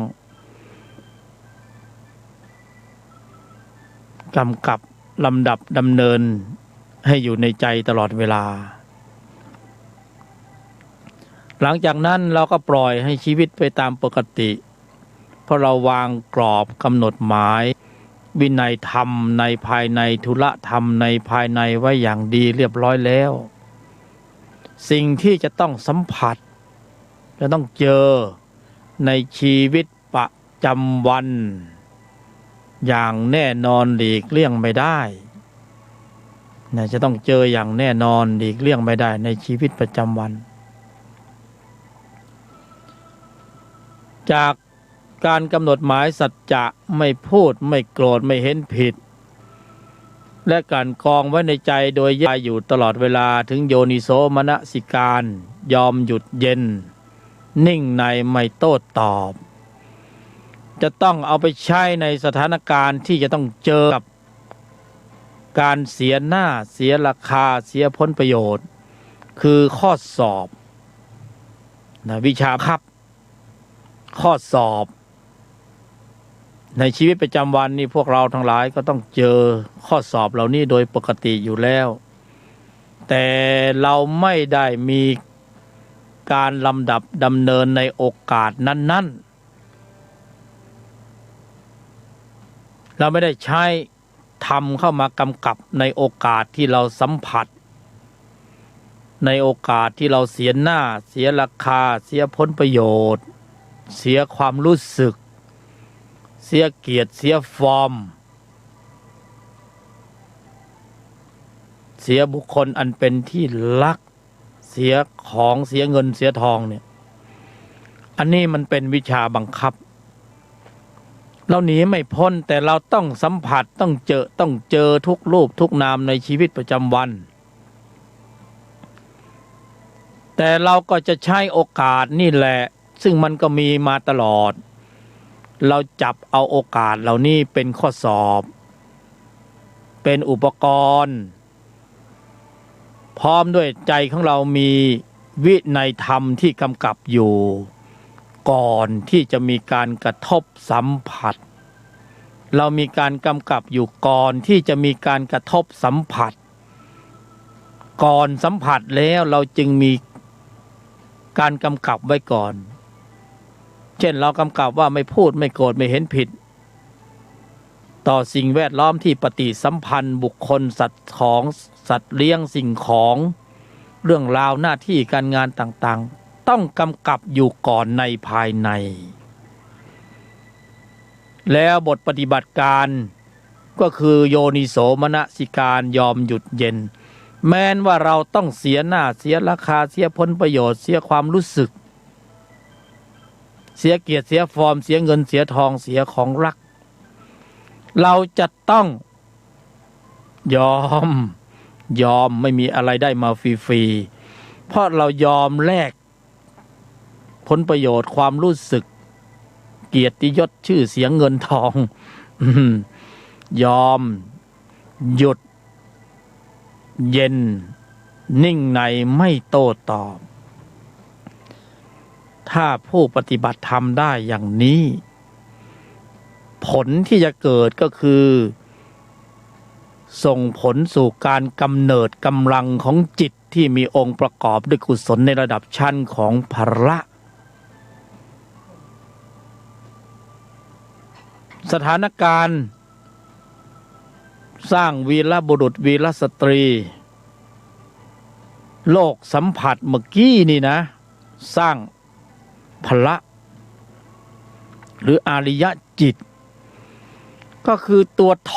ตนที่มีกำลังในการทนต่ออำนาจของจิตชั้นตัวเวลาเสียผลประโยชน์เสียหน้าเสียราคาจิตชั้นตัวก็คือกิเลสสายมารสายเกิดเนี่ยมันจะขึ้นสู่วิถีจิตมันจะขึ้นสู่วิถีจิตตนพละได้ทำงานแล้วล่ะได้ทำหน้าที่แล้วล่ะในการที่จะควบคุมสถานะนิ่งในไม่โต้ตอบนั่นคือผลงานของพละเมื่อพละทำงานพละทำหน้าที่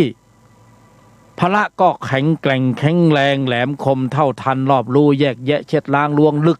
ถอนตามลำดับนี่ขยายความนะขยายความจากครั้งที่แล้วทั้งหมดเหตุการณ์ทั้งหมดเนี่ยมันเกิดขึ้นในใจของเราคือการขับเคลื่อนกำลังของจิตชั้นตนที่เป็นระเบียบเป็นระบบเป็นองค์คณะใหญ่เป็นริ้วขบวนใหญ่เป็นกองทัพใหญ่โดยมีทัพหน้าคือสัจจะเป็นทัพหน้าในปฐมกาลทัพรองทัพหน้าคือโยนิโสมนสิการทัพหลวงก็คือมรรคมีองค์8โพธิปัจจยธรรม37โพชฌงค์7สติปัฏฐาน4อินทรีย์5พละ5อยู่ในองค์คณะนี้ทั้งหมดเลยเป็นองค์คณะใหญ่เป็นทัพหลวงพวกเราว่าถ้าเราดำเนินอย่างนี้ได้จิตที่มีตนประกอบด้วยสติสมาธิปัญญาพละของเราเนี่ยแข็งแกร่งแข็งแรงหรือไม่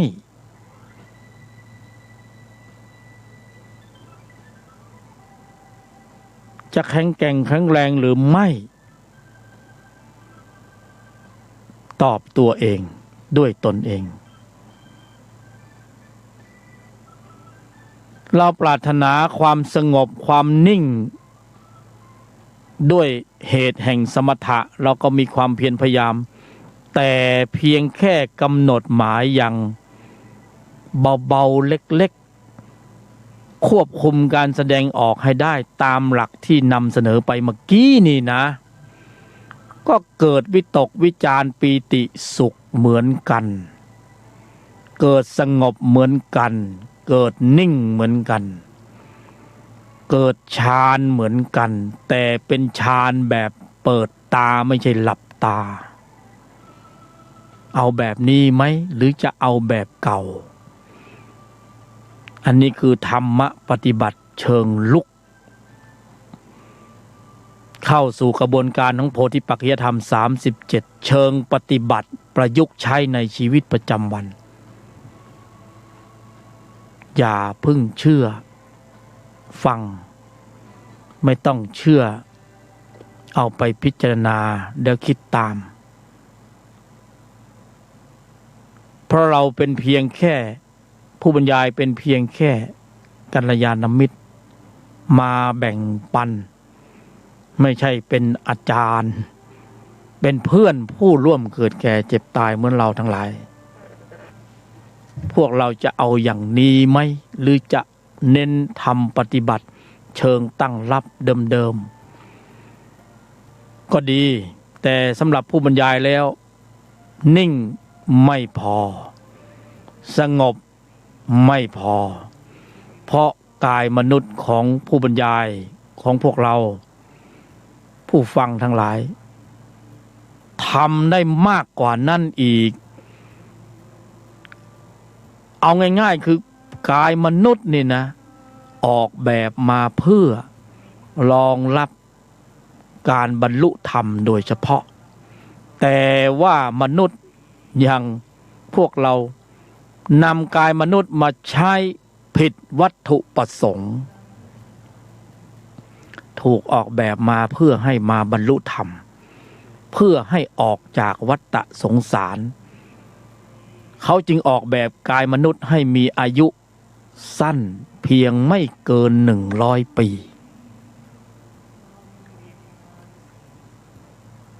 ธรรมชาติจึงออกแบบมาอย่างนี้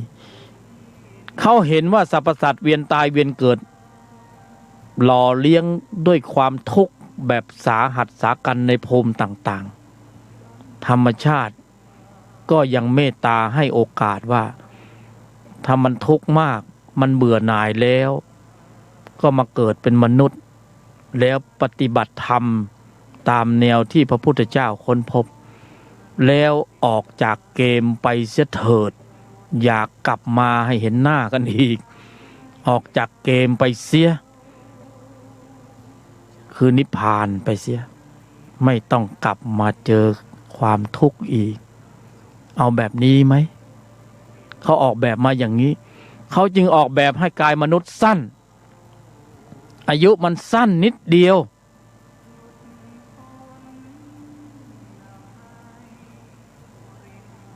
เขาออกแบบมาอย่างนี้ให้โอกาสในการออกจากวัฏสงสารให้โอกาสในการออกจากเกมปิดเกม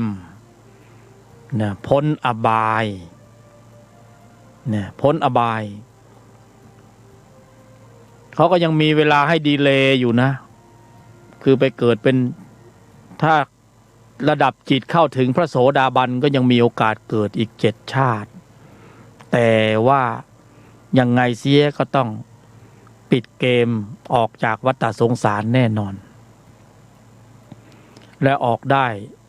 ในช่วงยุคสมัยที่มีกายเป็นมนุษย์เท่านั้นเพราะกายอื่นไม่อาจจะรองรับ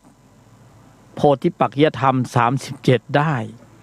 ไม่อาจจะรองรับการเจริญอบรมศึกษาปฏิบัติในแนวทางของอริยมรรคมีองค์8ได้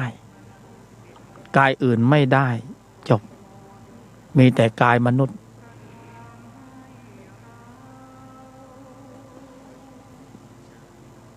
มองในไตรลักษณ์ให้นาวัฏสงสารเวียนมาอยู่นานพบทานแต่เศร้าหลุดพ้นอย่างไรบริหารจิตเอาพระพุทธเจ้าสอนเราเห็นท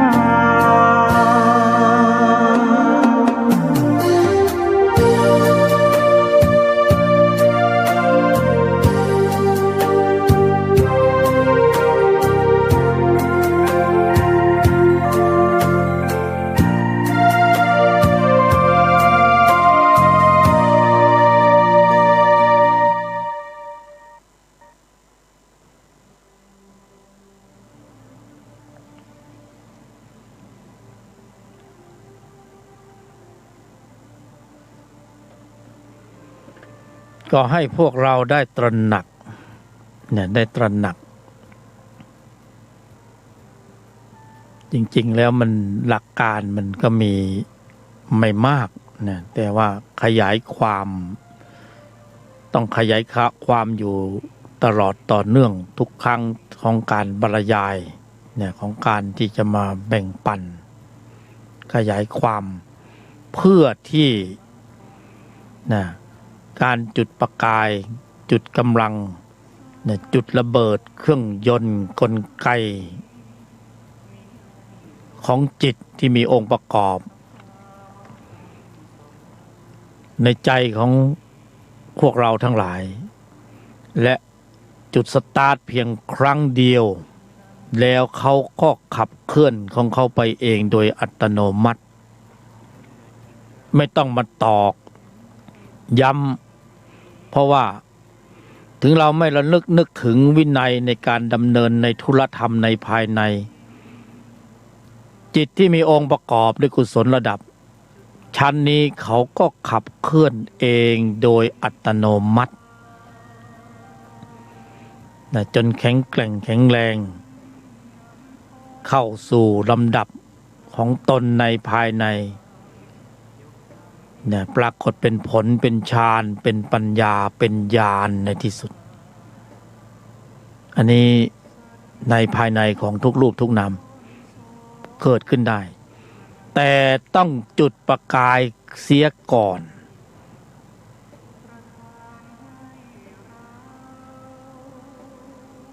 ให้กำลังจิตที่มีองค์ประกอบในภายในนี้เพราะเป็นธรรมปฏิบัติที่เราไม่คุ้นเคยเพราะเป็นธรรมสายดับเพราะเป็นการประชุมรวมพร้อมกันของจิตที่มีองค์ประกอบด้วยกุศลในระดับชั้นของโพธิปักขิยธรรม37ในภายในมาประชุมรวมพร้อมกันรวมเป็นหนึ่งเป็นองค์คณะใหญ่เป็นกองทัพใหญ่แล้วทำภารกิจหน้าที่ในการควบคุมการแสดงออกเป้าหมายคือการควบคุมระบบแสดงออกเพราะจะต้องปรับระบบแสดงออกให้เป็นสัมมาเป็นกุศลจึงจะกำเนิดกำลังของพละขึ้นมาพละก็จะโตขึ้นตามลำดับดังนั้นการจุดประกายในภายในที่เกิดขึ้นแล้วยังคงใช้ชีวิตอยู่ตามปกติวิสัยในชีวิตประจำวันธุระโลกหน้าที่การงานเป็นปกติ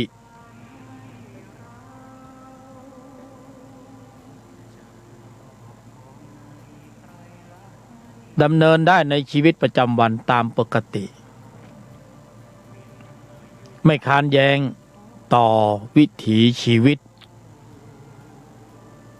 แต่การกำหนดหมายในภายในนั้นเป็นหน้าที่ของตนที่จะต้องดำเนินให้ได้ท่ามกลางกระแสสัมผัสที่หมุนเวียนมาทางทวารต่างๆนั่นคือข้อสอบอย่างดี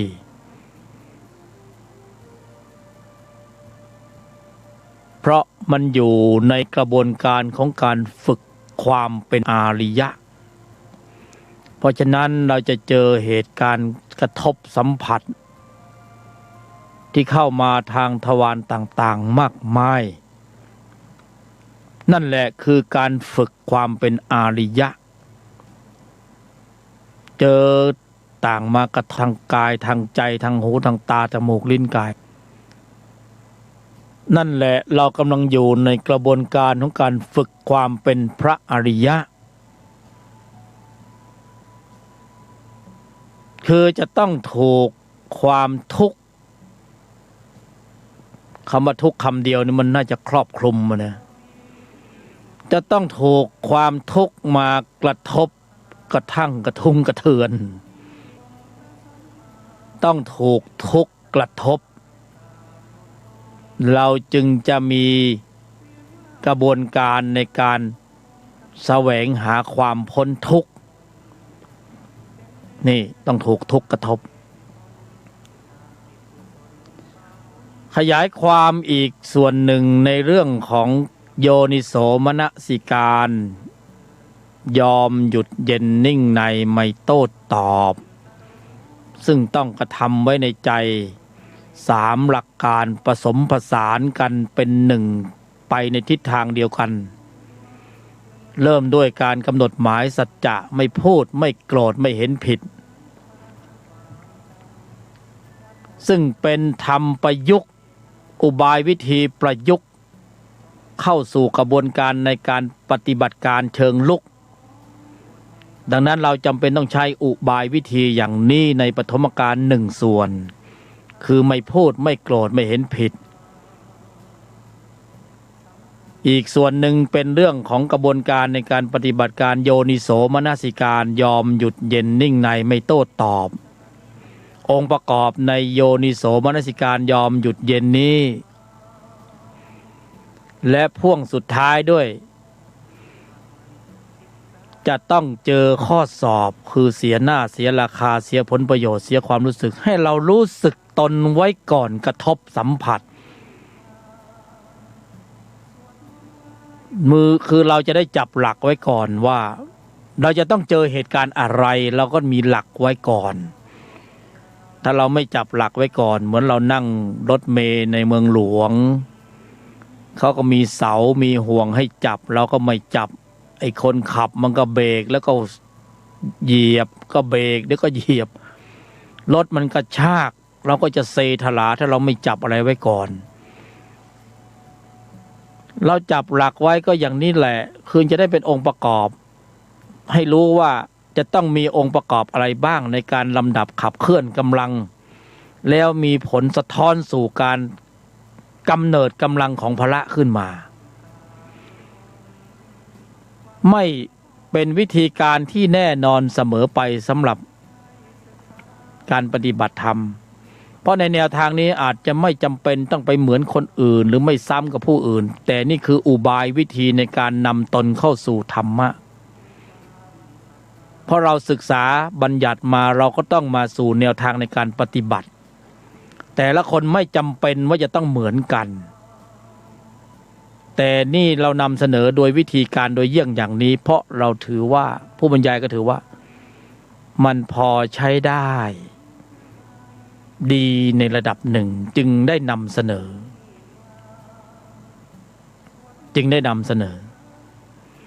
ขยายความในส่วนของโยนิโสมนสิการยอมโยนิโสมนสิการนี้เป็นที่รู้เป็นที่เข้าใจอยู่แล้วว่ากระทำไว้ในใจโดยแยบคายเป็นธรรมสำหรับการประสานระหว่างไม่พูดไม่โกรธไม่เห็นผิด1 ส่วนโยนิโสมนสิการยอมหยุดเย็นนิ่งในไม่โต้ตอบ1 ส่วนระหว่างเสียหน้าเสียราคาเสียผลประโยชน์อุปกรณ์จุดสัมผัสจะต้องเจอ1 ส่วนและผสมผสานกันเป็น1แล้วจะกำเนิดกำลังขยายความในส่วนของโยนิโสมนสิการก็คือยอมในที่นี้คือหมายถึงสภาวะของทุกขสัจทุกเป็นธรรมที่ต้องกำหนดรู้ทุกกายทุกใจนะทุกเป็นธรรมที่ต้องกำหนดรู้ทำความเข้าใจและยอมรับความเป็นจริงเพราะนั้นนะจึงนะผู้รู้ท่านจึงได้นำเอาคำว่ายอมมา1 คำเป็นตนแทนของทุกขสัจหยุดคือสมุทัยสัจเหตุของการแสดงออกที่ไม่สำรวมระมัดระวังตั้งมั่นให้ถึงพร้อมเป็นเหตุแห่งทุกข์เหตุของการแสดงออกที่ไม่สำรวมระมัดระวังตั้งมั่นให้ถึงพร้อมเป็นเหตุแห่งทุกข์ภายใต้การผลักดันของจิตที่มีตัวประกอบด้วยโลภะโทสะโมหะอวิชชาตัณหาอุปาทานอันนี้คือขยายความนะทุกข์เป็นธรรมที่ต้องกำหนดรู้สมุทัยคือเหตุเป็นธรรมที่ต้องกำหนดละจึงใช้คำว่าหยุดเป็นตัวแทนเป็นตนแทนเย็นก็คือสภาวะของความสงบระงับก็คือนิพพานยอมหยุดเย็น นิ่งในไม่โต้ตอบคือการขับเคลื่อนกำลังของจิตที่มีองค์ประกอบด้วยกุศลในระดับชั้นของมรรคในภายในเนี่ยยอมจึงสรุปออกมาเป็นสูตรสำเร็จเคล็ดลับซึ่งก็ได้รับการถ่ายทอดมาจากเบื้องบนแต่ไม่ปรากฏไม่รู้อยู่ไหนแต่รู้แต่ว่าเบื้องบนประทานมาให้ผู้บรรยายก็มีหน้าที่เอามาสาธยายต่อแล้วเอาไปทดลองปฏิบัติปรากฏว่าได้ผลพละมีกำลังแข็งแกร่งแข็งแรงขึ้นตามลำดับจิตที่มีตัวประกอบด้วยโทสะเมื่อก่อนมีความเข้มข้นสูงพอกระทบสัมผัสมันก็จะวิ่งขึ้นสู่วิถีจิตผลักดันให้เกิดระบบคิดพูดทำที่ล้มเหลวตอนหลังมันไม่ขึ้นพอมีพละห้าเข้าไปควบคุมสถานการณ์ของใจไว้ก่อนจิตที่มีตัวประกอบด้วยโทสะไม่อาจจะเบียดขึ้นสู่วิถีจิตมันก็สั่งใจไม่ได้เมื่อมันสั่งใจไม่ได้ระบบคิดพูดทำก็อยู่ภายใต้การควบคุมของพละห้าพละห้าก็ไม่เปิดโอกาสก็ปรับสภาวะใจให้เป็นกุศลอยู่อย่างนั้นจิตที่มีตัวประกอบด้วยโทสะมันขึ้นไม่ได้มันสงบระงับดับเย็นลงไปทันทีทันใดถ้าพวกเราปรารถนาความนิ่งความสงบใจความเย็นใจกว่าเราขมักเขม้นเราเหนื่อยมากในการพยายามฝึกแบบสมถะทำตั้งรับเนี่ยเอาแบบนี้ไหมสงบเหมือนกันนิ่งเหมือนกันแต่สงบแบบสมถะเนี่ยจิตที่มีตัวประกอบด้วยอกุศลเนี่ยมันยังผุดโผล่ได้อยู่เพราะเวลาเราเผลอมันก็ขึ้นต่อแต่ไอตัวนี้คือสมุจเฉทมันไม่ขึ้นแหละถ้าตนแบบนี้สมุจเฉทมันไม่ขึ้นเลยแล้วเราจะเห็นว่าโอ้ธรรมะของพระพุทธเจ้าสุขุมลุ่มลึกละเอียดอ่อนหลายชั้นเชิงซ้อนถึงแม้ว่าจะสุขุมลุ่มลึกละเอียดอ่อนหลายชั้นเชิงซ้อนขนาดนี้นะแต่เอาใจหน่อยก็ไม่หนีองค์ภูมิความรู้ความสามารถของการเกิดเป็นมนุษย์อย่างพวกเราทั้งหลายไปได้ก็คือปฏิบัติได้ใครมนุษย์นี่รองรับทำชั้นนี้โดยเฉพาะนะทุกคนมีโอกาสหมด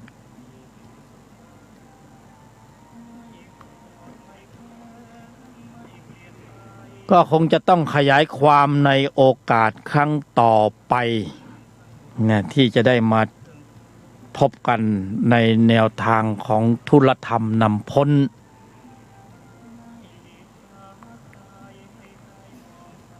ก่อนจากกันก็จะขอนำเสนอหมายเลขโทรศัพท์สำหรับผู้ที่สนใจเป็นกรณีพิเศษอยากจะคุยกับกัลยาณมิตรยกธรรม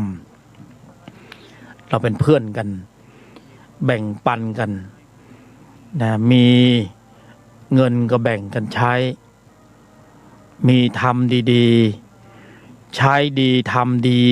ได้ดีแล้วก็บอกต่อนะสำหรับผู้บรรยายมาเล่าสู่กันฟังนะสายด่วนธรรมะปฏิบัติ090-320-1879สายด่วนธรรมะปฏิบัติ090-320-1879รัตนะมหันทโยสุขโสรัตนะหันตระสาธุตังขออนุโมทนาในกำลังของจิต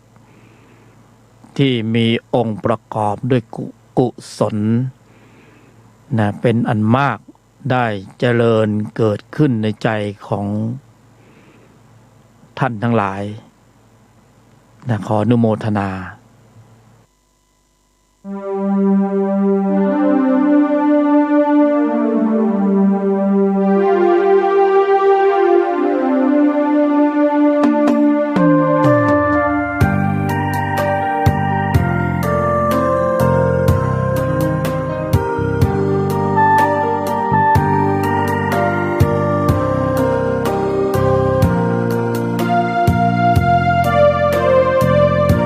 หยุดนิ่งเย็นในไม่มีโต้ตอบสอบผ่านสบายฝึกจิตภายในได้มรรคคงธรรมสร้างสมบารมีมิให้ตกต่ำสภาวะธรรมสองนำชีวิตหยุดโลภโกรธหลงปลงอนิจจังวางลงทุกสิ่งเมื่อจิตเรานิ่ง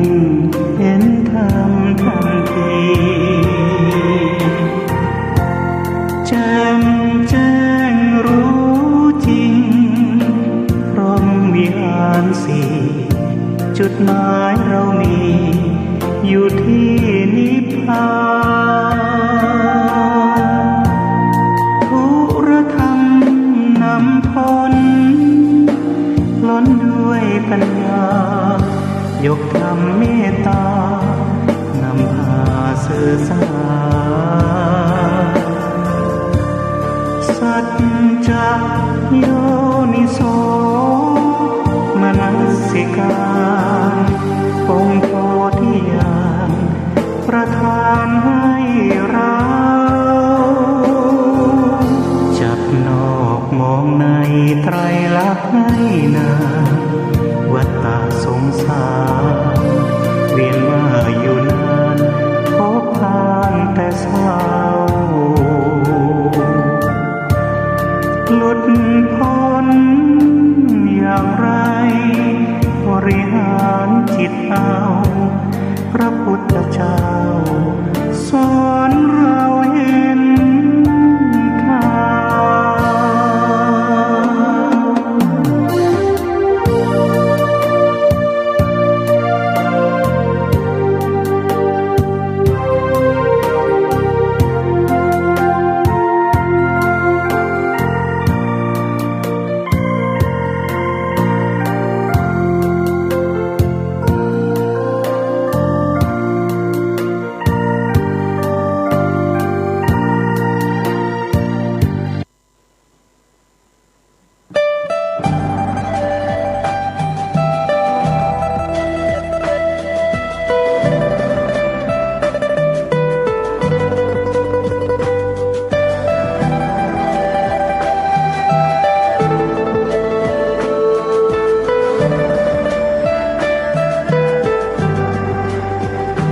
กล้าคิด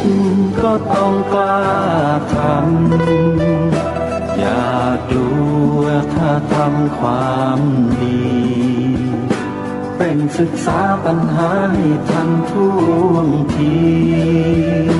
เมืองไทยจะพัฒนากว่านี้รายการ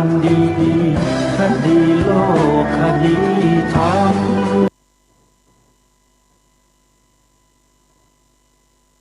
อย่างมีเรื่องของการเพ่งอสุภะ10 อย่างมีเรื่องของอนุสติกรรมฐาน10ท่านกำลังรับฟังสถานีวิทยุสาธารณะจังหวัดเชียงใหม่คลื่นพัฒนาคุณภาพชีวิต FM 92.25 เมกะเฮิรตซ์บริหารและจัดการโดยวัดป่าแดงมหาวิหารทรงกระจายเสียงจากเลขที่71หมู่ที่14บ้านใหม่หลังมอตำบลสุเทพอำเภอเมืองจังหวัดเชียงใหม่รหัสไปรษณีย์50200หมายเลขโทรศัพท์081881881560 052000636-7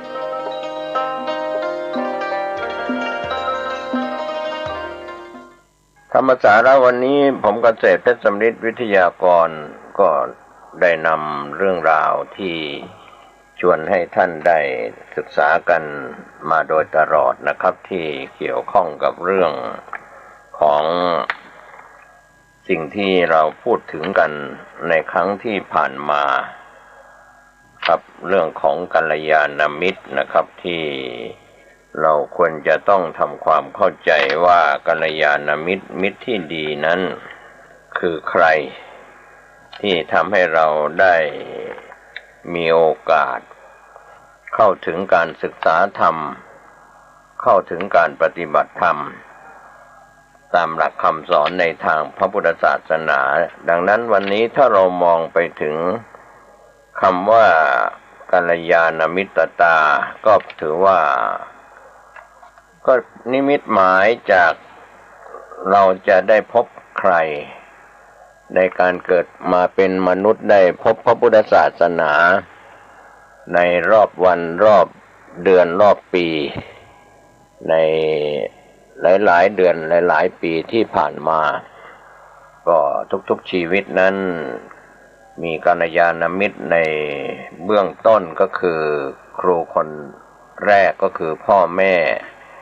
ที่อยู่ในสถานหลังจากที่เราได้เกิดมามีพ่อมีแม่เป็นครูคนแรกของลูกนะครับสอนตั้งแต่นอนแบเบาะเติบโตขึ้นมาหัดเดินหัดนั่งอะไรต่างๆเหล่านี้ก็ถือว่าครูคนแรกพ่อแม่นั้นจึงเป็นกัลยาณมิตรทุกท่านนะครับที่เรามองว่าเรานั้นโชคดีมีพ่อมีแม่เป็นครอบครัวที่มีพ่อมีแม่เกิดมาบางคนบางท่านโตมาอาจจะไม่เจอหน้าพ่อไม่เจอหน้าแม่เพราะว่าพ่อแม่อาจจะล้มหายตายจากไปอยู่กับญาติพี่น้องจะเป็นลุงป้าน้าอาหรือเพื่อนบ้านอะไรก็แล้วแต่ทุกชีวิตนะครับท่านผู้ฟังก็ไม่มีอะไรที่เราจะ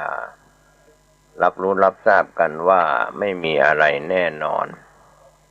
แต่ละครอบครัวแต่ละคนแต่ละท่านนั้นมีความเป็นอยู่ที่แตกต่างกันไปบางครอบครัวก็ถือว่าได้ใช้ชีวิตอยู่กับครอบครัวอย่างสมบูรณ์บริบูรณ์เรียกว่าไม่กำพร้าพ่อไม่กำพร้าแม่ก็ถือว่าเป็นครอบครัวที่สมบูรณ์ส่วนบางครอบครัวนั้นพ่อหย่าร้างกับแม่แม่หย่าร้างกับพ่ออะไรอย่างนี้หรือว่าอยู่พร้อมหน้าพร้อมตากันแต่ว่าก็เรียกว่าถือว่าความอบอุ่นก็เกิดขึ้นในสถาบันครอบครัววันนี้ที่ผู้ดำเนินรายการพูดถึงกัลยาณมิตรจากความเป็นครูคนแรกก็คือพ่อแม่ที่กล่าวถึงก็เป็นส่วนที่เราพูดถึงพ่อแม่หลายท่านอาจจะลืมนึกถึงบุพการีคือผู้เป็นพ่อเป็นแม่ลูกหลานยุคใหม่นะครับท่านผู้ฟังซึ่งเติบโตขึ้นออกจากครอบครัวพ้นจากอกพ่ออกแม่ไปแล้วเจริญเติบโตด้วยวัยมีการศึกษาตามวัยจบการศึกษามีการงานทำทั้งงานเอกชนรัฐวิสาหกิจหรืองานราชการอะไรก็แล้วแต่สำหรับในประเทศไทยหรือในต่างประเทศก็แล้วแต่นะครับถือว่าทุกๆชีวิตนั้นเติบโตไปตามวัยสิ่งที่เป็นครูคนแรกที่เรามิอาจลืมก็คือพ่อแม่ที่มีชีวิตอยู่หรือคนท่านใดท่านหนึ่งที่ยังมีชีวิตอยู่หรืออยู่พร้อมหน้าพร้อมตาหรือไม่มีชีวิตอยู่ก็ตามหลักการพึ่งพาตนเองช่วยตนเองของลูกก็ยังมีครูคนที่สองหลังจากครูคนแรกคือพ่อแม่อยู่ในอ้อมอกของพ่อแม่ในวัยอ่อนวัย เด็กในทารกวัยเด็กวัยเจริญพันธุ์แล้วก็เติบโตมาไปเป็นการเสริมกับครูคนที่สองกัลยาณมิตรก็คือครูบาอาจารย์ที่สถานศึกษาโดยเฉพาะครูบาอาจารย์ที่สถานศึกษาในปัจจุบันนั้นก็มีการเข้าศึกษาก่อนเกณฑ์อนุบาลประถมศึกษามัธยมศึกษาอุดมศึกษาต่างๆตามลำดับของสถาบันการศึกษาดังนั้นครูบาอาจารย์ที่อยู่ตามสถานศึกษานั้นจึงมีความสำคัญที่จะประสิทธิ์ประสาทวิทยาให้การอบรมพุทธนิสัยรวมไปถึงการ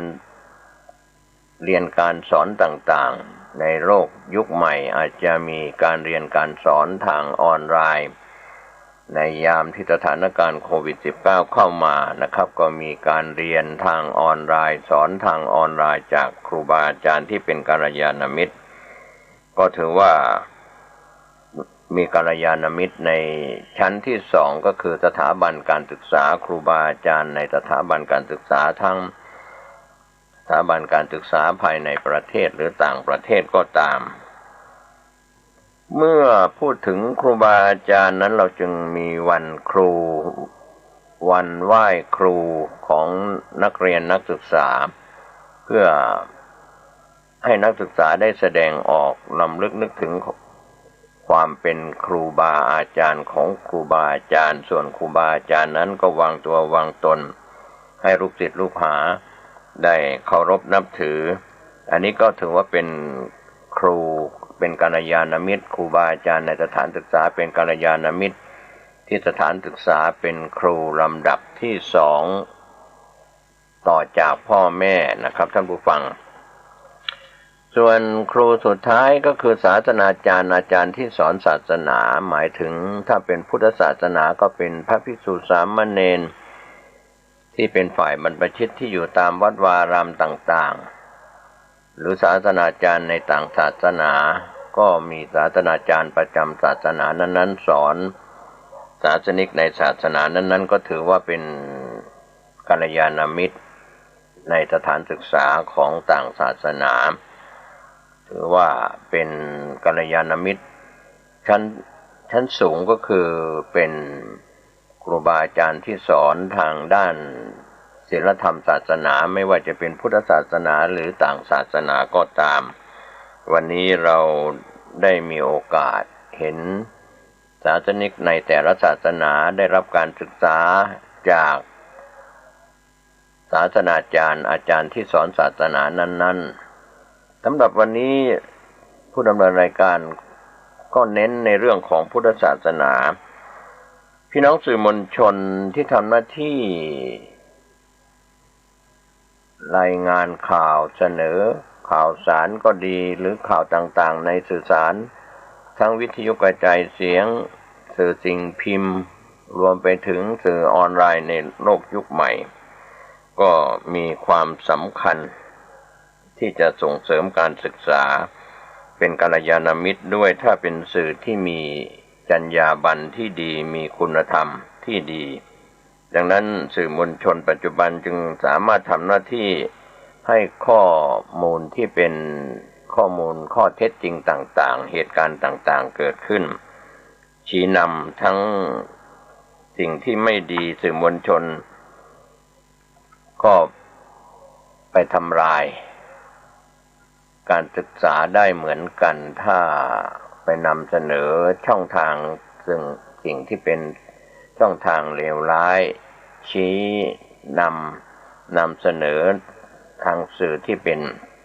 ผลร้ายต่อผิดต่อศีลธรรมและกฎหมายของบ้านเมืองดังนั้นสื่อมวลชนจะต้องทำหน้าที่เป็นกระจกเงาที่ดีสะท้อนให้เห็นว่าสิ่งทั้งหลายเป็นเหตุการณ์อะไร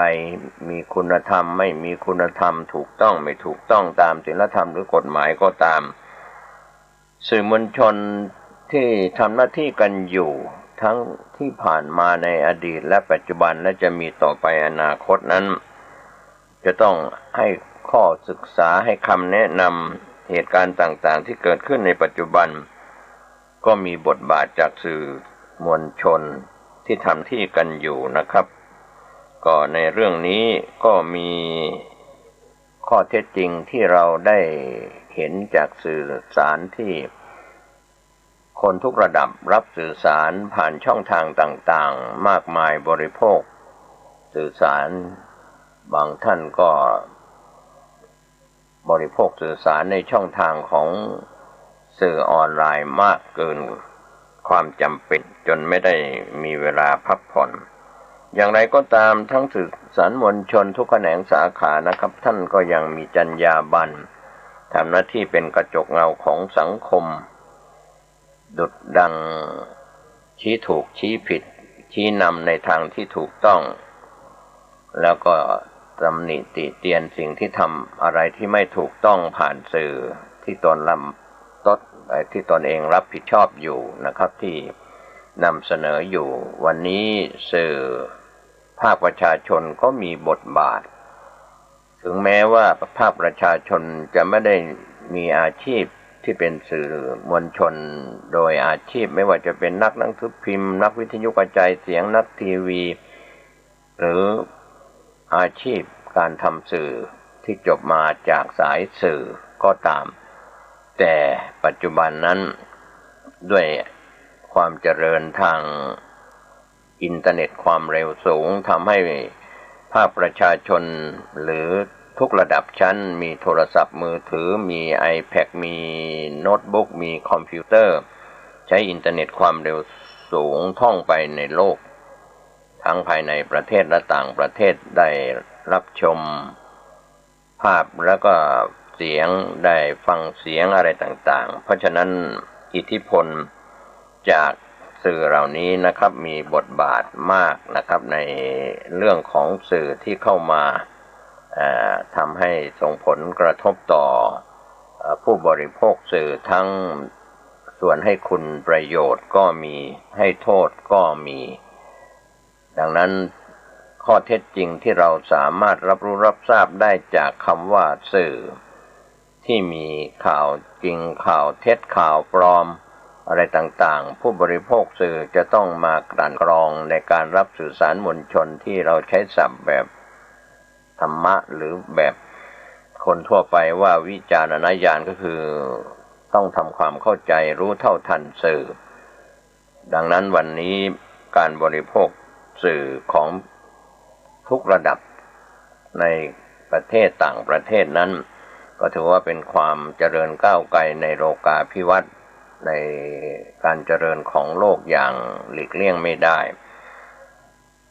ก็ถือว่าเป็นกัลยาณมิตรนะครับพี่น้องสื่อมวลชนโดยอาชีพก็ดีหรือภาคประชาชนที่มีการนำเสนอข้อมูลต่างๆทั้งเสียงและภาพออกไปสู่สาธารณะบางครั้งก็ไปก้าวก่ายหรือทำให้เกิดคุณเกิดโทษก็มีการฟ้องร้องกันในการหมิ่นประมาทกันเกี่ยวกับการทำผิดในพรบคอมพิวเตอร์หรือใช้สื่อสารเหล่านั้นไปทำมาหากินจะเป็นแก๊งมิจฉาชีพในประเทศหรือต่างประเทศก็ใช้สื่อเหล่านั้นหลอกกันลวงกันทำให้ผิดต่อกฎหมายและก็ผิดต่อศีลธรรมในเรื่องของการจ้วงจับกันกล่าวโทษกล่าวร้ายกันมากมายทีเดียววันนี้การใช้สื่อที่เป็นไปในทางที่ก่อเกิดประโยชน์ก็จะไม่ค่อยจะมีปัญหาเท่าที่ควรแต่ใช้ไปในช่องทางต่างๆไม่ว่าจะเป็นเรื่องของการพนันออนไลน์หรือในช่องทางต่างๆก็มาจากสายสื่อที่มีเหตุให้เกิดการพนันหรือกลุ่มมิจฉาชีพใช้สิ่งเหล่านี้เป็นสิ่งที่ประกอบมิจฉาชีพทำผิดต่อกฎหมายก็เป็นเรื่องที่ทางเจ้าหน้าที่ของรัฐไม่ว่าจะเป็นฝ่ายตำรวจฝ่ายปกครองหรือระดับกระทรวงยุติธรรมก็จะต้องรู้เท่าทันว่าสิ่งเหล่านั้นก็ถือว่าเป็นสื่อสารที่ทำผิดได้ถูกได้ก็พูดถึงกัลยาณมิตรส่วนนี้แล้วก็อาจจะมองเห็นว่าการเจริญเติบโตในด้านยุค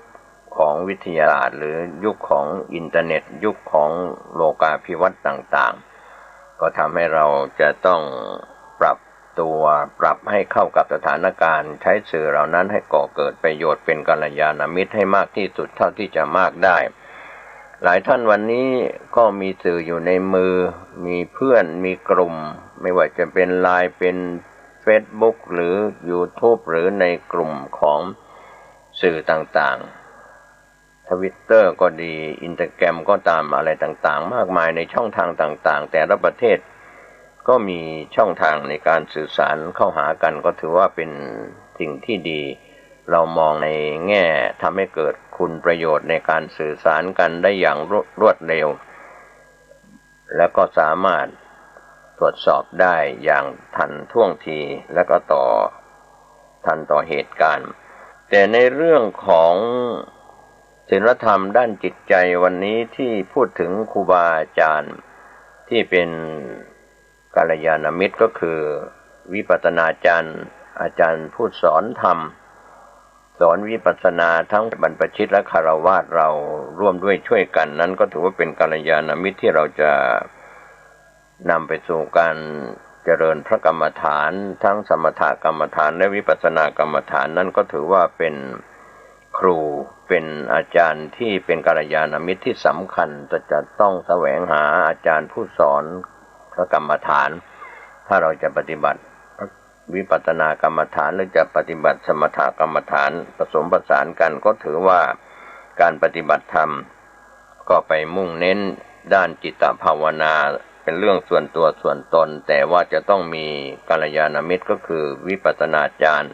หรืออาจารย์ผู้สอนกรรมฐานเป็นหลักที่จะช่วยเป็นพี่เลี้ยงในการปฏิบัติธรรมก็ถือว่ามีส่วนสำคัญก็ฝากไว้ว่าเราจะต้องแสวงหาอาจารย์ที่สอนกรรมฐานก็จะทำให้เราได้กัลยาณมิตรที่เป็นครูเป็นอาจารย์ที่สอนกรรมฐานที่ท่านผ่านการปฏิบัติมาแล้วท่านก็จะสอนตามแนวทางที่ท่านผ่านการปฏิบัติมาแล้วให้กับผู้ที่เป็นศิษย์หรือผู้ที่สนใจที่จะปฏิบัติตามส่วนข้อที่สองที่จะเป็นช่องทางที่จะอยู่ร่วมกันในสังคมได้เป็นอย่างดีเรียกว่ามีศีลสามัญญตาก็คือมีศีลเสมอกันกัลยาณมิตรที่ดีก็อยู่ในกลุ่มของคนดีเพราะว่าอยู่ในหลักของศีลธรรมปฏิบัติตามกรอบของกฎหมายของบ้านเมืองจึงพูดถึงกันอยู่เสมอว่าบ้านเมืองมีขื่อมีแปรก็เป็นรั้วเป็นสิ่งที่สำคัญปฏิบัติตามกฎหมายส่วนพี่น้องชาวพุทธก็ยอมรับนับถือในเรื่องของศีล5ศีล8ศีล10ศีล227หรือ311ของนางภิกษุณีก็แล้วแต่อันนั้นก็เป็นส่วนตามหลักในศาสนาพุทธที่เราพูดถึงศีลที่จะเป็นพูดถึงพร้อมด้วยศีล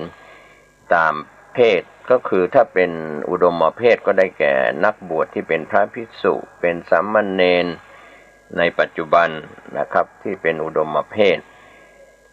ผู้มีศีลที่สูงกว่าส่วนฆราวาสผู้ครองเรือนนั้นก็มีศีล5ศีล8ที่เป็นอุบาสกบัติกาที่สมาทานศีลปฏิบัติตามศีลวันนี้เรามีศีลสามัญญตามีศีลเสมอกันก็จะทำให้อยู่ร่วมกันในสังคมที่กลุ่มหนึ่งมีศีลกลุ่มหนึ่งไม่มีศีลทำผิดต่อศีลแค่ศีล5เนี่ยบางกลุ่มคนกลุ่มหนึ่งที่เป็นกลุ่มของคนพาลชนคนชั่วก็จะมุ่งไปทางเป็นนักโจรกรรมเป็นคนที่ทำผิดต่อกฎหมายและศีลธรรมก็ผิดศีลในข้อแรกก็คือมีการฆ่าคนฆ่าสัตว์ข้อที่สองก็มีความผิดที่ลักทรัพย์ทั้งที่เคลื่อนที่ได้และเคลื่อนที่ไม่ได้ฉ้อโกงกันในช่องทางต่างๆส่วนผิดข้อที่สามนั้นก็เสพกามผิดทั้งหญิงทั้งชายที่เสพกามกันผิดจากคู่ครองที่มีคู่ครองอยู่แล้วข้อที่สามเรื่องคู่ครองข้อที่สี่ก็เรื่องผิดการโกหกหลอกลวงกันด้วยคำพูดหรือด้วยเอกสารต่างๆที่ มีเอกสารออกไปที่ไม่ถูกต้องตามความเป็นจริงแล้วก็ข้อสุดท้ายเครื่องดองของเมาที่ทำให้ขาดสติสัมปชัญญะรวมไปถึงยาเสพติดไม่ว่าจะเป็นยาเสพติดทุกชนิดทุกประเภทนะครับ เมื่อสังคมมีศีลเสมอกันไม่ฆ่าสัตว์เป็นอาจินไม่ลักทรัพย์เป็นอาจินไม่เสพกามผิดเป็นอาจินไม่กล่าวคำเท็จผิดเป็นอาจินไม่เสพเครื่องดองของเมาและยาเสพติดเป็นอาจินก็ท่านก็จะมีศีลเสมอกันกับคนที่เขาปฏิบัติตัวปฏิบัติตนได้ในทางตรงกันข้ามคนที่ทำผิดต่อศีลใน5 ข้อแล้วก็ยังทำผิดต่อกฎหมายของบ้านเมืองในช่องทางต่างๆนี่เรียกว่าการที่เราจะอยู่ร่วมกันในสังคมเล็กสังคมใหญ่สังคมโลกสังคมประเทศสังคมภูมิภาคสังคมจังหวัดตำบลอำเภอลงมาถึงสังคมของหมู่บ้านและก็สังคมคือสถาบันครอบครัวถ้ามีศีลเป็นศีลสามัญญตาก็จะอยู่ร่วมกันอย่างผาสุกนะครับท่านผู้ฟังก็สิ่งเหล่านี้เรายังไม่พูดทางด้านจิตใจนะครับท่านผู้ฟังในเรื่องของจิตใจก็จะมีเรื่องของความคิดความเห็นที่จะต้องเสมอกันก็คือสัมมาทิฏฐิมีความเห็นถูกต้องเสมอกันมิจฉาทิฏฐิมีความเห็นผิดอาจจะหลงทางหลงผิดไปอะไรต่างๆดังนั้นถ้าเราพูดถึงสามัญญตาข้อที่2นี่ก็มีส่วนสำคัญความคิดทางจิตใจที่เราเรียกว่านานาจิตตังต่างจิตต่างใจนานาทัศนะมีความคิดเห็นที่ต่างจึงมีวาทกรรมในเรื่องของการวิพากษ์วิจารณ์ในการที่มีฝ่ายค้านฝ่ายสนับสนุนโจมตีกันกล่าวโทษกล่าวร้ายกันอะไรต่างๆก็เกิดขึ้นเพราะความคิดเห็นที่ไม่ลงตัวที่ไม่เสมอกันนี่แหละครับบางคนบางท่านในเรื่องของประชาธิปไตยเผด็จการอะไรต่างๆจึงเกิดนานาทัศนะมีความเห็นที่ต่างกันไปนานาจิตตังก็มีความคิดของจิตใจที่แตกต่างไปแต่คำว่าสัมมาทิฏฐิกับมิจฉาทิฏฐิตามคำสอนในทางพระพุทธศาสนานั้นท่านต้องเข้าใจว่าสัมมาทิฏฐิมีความเห็นถูกต้องอย่างไรก็เริ่มต้นที่กัมมันสกตาสัมมาทิฏฐิเชื่อในกรรมและผลของกรรมเชื่อว่าการทำกรรมดีมีผลเป็นความสุขความเจริญทำกรรมชั่วมีความทุกข์ความเดือดร้อนเป็นผลเชื่อว่าโลกนี้มีจริงโลกหน้ามีจริงคุณพ่อคุณแม่มีจริงนรกสวรรค์มีจริงอะไรอย่างนี้เป็นต้นเป็นตัวอย่างที่จะทำให้เรามีจุดสตาร์ทจากความเห็นที่ถูกต้องก็คือเรื่องของการเชื่อกรรมและผลของกรรมตามหลักธรรมในคำสอนในทางพระพุทธศาสนาคนเราถ้าไม่เชื่อการกระทำของตนที่เกิดขึ้นจากกายกรรมวจีกรรมมโนกรรมทั้งฝ่ายบุญและก็ฝ่ายบาปคนอื่นใครอื่นจะดีจะชั่วนั้นทำให้เราดีชั่วไม่ได้แต่เราสามารถทำดีได้ทำชั่วได้จากความเห็นที่ถูกต้องก็ทำดีได้มากความเห็นที่ผิดพลาดก็ทำผิดพลาดได้มากนะครับที่เป็นมิจฉาทิฏฐิถึงขั้นเป็นนิยตมิจฉาทิฏฐิเนี่ยดิ่งไปจนไม่มีโอกาสจะได้เป็นคนดีไม่มีใครที่จะมาตักมาเตือนไม่มีใครที่จะมากล่าวมาสอนวันนี้เรามองเห็นลูกหลานเรานะครับในโลกยุคใหม่ที่มีสื่อสารที่ทันสมัยรวมไปถึงผู้ใหญ่ก็ตามหรือทุกเพศทุกวัยทั้งหญิงทั้งชายทั้งคนไทยและชาวต่างชาติมีความเจริญในวัตถุก็คือทางด้านของวัตถุที่เจริญแต่ทางด้านจิตใจที่เราอาจจะถอยหลังคือไม่ได้สนใจเรื่องของจิตใจของแต่ละคนแต่ละท่านว่าเรา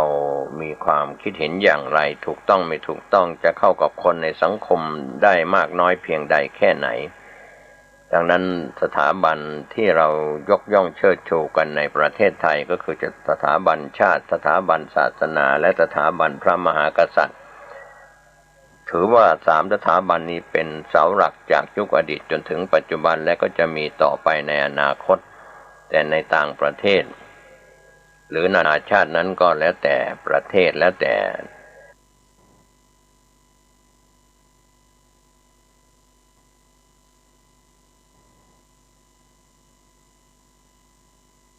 ชาตินั้นๆจะยอมรับกันอย่างไรดังนั้นวันนี้ความเห็นที่ถูกต้องความคิดเห็นที่ผิดพลาดก็ทำให้มีกลุ่มสองกลุ่มก็เลยมีฝ่ายค้านฝ่ายสนับสนุนฝ่ายค้านก็ไม่เห็นด้วยฝ่ายสนับสนุนฝ่ายที่สนับสนุนก็มีไม่สนับสนุนก็มีดังนั้นวันนี้นานาทัศนะของคนในสังคมทั้งกลุ่มเล็กกลุ่มใหญ่เราจะต้องออกมารับฟังข้อคิดเห็นข้อเสนอแนะในการสร้างกรรมทางกายวาจาและจิตใจของแต่ละคนแต่ละท่านกันว่าเป็นช่องทางสัมมาทิฏฐิเห็นถูกต้องหรือไม่หรือเป็นมิจฉาทิฏฐิมีความเห็นผิดไปจากทำนองครองธรรมในทำนองนี้นะครับก็เป็นเรื่องที่เราจะได้มีกัลยาณมิตรที่ดีก็คือมีศีลเสมอกันมีความคิดเห็นที่เสมอกันเชื่อว่าบุญมีจริงบาปมีจริงเชื่อว่าคุณพ่อคุณแม่มีจริงเชื่อผลของกรรมความสุขความทุกข์มีจริงอย่างนี้เป็นต้นเป็นตัวอย่างรวมไปถึงเชื่อนรกสวรรค์มีจริงอะไรอย่างนี้เป็นต้นก็แล้วแต่ก็ฝากไว้วันนี้ผมเกษตรเพชรสำริดวิทยากรแบ่งปันความคิดดีๆเริ่มต้นที่กัลยาณมิตรคือคบกับคนดีๆแล้วก็ในส่วนของมองไปถึงคนที่มีความคิดเห็นที่ถูกต้องตามทำนองครองธรรมและปฏิบัติต่อศีลธรรมและกฎหมายของบ้านเมืองสุขกายสุขใจทุกรูปทุกนามทั้งวันนี้และวันหน้าโดยทั่วหน้ากันสวัสดีครับชีวิตของเราอยู่ภายใต้การเปลี่ยนแปลงของคำว่าเกิดแก่เจ็บตายชีวิตของเราอยู่ภายใต้การเปลี่ยนแปลงความรู้สึกสารพัดความรู้สึกไม่มีวันจบสิ้นชีวิตของเราเปลี่ยนแปลงไปสู่ความดีงามประกอบไปด้วยศีลสมาธิและปัญญาชีวิตเราเปลี่ยนแปลงไปสู่ความลำบากยากจนประสบปัญหาเพราะเราล่วงละเมิดศีลขาดสมาธิขาดปัญญาส่งผลให้ผลเกิดคำว่าลำบากยากจนชีวิตของเราเกิดมาแล้วจำเป็นต้องศึกษาเรียนรู้เรื่องพระธรรมเป็นสิ่งที่เราควรศึกษาเรียนรู้ให้กับชีวิตของเราสิ่งที่เราควรเรียนรู้ก็ได้แก่ศีลสมาธิปัญญาศีลแปลว่าปกติผู้ที่มีศีลคือเป็นผู้ปกติกายวาจาใจคิดดีพูดดีทำดีเป็นปกติตลอดกาลเวลาส่งผลให้กายวาจาใจเราเกิดคำว่าสงบศีลแปลว่าปกติเมื่อเราเป็นผู้รักษาศีลศีลนั้นจะบังคับให้เราคิดดีพูดดีทำดีโดยอัตโนมัติคิดดีพูดดีทำดีเพื่อบุคคลอื่นๆทำคิดดีพูดดีทำดีสร้างสรรค์พัฒนาให้แก่ตนเองและบุคคลอื่นคิดดีพูดดีทำดีไม่ทำลายไม่เบียดเบียนสิ่งแวดล้อมไม่ทำลายความรู้สึกของตนเองและบุคคลอื่นๆชีวิตของเราอยู่ภายใต้การเปลี่ยนแปลงของเวทนาความเจ็บปวดที่ปรากฏเกิดขึ้นกับร่างกายของเรา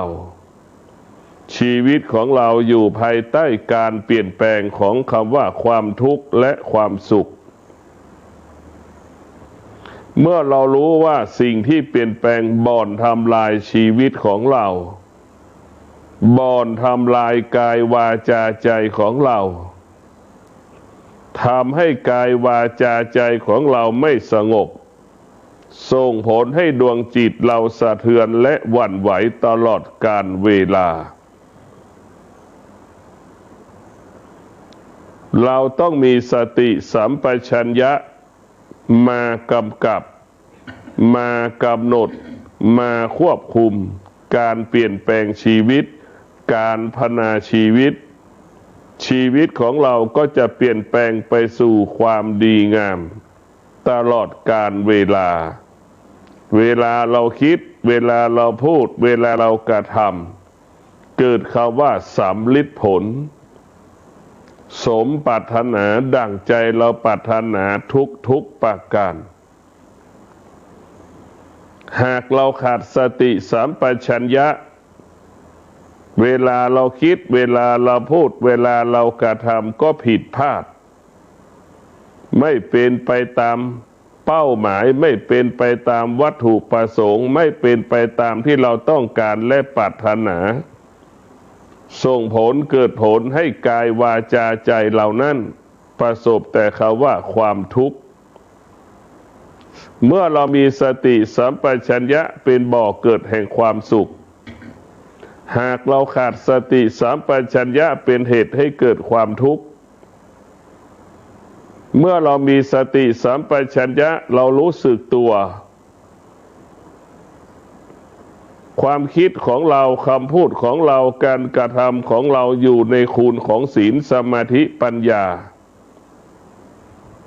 สิ่งที่เราคิดสิ่งที่เราพูดสิ่งที่เรากระทำเกิดคำว่ามั่นคง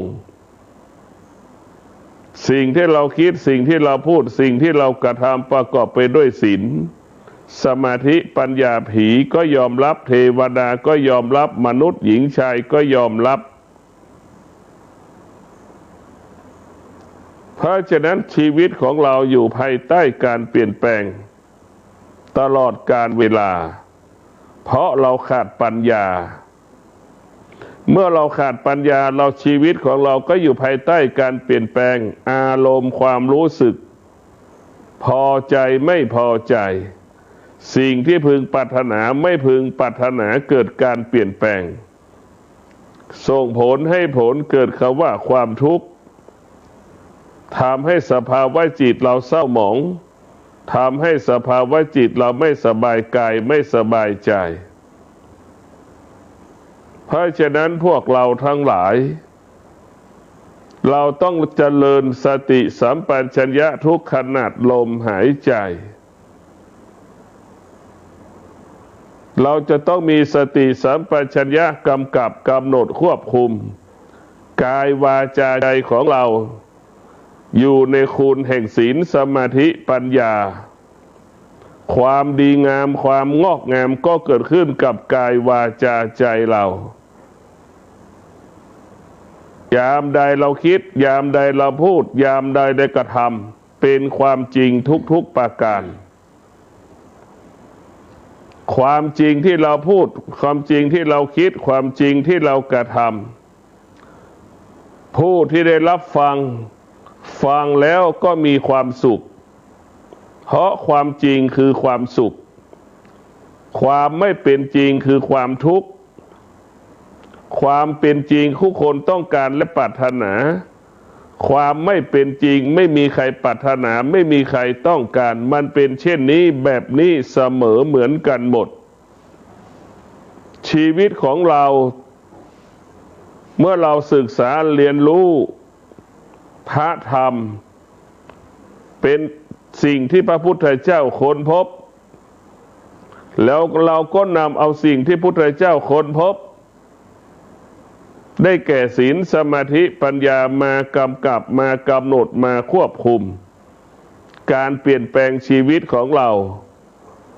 ก็เปลี่ยนแปลงไปสู่ความดีงามงอกงามตลอดการเวลาทุกขณะลมหายใจ หากเราขาดสติสัมปชัญญะล่วงละเมิดศีลขาดสมาธิขาดปัญญาชีวิตเราหลงทางเดินทางหลงทางผิดคิดผิดพูดผิดทำผิดตลอดการเวลาทุกขณะลมหายใจเมื่อเรามีสติสัมปชัญญะแล้วเราก็จะเป็นคนปกติตลอดกาลเราเป็นคนปกติหมายความว่ากายวาจาใจของเรานั้นมั่นคงไม่หวั่นไหวต่อสิ่งที่เปลี่ยนแปลงปรากฏสภาวะจิตเราก็ไม่สะเทือนและหวั่นไหวต่อเหตุการณ์ต่างๆที่เกิดการเปลี่ยนแปลงกระทบสภาวะจิตของเราหรือกายวาจาใจของเรากายวาจาใจของเราได้รับความจริงอยู่กับความเป็นจริงกายวาจาใจเราก็มั่นคงตั้งความมั่นคงอยู่ในคุณแห่งพระธรรมคือปัญญาไม่อยู่ใต้อำนาจอารมณ์ของตนเองไม่อยู่ใต้อำนาจอารมณ์ของบุคคลอื่นเราจะยกระดับจิตของเราให้อยู่เหนืออารมณ์ของตนเองให้อยู่เหนืออารมณ์ของบุคคลอื่นๆเราจะกำกับเราจะกำหนดดวงจิตของเราให้อยู่เหนือการเปลี่ยนแปลงอนิจจังทุกขังอนัตตาดวงจิตที่เราฝึกฝนอบรมจิตใจด้วยพระวิปัสสนากรรมฐานแล้วเกิดปัญญา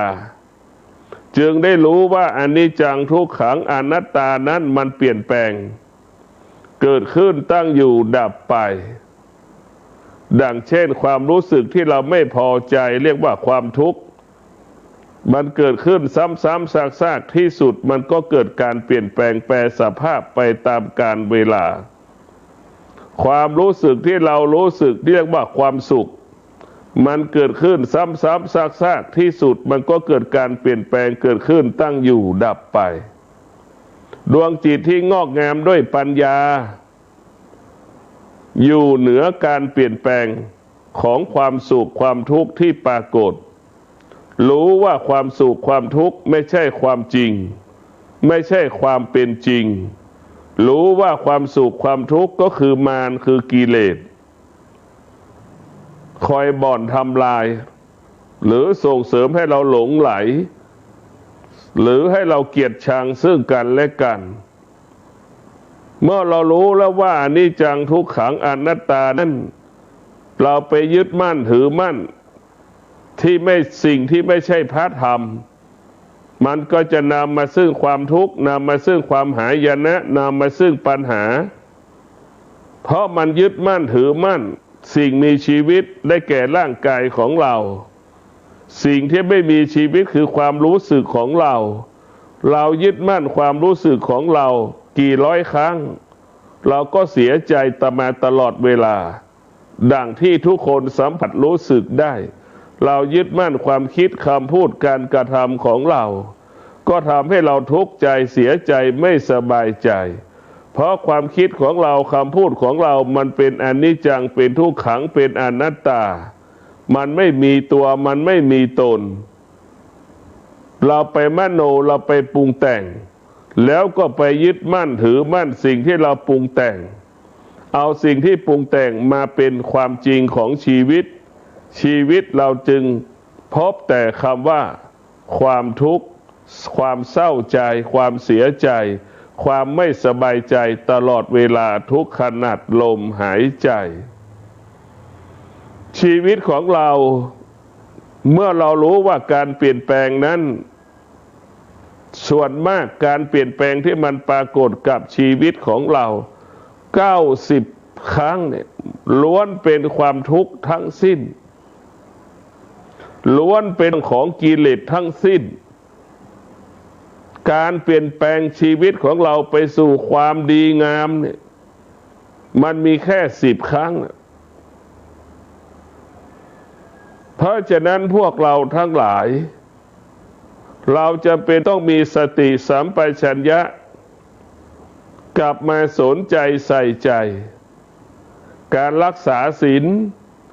ก็คือการรักษาชีวิตของเราการภาวนาก็คือการรักษาจิตของเราเมื่อเราเกิดปัญญาเราจะเข้าใจความทุกข์และความสุขเมื่อเรามีปัญญาสุขเราไม่ให้เกิดขึ้นในกายใจของเราความทุกข์ก็ไม่ให้เกิดขึ้นในกายใจของเรากายใจของเรานั่นจะต้องสงบด้วยปัญญาจะรู้ความจริงจะเห็นความจริงสิ่งที่ไม่เปลี่ยนแปลงเท่านั้นที่ทำให้กายวาจาใจเรานั้นสงบสิ่งที่ไม่เปลี่ยนแปลงเท่านั้นที่จะรักษากายวาจาใจเราให้เกิดความยั่งยืนและงอกงามสิ่งที่ไม่เปลี่ยนแปลงเท่านั้นที่จะรักษากายวาจาใจของเราให้อยู่ในคุณแห่งความดีตลอดเวลาเมื่อเรารู้ว่าสิ่งที่ไม่เปลี่ยนแปลงได้แก่พระธรรมพระธรรมก็หมายถึงความอดทนเมื่อเรามีความอดทนแล้วเราจะใช้ความอดทนไปหยุดยั้งยับยั้งความรู้สึกที่เรารู้สึกไม่ให้มันเกิดขึ้นในกายใจของเราเราจะต้องระงับเราจะต้องยุติความรู้สึกที่เรารู้สึกอันเป็นกิเลสให้มันเสื่อมไปจากกายวาจาใจของเราให้มันระงับให้มันยุติไปจากกายวาจาใจของเราเราจะใช้ความอดทนเป็นอาวุธต่อสู้กับความโลภความโกรธความหลงที่มันปรากฏเกิดขึ้นครอบงำกายวาจาใจของเราชีวิตของเราอยู่ภายใต้อำนาจความโลภความโกรธความหลงชีวิตเราจึงไม่สงบจึงไม่จบไม่สิ้นอยู่ภายใต้ความโลภความโกรธความหลงอยู่ภายใต้การยึดมั่นถือมั่นดังเช่นปู่ย่าตายายเราอายุ80-90คิดถึงลูกคิดถึงหลานยึดมั่นในลูกในหลานเราไม่สามารถกำกับกำหนดควบคุมลูกหลานเราได้ลูกหลานไม่ไปมาหาสู่ไม่สามารถตอบสนองดังสิ่งที่เราต้องการได้ปู่ย่าตายายก็ไม่สบายกายไม่สบายใจกินข้าวไม่ได้นอนไม่หลับอยู่ไม่มีความสุขเพราะลูกหลานไม่ไปมาหาสู่เรายึดมั่นถือมั่นก็จึงเป็นเหตุให้เกิดความทุกข์เพราะฉะนั้นเราหลงผิดมาตลอดกาลเวลาเพราะฉะนั้นเราต้องใช้ความอดทนเป็นผู้บ่อนทำลายสิ่งที่เป็นอาธรรมทั้งปวงได้แก่ความโลภความโกรธความหลงเราก็ใช้ความอดทนได้ไปทำลายไปกำจัดเราใช้ความอดทนไปหยุดยั้งยับยั้งกิเลสทั้งปวงราคะทั้งปวงความอยากทั้งปวงที่มันปรากฏเกิดขึ้นกับชีวิตของเราเราจะเป็นต้องใช้ความอดทนเป็นขับไล่กิเล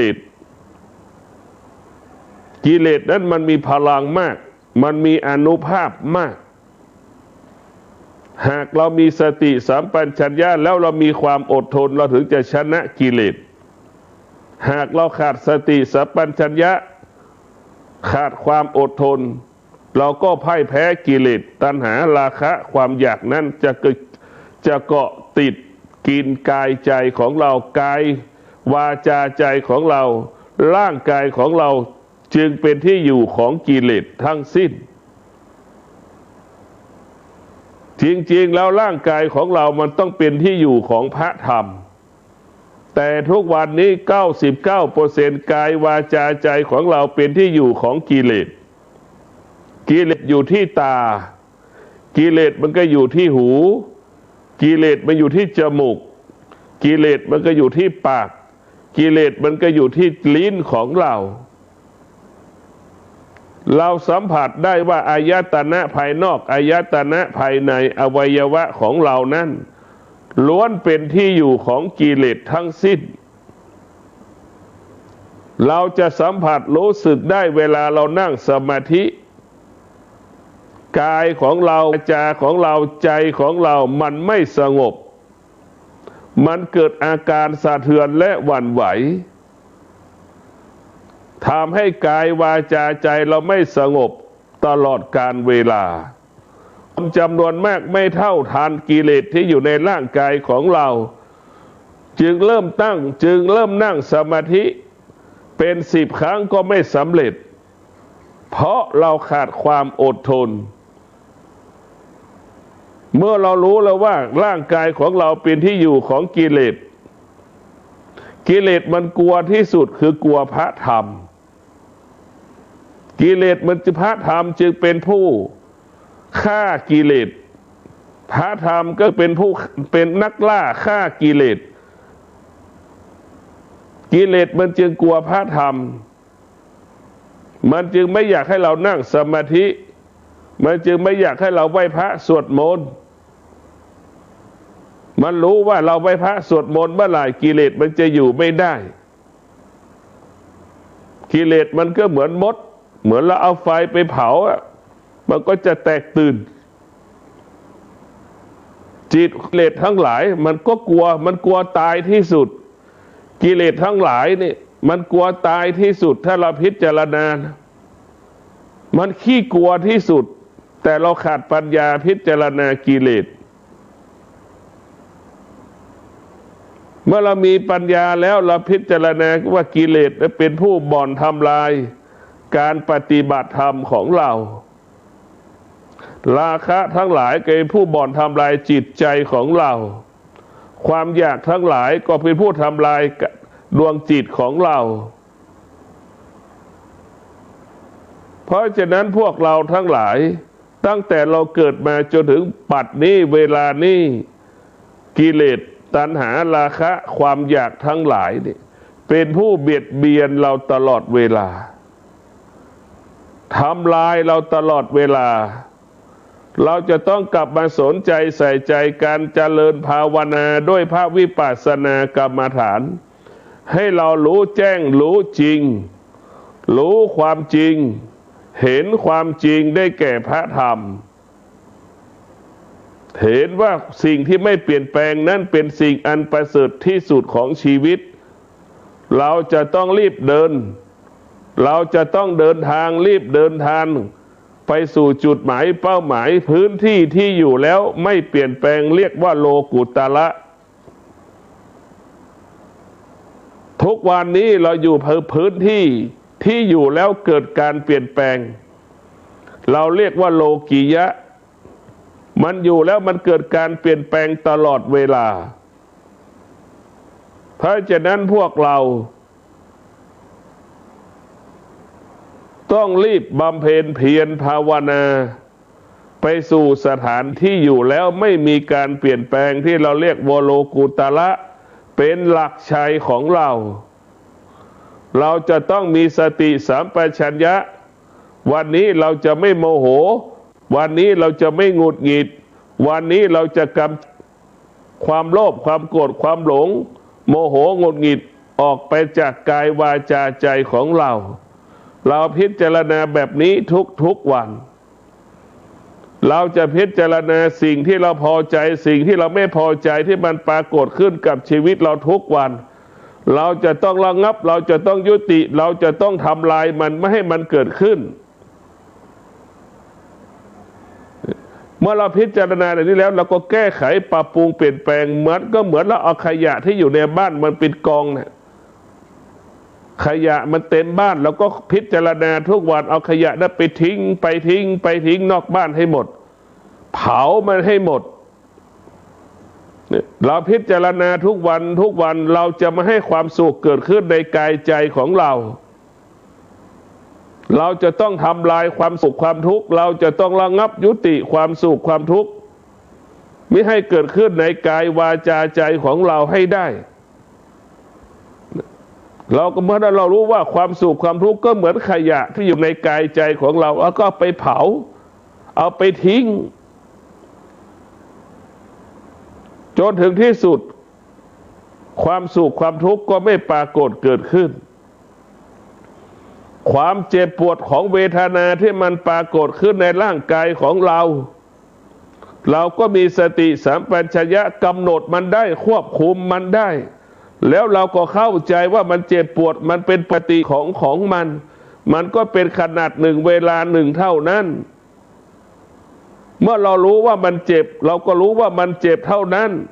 เราไม่ต้องไปมโนเราไม่ต้องไปปรุงแต่งเราไม่ไปตอบสนองเราจะต้องฆ่าและทำลายความเจ็บปวดที่เราเรียกว่าเวทนาปรากฏขึ้นในกายวาจาใจของเรานั้นให้มันเสื่อมคลายหายไปให้มันอ่อนแอไปในที่สุดเราต้องเอาจิตของเราอยู่เหนือเวทนาทั้งหลายเราจะต้องทำลายให้มันเสื่อมไปในที่สุด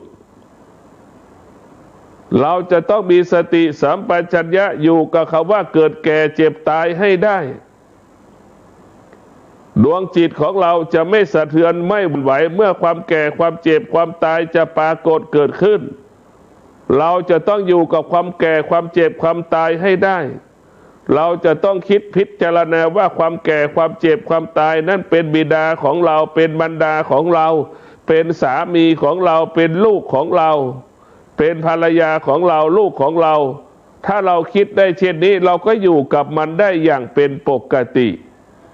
ผู้เจริญด้วยปัญญาจะพิจารณาแบบนี้จะไม่วิตกไม่กังวลคำว่าเกิดแก่เจ็บตายเกิดแก่เจ็บตายนั้นมันก็เป็นความจริงของมนุษย์ที่เกิดมาแล้วเขาเรียกว่าเกิดมาเพื่อแก่เพื่อเจ็บเพื่อตายก่อนที่มันจะเกิดก่อนที่มันจะแก่จะเจ็บจะตายชีวิตของเราต้องใช้ร่างกายของเราอยู่ในคุณแห่งความดีทำแต่ความดีเวลาแก่เจ็บตายจะปรากฏเกิดขึ้นได้เราก็สามารถอยู่กับมันได้อย่างเป็นปกติเกิดแก่เจ็บตายถ้ามันมีตัวตนก็เปรียบเสมือนม้าเรามีธรรมะเรามีปัญญาเราจะกำกับเราจะกำหนดควบคุมคำว่าเกิดแก่เจ็บตายเหมือนจ็อกกี้ที่กำกับม้าเหมือนควานช้างที่นั่งอยู่คอช้างหลังช้างกำกับช้างนั้นได้และเราถึงจะชนะมันเพราะฉะนั้นพวกเราทั้งหลายเราต้องเจริญจิตภาวนาจนถึงที่สุดเราเกิดปัญญาเราจะกำกับเราจะกำหนดเราจะควบคุมให้ดวงจิตของเราให้เข้าใจเข้าถึงเวทนาให้กายใจให้กายวาจาใจของเราอยู่เหนือเวทนาเมื่อกายวาจาใจเราอยู่เหนือเวทนาแล้วสภาวะจิตกายวาจาใจของเราก็สงบจนถึงที่สุดมันก็จะเข้าคำว่าเกิดปัญญาเมื่อเกิดปัญญาแล้วกายของเราก็สละสิ่งที่เป็นกิเลสทั้งสิ้นออกไปจากกายของเราเหมือนร่างกายของเราก็ไม่แตกต่างจากร่างกายเด็กแรกเกิดที่ออกจากครรภ์มารดาออกมาจากครรภ์มารดากายของเราก็เหมือนดังร่างกายเด็กแรกเกิดไม่มีอะไรหุ้มห่อร่างกายมันใจของเราก็เช่นเดียวกันใจของเราก็ไม่มีสิ่งใดที่มาเกาะติดกินใจของเราก็เหมือนร่างกายเด็กที่ออกจากครรภ์มารดาสะอาดบริสุทธิ์หมดจดผ่องใสไม่มีสิ่งใดที่มาเกาะติดเด็กทารกแรกเกิดเมื่อเราปฏิบัติธรรมประพฤติธรรมแล้วกายของเราก็เหมือนกายของเด็กสลัดละสิ่งต่างๆออกจากกายของเราไปให้หมดไม่ให้เป็นภาระไม่ให้เป็นปัญหาใจของเราก็เหมือนเด็กแรกเกิดมันไม่รู้ร้อนไม่รู้หนาวไม่รู้หิวไม่มีสุขไม่มีทุกข์เราปฏิบัติธรรมประพฤติธรรมก็เป็นเช่นนั้นเพื่อไม่ให้สุขไม่ให้เกิดทุกข์ไม่ให้เกิดให้มันอยู่เหนือสุขให้อยู่เหนือทุกข์สภาวะจิตของเรากายวาจาใจของเราจะเกิดคำว่าสงบด้วยปัญญา รู้จริงเห็นจริงท้ายสุดเราก็แสวงหาความสงบท้ายสุดเราก็รู้ว่าความสงบเป็นบ่อเกิดแห่งความสุขรู้ว่าความสุขเกิดจากการภาวนานั้นเป็นความสุขที่ไม่มีตัวตนรู้ว่าความสุขเกิดจากการภาวนานั้นเป็นความสุขที่เกิดจากเราเป็นผู้สร้างเราก็เป็นผู้รักษามันจะหมดไปเราก็รู้มันจะคงอยู่เราก็รู้เพราะฉะนั้นพวกเราทั้งหลายเจริญจิตภาวนาแล้วเกิดปัญญารู้จริงเห็นจริงตามที่พุทธเจ้าได้ค้นพบก็คือยกระดับจิตยกระดับจิตให้เราอยู่เหนืออนิจจังทุกขังอนัตตาทุกอย่างกายวาจาใจเราปกติตลอดกาลเมื่อเราเข้าถึงพระธรรมดวงจิตเราก็จะเห็นความสงบเหนือกว่าชีวิตของเรา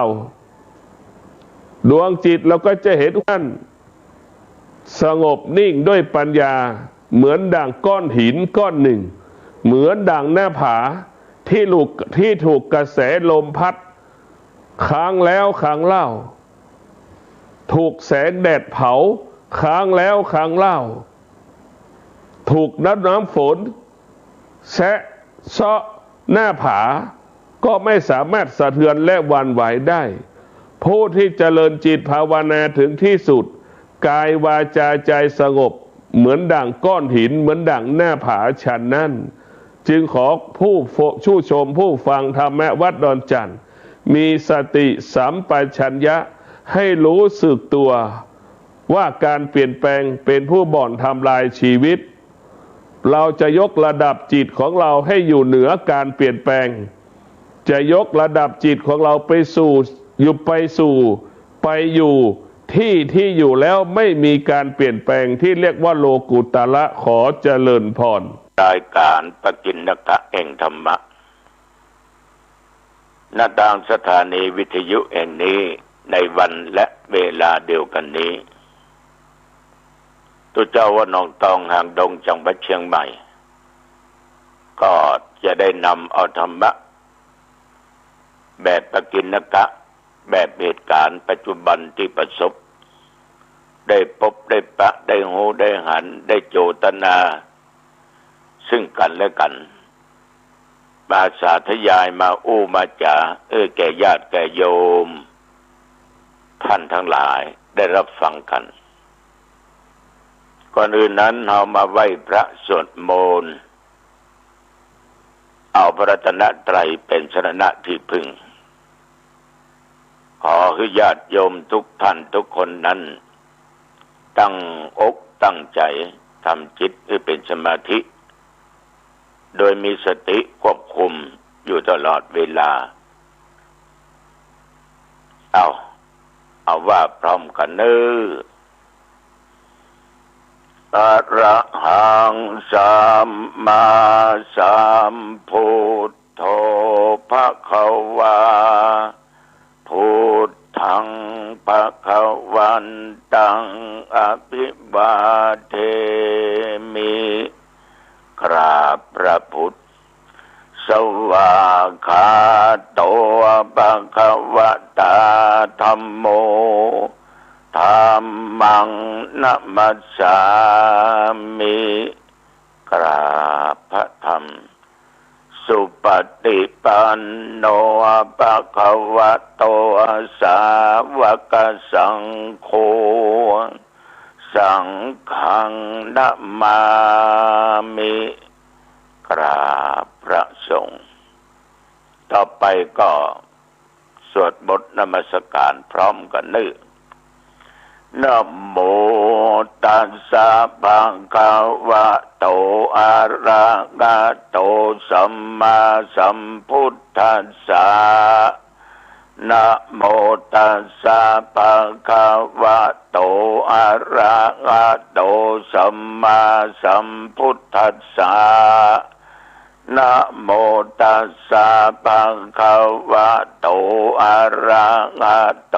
สัมมาสัมพุทธัสสะพุ พุทธังสาร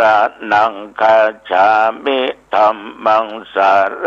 นังคัจฉามิสังฆังสารนังคัจฉามิทุติยัมปิพุทธังสารนังคัจฉามิทุติยัมปิธัมมังสารนังคัจฉามิทุติยัมปิสังฆังสารนังคัจฉามิตติยัมปิพุทธังสารนังคัจฉามิตติยัมปิธัมมังสารนังคัจฉามิตติยัมปิสังฆังสารนังคัจฉามิ